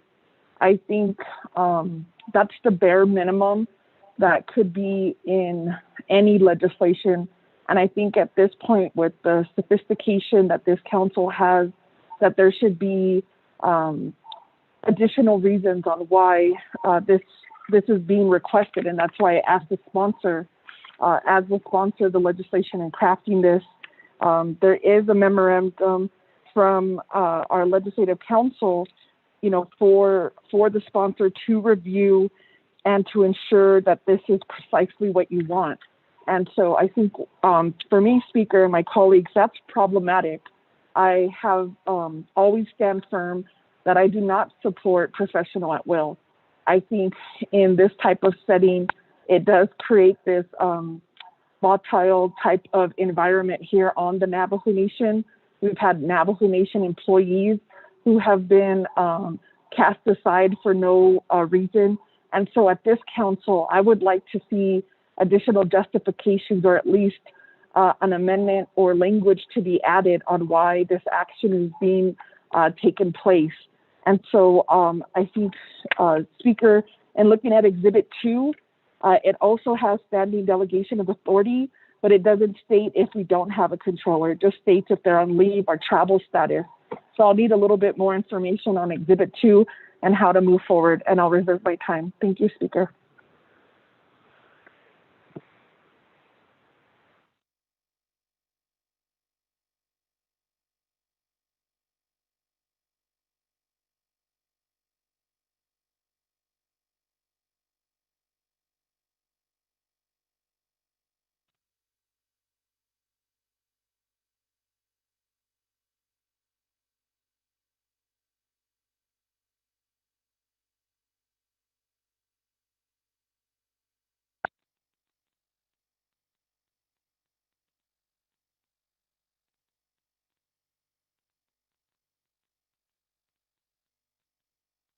Thank you. With the reserve time at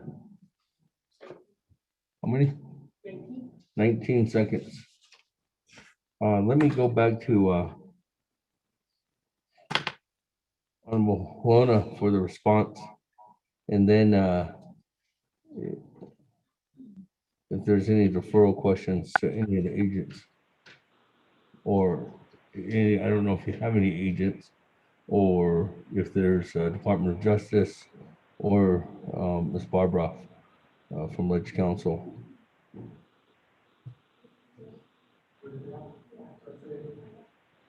You want to do it? Juana? Speaker,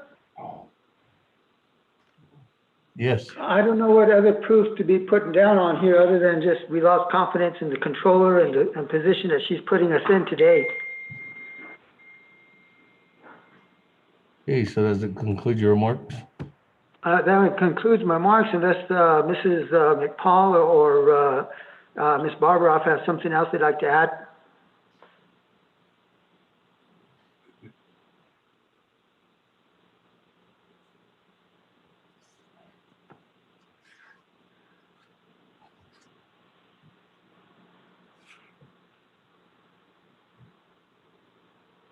Speaker, the main thing is that on this legislation,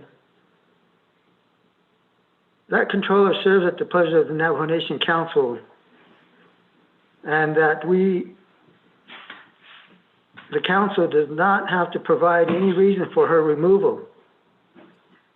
That's the part I don't understand. The council can remove the controller at its discretion, and the Navajo Nation Code does not require that the council provide any reason for removal.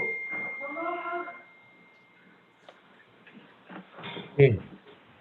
But you said there was a second question about the standing delegation on Exhibit 2 about a removal process, and in that standing delegation authority, what was the next? What would happen next? I guess if this legislation did pass.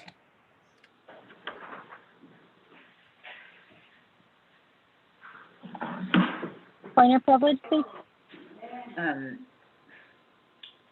Point of privilege. Madam Chair Charles Owen, is that you? Yes, Speaker, I just want to remind, oh, I apologize.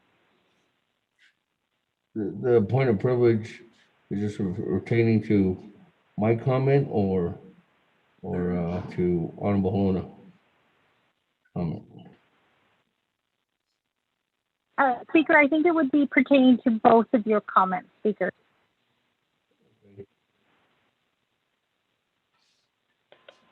Go ahead.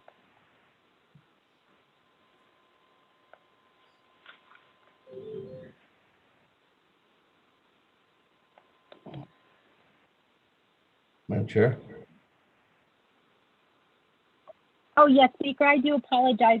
Speaker, per Rule 16, the point of privilege, I do want to remind Speaker that I did ask for those documents, if I can get a copy of those complaints that were being referenced regarding the controller, and then the report from the Attorney General that the sponsor noted to, and then also the training information and how that relates to the purpose of this legislation. And Speaker, I would like to remind you that per Rule 16C, that the Speaker shall immediately address the point of privilege raised by the delegate pursuant to paragraph B before proceeding with the session, which makes me question whether just acknowledging I'm asking for the documents, whether that is enough, or actually getting the document itself, Speaker. Again, you have plenty of staff on queue right now, Speaker, and I think that getting these documents are relevant and pertinent to the statements made by the sponsor and also the legislation. And again, Speaker, it is my right and privilege, as it is with the Navajo Nation Council, to get copies of these documents. Thank you, Speaker. Thank you, Madam Chair Charles Lewin. It's under my understanding that Honorable Helena is getting that information for you from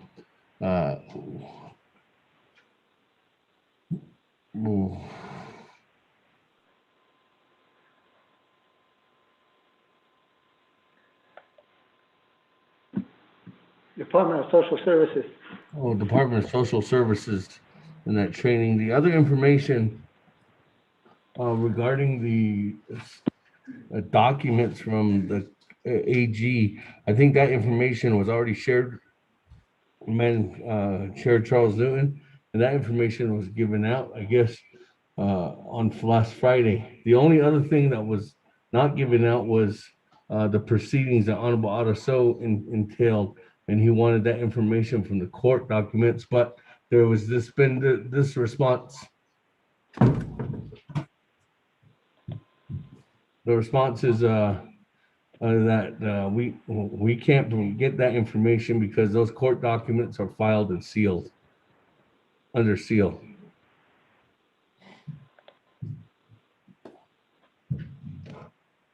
Point of privilege, Speaker. Yes, Madam Chair Charles Lewin. Thank you, Speaker. I'd like to remind Speaker that, part of raising a point of privilege is not only to receive additional comments from the sponsor, but also, to maintain the dignity and the integrity of the proceedings.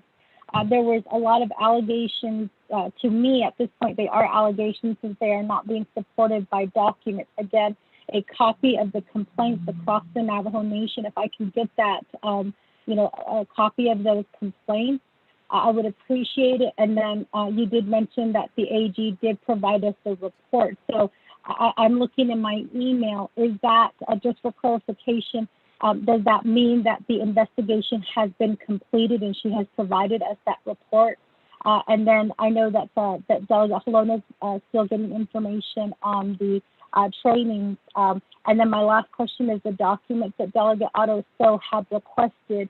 I did ask where I can get a definition of, I guess, under seal. If I can get the citation to that law that allows the Attorney General to file charges under seal, because Speaker, I just need to know the citation so I can read the rules and get a little bit more information on what that means. Thank you, Speaker.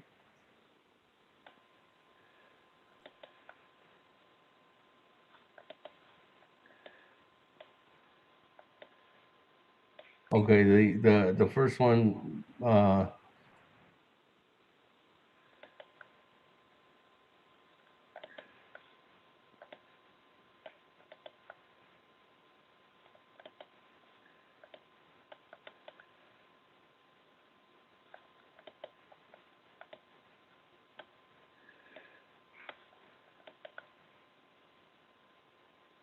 okay, so my understanding is there was 3 documents that were sent out last Friday. A cease and desist form, agile contract, and HCOC document.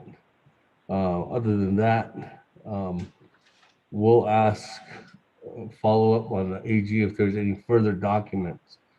The question about the notice of numerous complaints across the nation, Honorable Halona, I had to go refer back to you on that. Where do we research to get that information?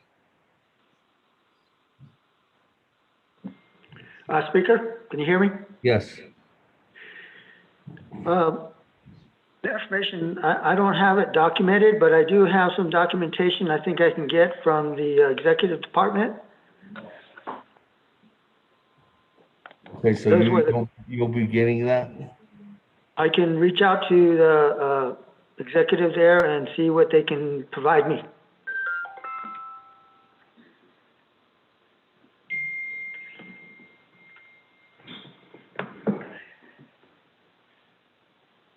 And then Honorable Halona, you're getting those training documents. And then information about under seal. Ms. Barboff, I don't know if you could clarify what under seal means, or if there's any citation in the law that means under seal.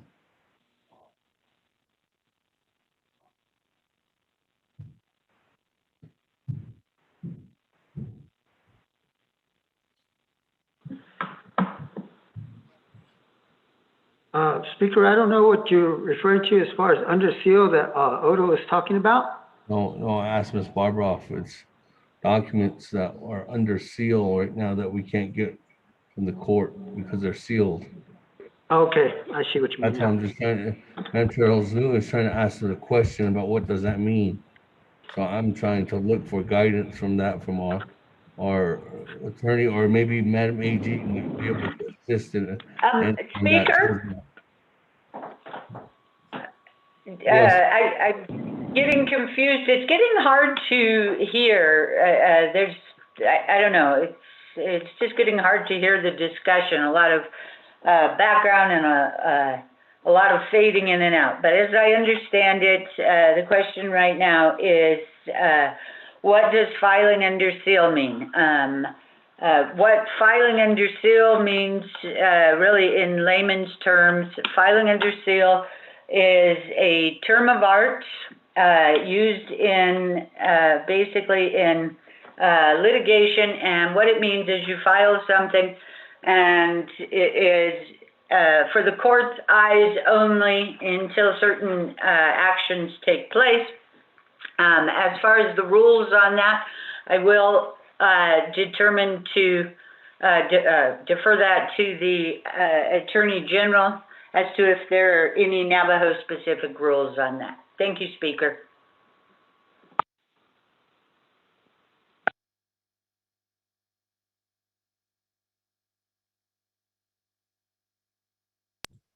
Thank you. Let me continue on. Down. I do have Honorable Vince James with 31 seconds unreserved time.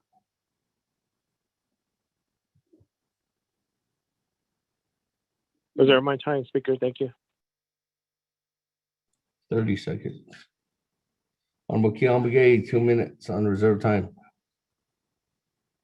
Speaker, could I request for going to executive session? I believe that let's get this get things straight to get this get to the bottom of this before to act on the legislation. So it is just a tactic continues to be going on. So it is kodo hashan or other Department of Justice or Legislative Council Banda. Also, it would be most instructions. Reserve the rest of my time, Speaker. Point of order again, Speaker. This is Edmund.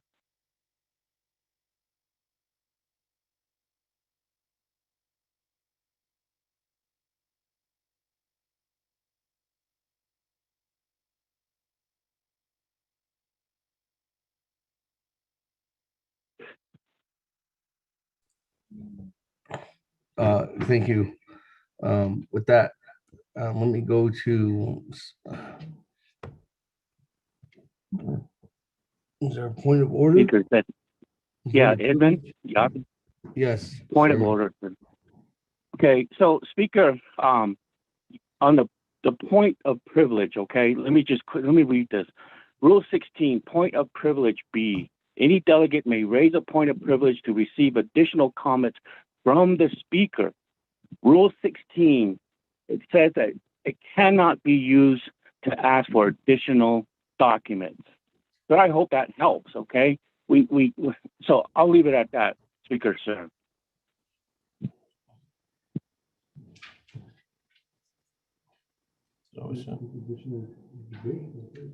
About documents. So.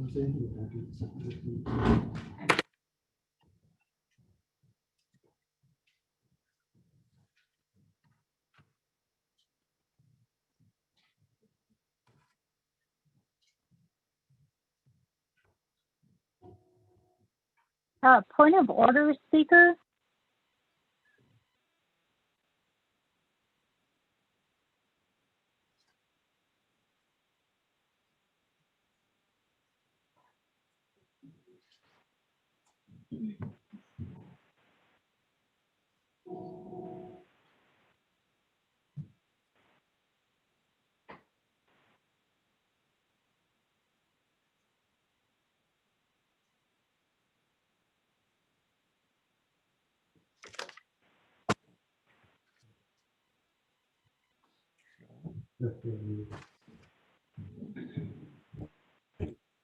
Thank you for that clarity and or for the pointing out again on Rule 16.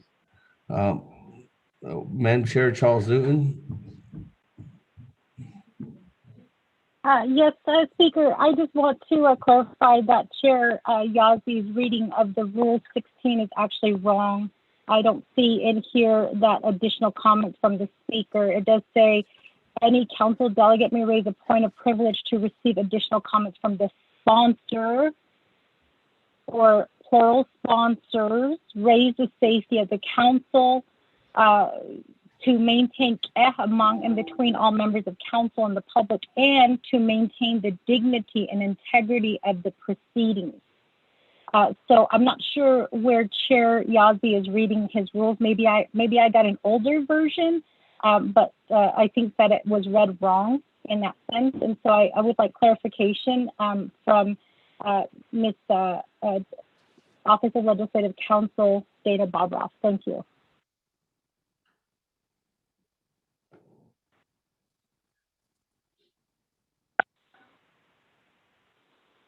Thank you. Hold on. Speaker, my point of order is that the point of privilege is being used as a debate, and that shouldn't be, sir. Thank you. Thank you, Chairman. Let me go to Ms. Barbroff, and then I'll come back to you, Chairman. Ms. Barbroff. Thank you, Speaker. I'm sure the delegates have Rule 16 in front of them. It is the Council Rules of Order. And Section B states that any council delegate may raise a point of privilege to receive additional comments from the sponsor, raise the safety of the council, to maintain among and between all members of council and the public, and to maintain the dignity and integrity of the proceedings. Point of privilege shall not be used to engage in additional debates.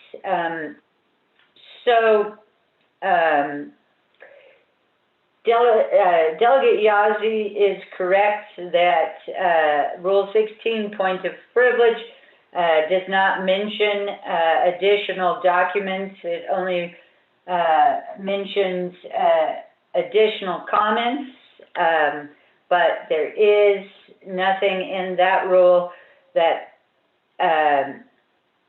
specifically prohibits additional documents, but the rule does say points of privilege shall not be used to engage in additional debate. So I hope that was helpful. Thank you.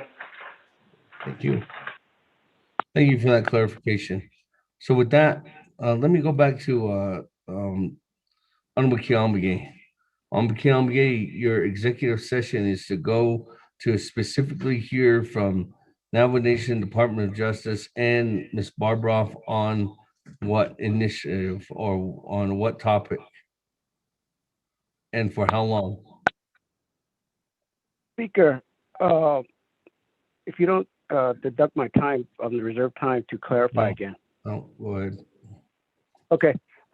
These tukado United Kito Dinana Chuhane. O at in the sheets to hide out that then also ski hatch with those leaves. Ado should be does it don't instead does the no instead of the shin to a baby nashikodo. Ne Kiko the Ecuador to hit out the night the kiddo the shin in the Hajo did of change the door that the legislation again. Joe Quacky get a runner kid Halendo. These individuals don't have time again quacky. So again, an update report directly from the Department of Justice on this particular issue that being said about this controller and the progress that's being said.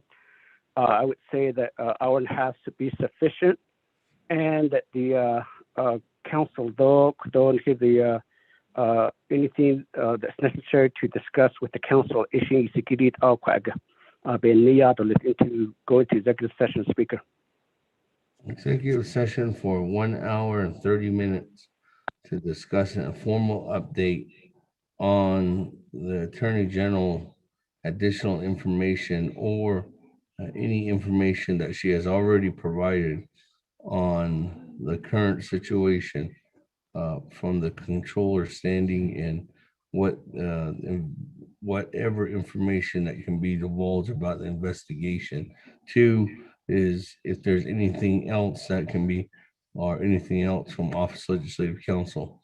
That's what I'm hearing, Honorable Kiambage, and nobody else except the delegates, AG and Ms. Barbara, in this executive session. Speaker, yes. Okay, well, there'll probably be 2 additional staff, 2 or 3 for monitoring, Mr. Rico and Ms. Ivella and Tim and Jalissa.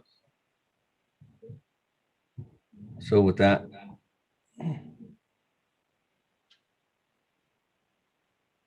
there's a motion by Honorable Kiambage going to executive session for no longer than an hour and 30 minutes. Time is 5 p.m. right now.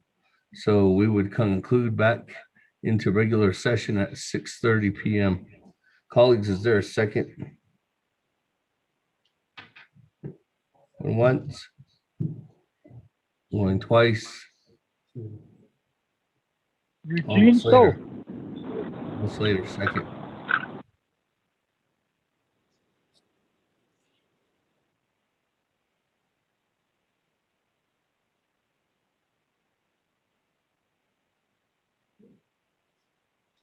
I don't know.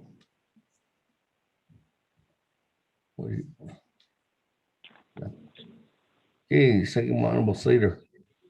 Got colleagues, any comments, questions? Mr. Speaker, this is Daniel. Honorable Daniel. Daniel. Yes, Mr. Speaker, 24th Navajo Nation Council, Ms. 8, going into the executive session again,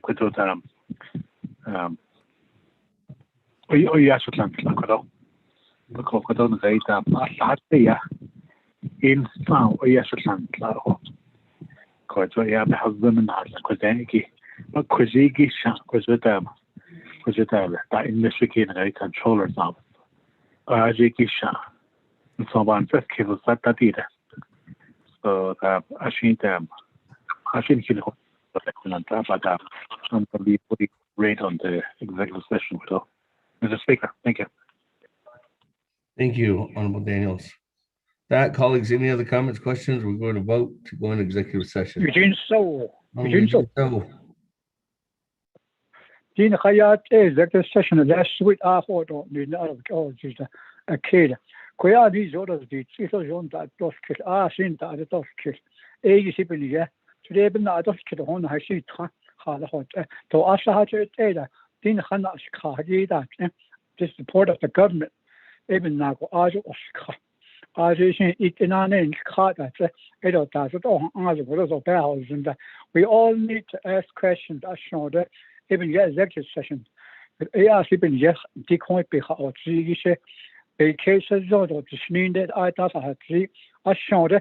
Colleagues, let's go into executive session so you can ask the questions you need to ask as shown. Thank you. That.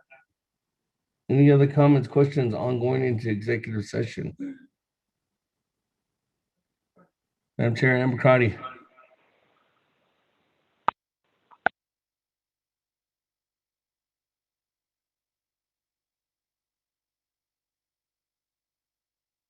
Madam Chair, Amber Crotty.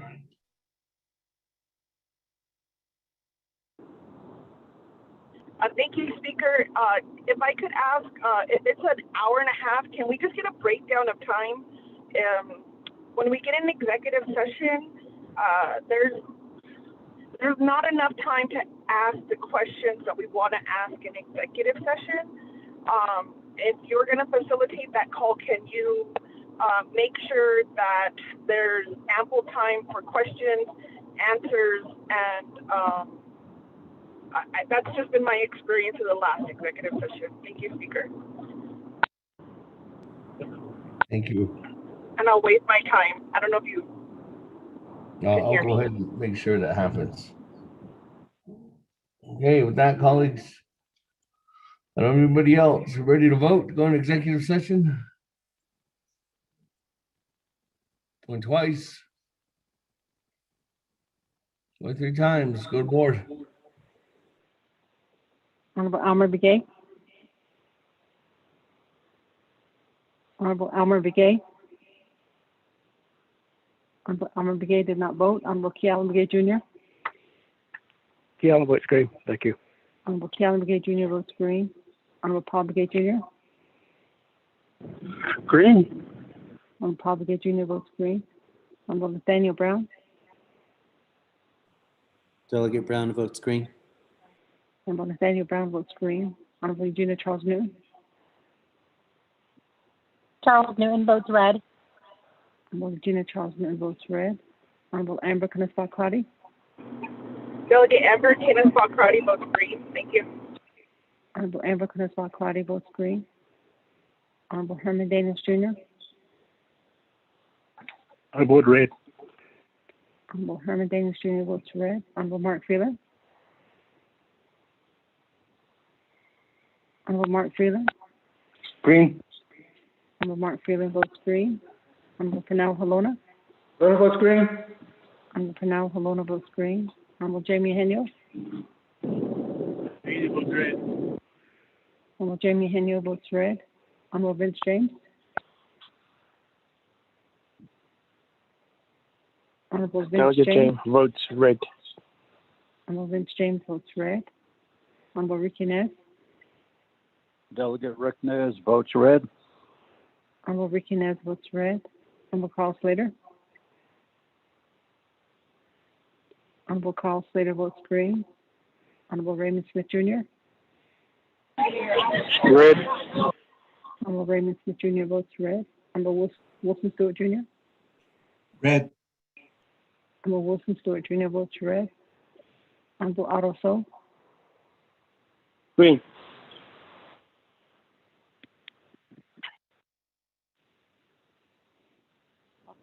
Green. I vote green.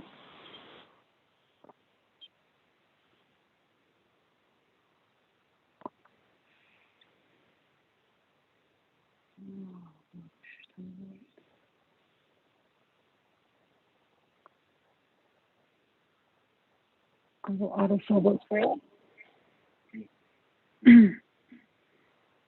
Honorable Charlene So. I vote red. Honorable Charlene So votes red.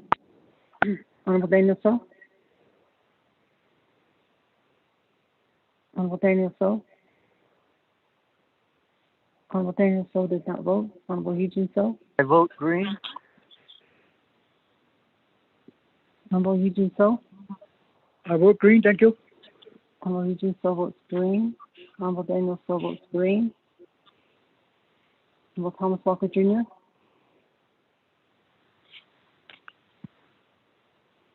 Honorable Thomas Walker Jr.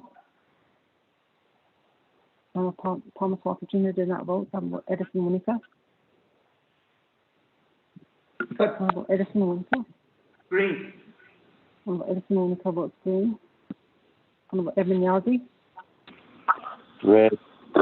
Honorable Edmund Yazzie votes red. Honorable Jimmy Yellowhair. I vote red. Honorable Jimmy Yellowhair votes red. Going back up. Honorable Almer Begay. Honorable Almer Begay. Honorable Almer Begay via text votes green.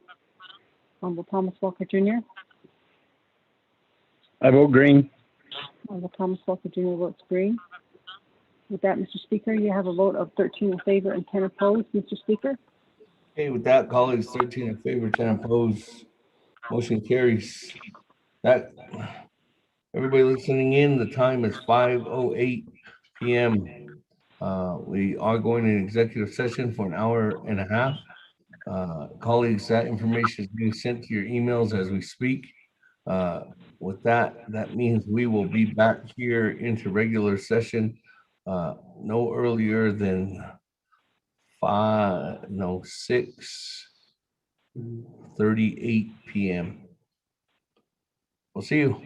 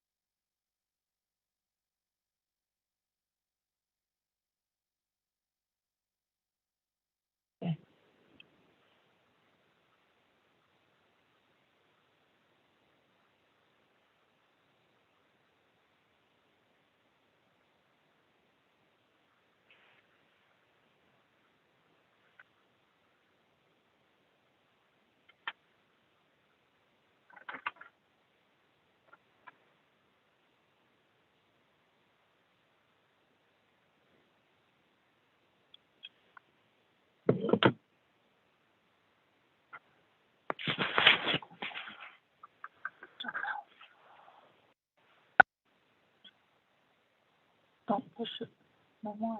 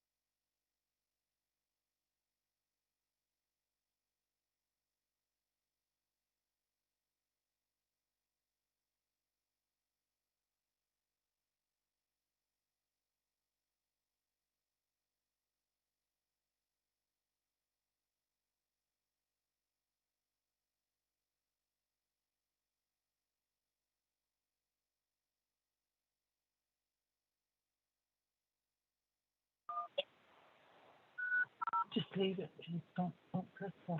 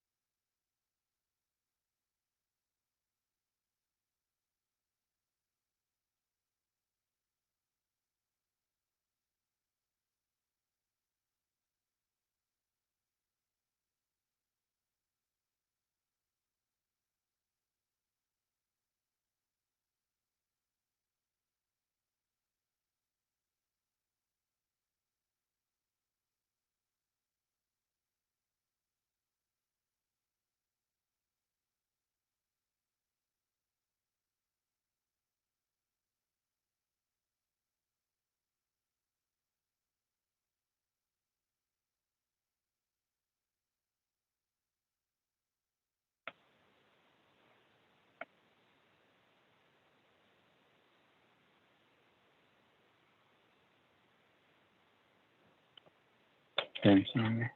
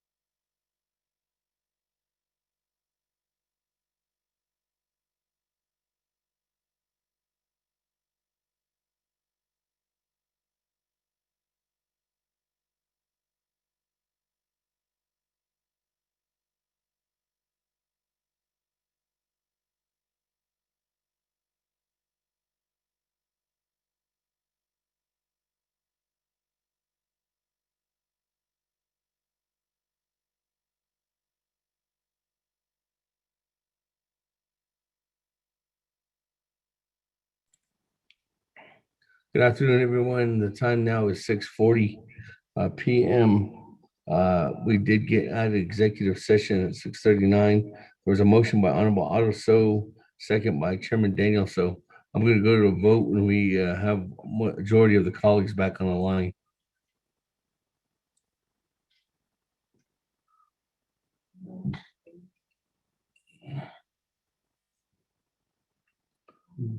And if there's, there might be a motion just to let everybody know, go back into executive session because there were still some more questions that wanted to be asked. So that's an option again.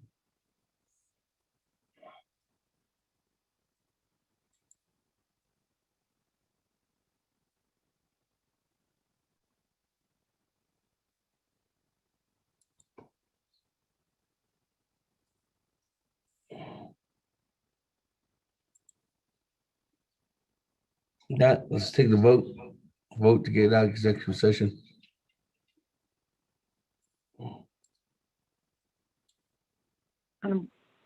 Honorable Elmer Begay. Honorable Elmer Begay. Honorable Elmer Begay did not vote. Honorable Kial Begay Jr. Honorable Kial Begay Jr. Honorable Kial Begay Jr. did not vote. Honorable Paul Begay Jr. Delegate Paul Begay votes green. Honorable Paul Begay Jr. votes green. Honorable Nathaniel Brown. Honorable Nathaniel Brown. Honorable Nathaniel Brown did not vote. Honorable Eugenia Charles Newton. Honorable Eugenia Charles Newton. Honorable Eugenia Charles Newton did not vote. Honorable Amber Knassar Crowdy. Honorable Amber Knassar Crowdy. Honorable Amber Knassar Crowdy did not vote. Honorable Herman Daniels Jr. Green. Honorable Herman Daniels Jr. votes green. Honorable Mark Phelan. Green. Mark Phelan votes green. Honorable Canal Halona. Votes green. Honorable Canal Halona votes green. Honorable Jamie Henio. Henio votes green. Honorable Jamie Henio votes green. Honorable Vince James. Delegate James votes green. Honorable Vince James votes green. Honorable Ricky Nez. Delegate Rick Nez votes green. Honorable Ricky Nez votes green. Honorable Carl Slater. Green. Honorable Carl Slater votes green. Honorable Raymond Smith Jr. Green. Honorable Raymond Smith Jr. votes green. Honorable Wilson Stewart Jr. Green. Honorable Wilson Stewart Jr. votes green. Honorable Otto So. I vote green. Honorable Otto So votes green. Honorable Charlene So. Honorable Charlene So. Honorable Charlene So did not vote. Honorable Daniel So. Honorable Daniel So. Honorable Daniel So did not vote. I vote So. green. I vote green. Honorable Daniel So votes green. Honorable Eugene So. What is okay? Honorable Eugene So votes green. Honorable Thomas Walker Jr. I vote green. Honorable Thomas Walker Jr. votes green. Honorable Edison Monica. Green. Honorable Edison Monica votes green. Honorable Evan Niazi. Green. Honorable Evan Niazi votes green. Honorable Jimmy Yellowhair. Honorable Jimmy Yellowhair. Honorable Jimmy Yellowhair did not vote. Going back up, Honorable Elmer Begay. Are we voting on getting out of the executive session? Yes, yes. Vote green then. Honorable Elmer Begay votes green. Honorable Kealan Begay Jr. Honorable Kealan Begay Jr. Ms. Delegate Brown, I vote green. Honorable Kealan Begay Jr. did not vote. Honorable Nathaniel Brown votes green. Honorable Eugenia Charles Newton. Can you hear me? Yes. I vote green. Honorable Eugenia Charles Newton votes green. Honorable Amber Knassar Crowdy. Delegate Amber Knassar Crowdy will vote red. Thank you. Honorable Amber Knassar Crowdy votes red. Honorable Charlene So. Honorable Charlene So. I will vote green. Honorable Charlene So votes green. Honorable Jimmy Yellowhair. Honorable Jimmy Yellowhair. Honorable Jimmy Yellowhair did not vote. With that, Mr. Speaker, you have a vote of 20 in favor and 1 opposed. Mr. Speaker. Thank you very much. With that, colleagues, a vote of 20 in favor, 0 opposed, chair not, or 1 opposed, chair not voting, or a speaker not voting in this case, to get out of executive session at 6:39 p.m. Colleagues and Madam Chair Amber Cardi before us, Speaker. you know, Speaker, this is Delegate Yeller. I'll vote green. do we get on Yellowhair's vote? I'll vote I green. can get it. I'll get it. I'll change it. Okay, so that's 21 in favor. Motion still carries. If there's still needed more time, we can ask for more time to go back in executive session. Madam Chair, Amber Cardi, did you want to do that? No, Speaker, but I do want to raise a point of order that executive session is very specific on why the council moves into executive session. It's to discuss legal matters, it's to discuss personal matters. It's not to continue to debate, and it's not to give your opinion on the matter. I think, Speaker, when we talk about the rules of the council, executive session also has very strict parameters. And if we're going to have a timed session, then all delegates should be able to ask a question if it relates to either a legal or personnel issue. Thank you, Speaker. Thank you, Madam Chair. Thank you for that concern, and that will be noted. And that is something that we can talk about definitely with Honorable Vince James in Title II in his committee. And I will take that into further consideration at the next executive session. That, colleagues, if there's no more acknowledgement going into executive session, let me go ahead and move on down. I was at Honorable Keon Begay. You did conclude with 1 minute and 41 seconds. So let me go back to the reserve time. I have Chairman Nez, 1 minute, 15 seconds, Chairman. On the main motion. Thank you, Speaker. I would like to just make a correction. I had 2 LDAs. The first one was a very excellent, young, educated lady, did a good job and resigned. That's what happened. And the second one I still have. Just want to make that correction. Thank you very much. Reserve my time. Reserve your time, 56 seconds. Moving on down, Honorable Brown, 2 minutes, 31 seconds on the main motion.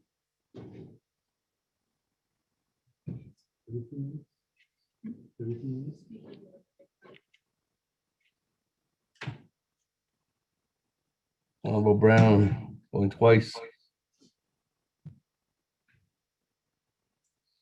Honorable Brown going 3 times.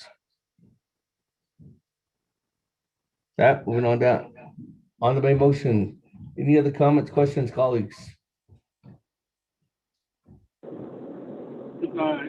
Speaker.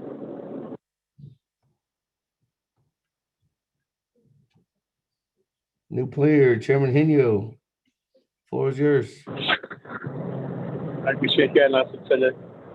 Speaker Damon, 24th Nomination Council, the Monday to the legislation. Even the JN government is eating the executive session like that. And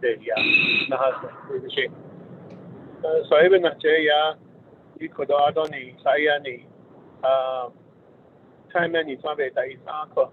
So even that check, could I motion to say for the cease debate?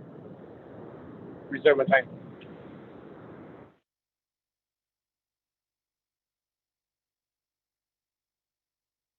With that, reserving time at 4 minutes, 27 seconds. There's a motion to cease debate by yourself, Chairman Henio. With that, give me me a minute real quick. I need to clarify with staff.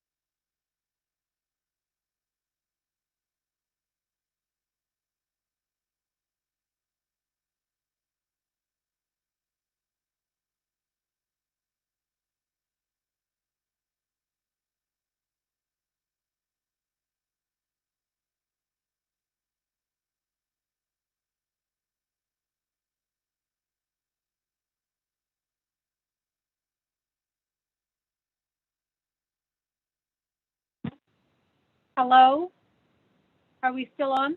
Yes, we're still on, Madam Chair. I'm just trying to make sure there was a healthy debate and this is adequately balanced before I recognize the cease debate motion.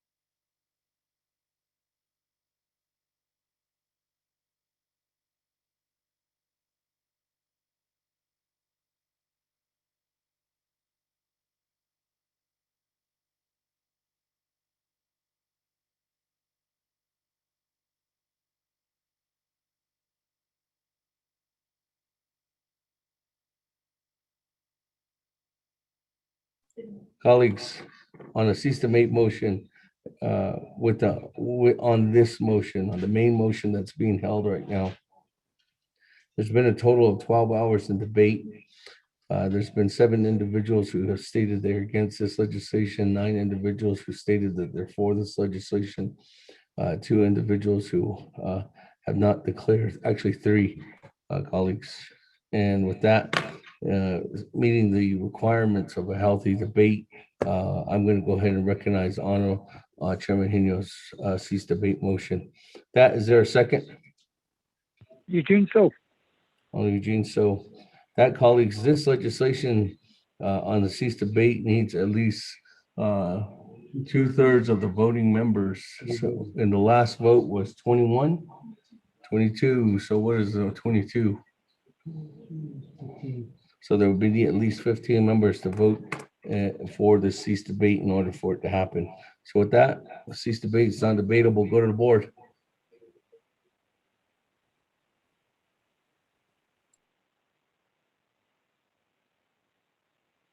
Honorable Almer Begay. I vote red. Honorable Almer Begay votes red. Honorable Kealan Begay Jr. Honorable Kealan Begay Jr. Honorable Kealan Begay Jr. did not vote. Honorable Paul Begay Jr. Kealan votes green. Honorable Paul Begay Jr. Honorable Paul Begay Jr. did not vote. Honorable Kealan Begay Jr. votes green. Honorable Nathaniel Brown. Honorable Nathaniel Brown. Honorable Nathaniel Brown did not vote. Honorable Eugenia Charles Newton.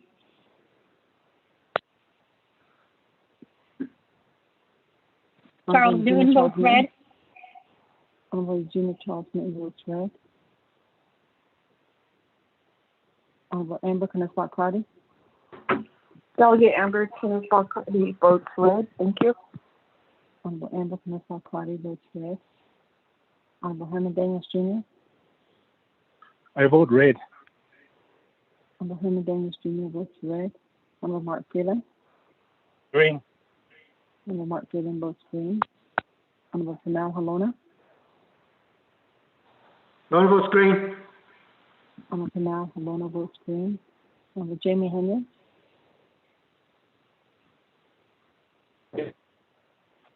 Honorable Jamie Henry.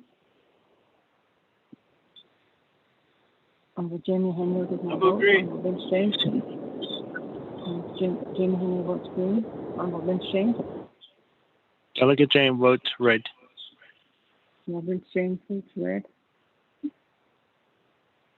Honorable Ricky Nez. Delegate Rick Nez votes green. Honorable Ricky Nez votes green. Honorable Carl Slater. Green. Honorable Carl Slater votes green. Honorable Raymond Smith Jr. Green. Honorable Raymond Smith Jr. votes green. Honorable Wilson Stewart Jr. Green. Honorable Wilson Stewart Jr. votes green. Honorable Otto So.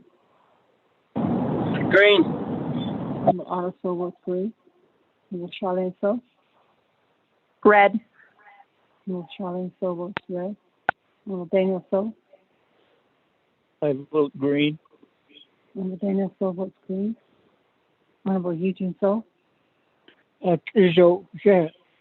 Honorable Eugene So votes green. Honorable Thomas Walker Jr. I vote green. Honorable Thomas Walker Jr. votes green. Honorable Edison Monica. Green.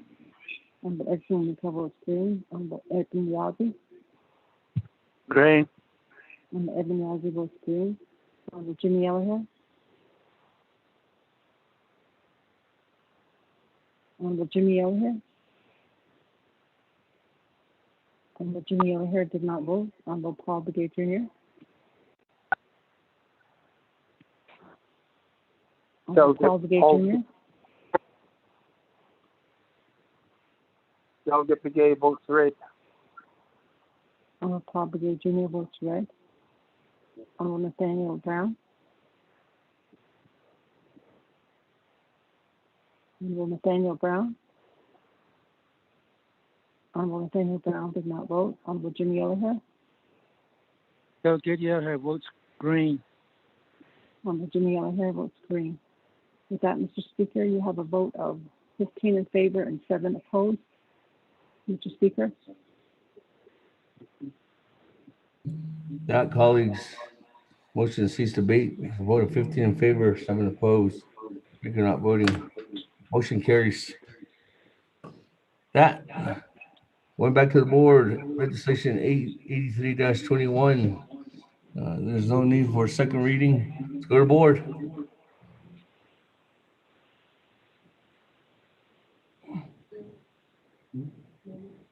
Honorable Almer Begay. Honorable Almer Begay. Honorable Almer Begay did not vote. Honorable Kealan Begay Jr. Kealan Begay Jr. votes red. Honorable Kealan Begay Jr. votes red. Honorable Paul Begay Jr. I did not hear from the controller. I vote red. Honorable Paul Begay Jr. votes red. Honorable Nathaniel Brown. Honorable Nathaniel Brown. Honorable Nathaniel Brown did not vote. Honorable Regina Charles Newton. Charles Newton votes red. Honorable Regina Charles Newton votes red. Honorable Amber Kenneth-Clardy. Honorable Amber Kenneth-Clardy. Honorable Amber Kenneth-Clardy did not vote. Honorable Herman Daniels Jr. I vote red. Honorable Herman Daniels Jr. votes red. Honorable Mark Freeland.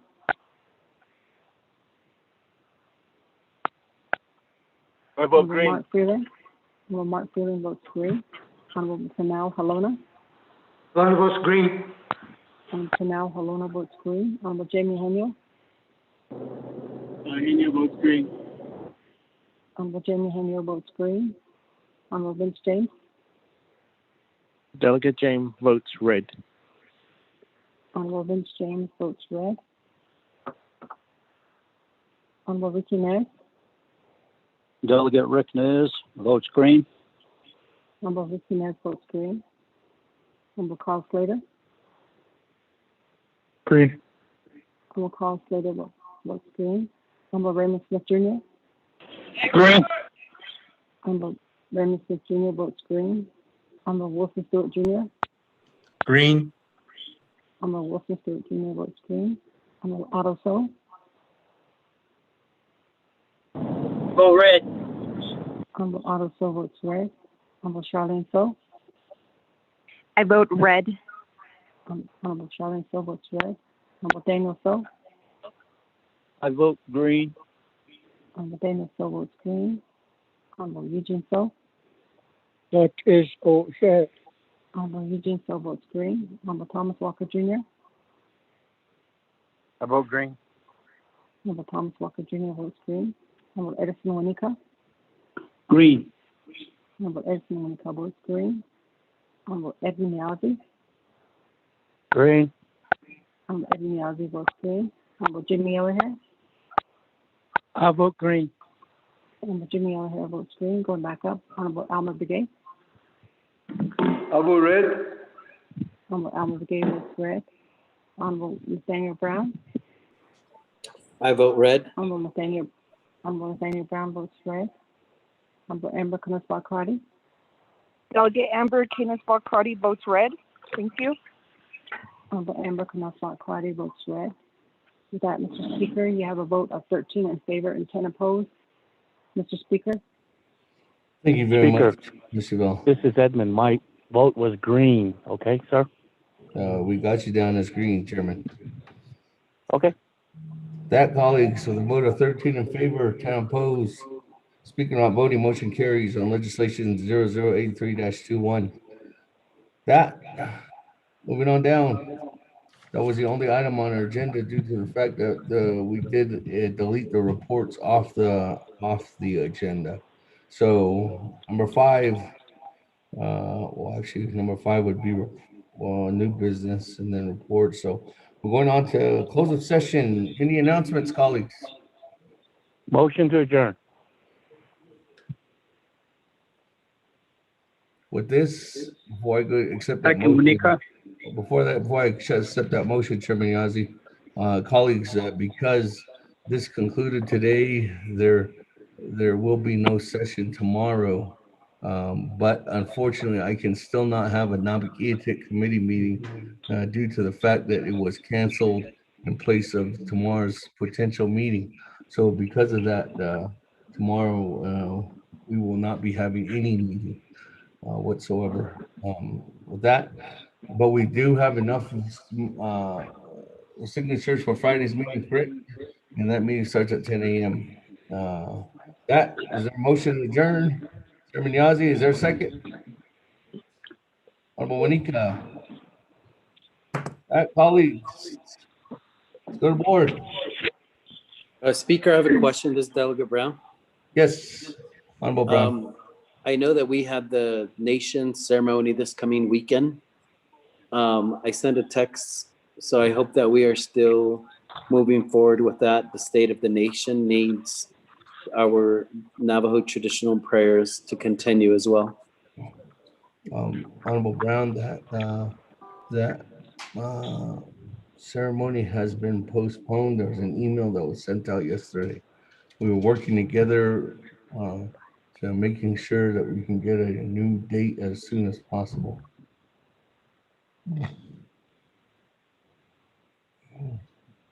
That, let's go to board. Adjourning at 7:05 p.m. Honorable Alma Begay. Honorable Alma Begay. Honorable Alma Begay votes green. Honorable Calvin Begay Jr. Calvin vote green. Thank you. Honorable Calvin Begay Jr. votes green. Honorable Paul Begay Jr. Delegate Paul Begay votes green. Honorable Paul Begay Jr. votes green. Honorable Nathaniel Brown. Delegate Brown votes red. Nathaniel Brown votes red.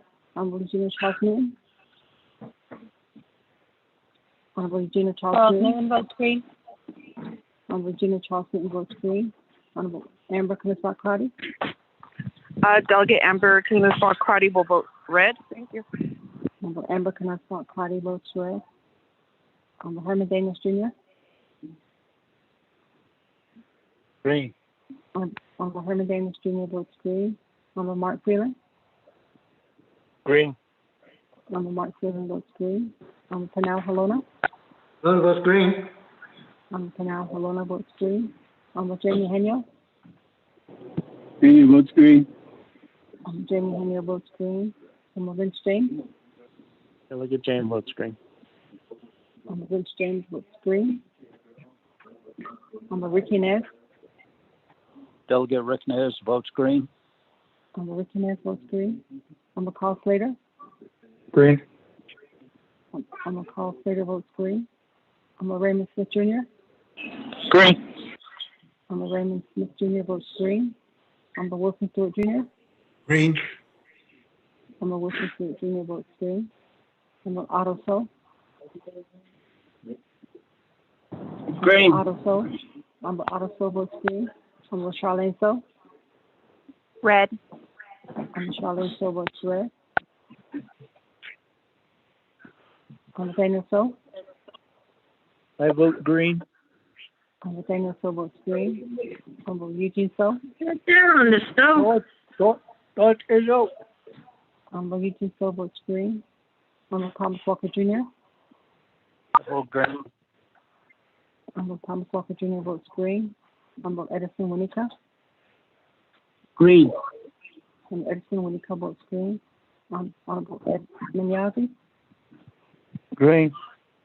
Honorable Ed Minyazi votes green. Honorable Jimmy Ellerhair. I vote green. Honorable Jimmy Ellerhair votes green. With that, Mr. Speaker, you have a vote of 20 in favor and 3 opposed. Mr. Speaker? 20 in favor and 3 opposed. Thank you very much, colleagues, with that. Hearing with 20 in favor, 3 opposed. Chair not voting, motion carries. That, thank you, everyone. Have a good day. Have a good evening. To everyone that's still working here, safe travels home.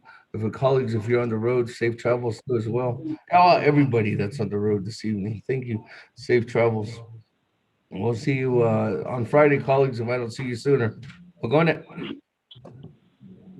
Thank you. Go on it. Have a good day, everybody.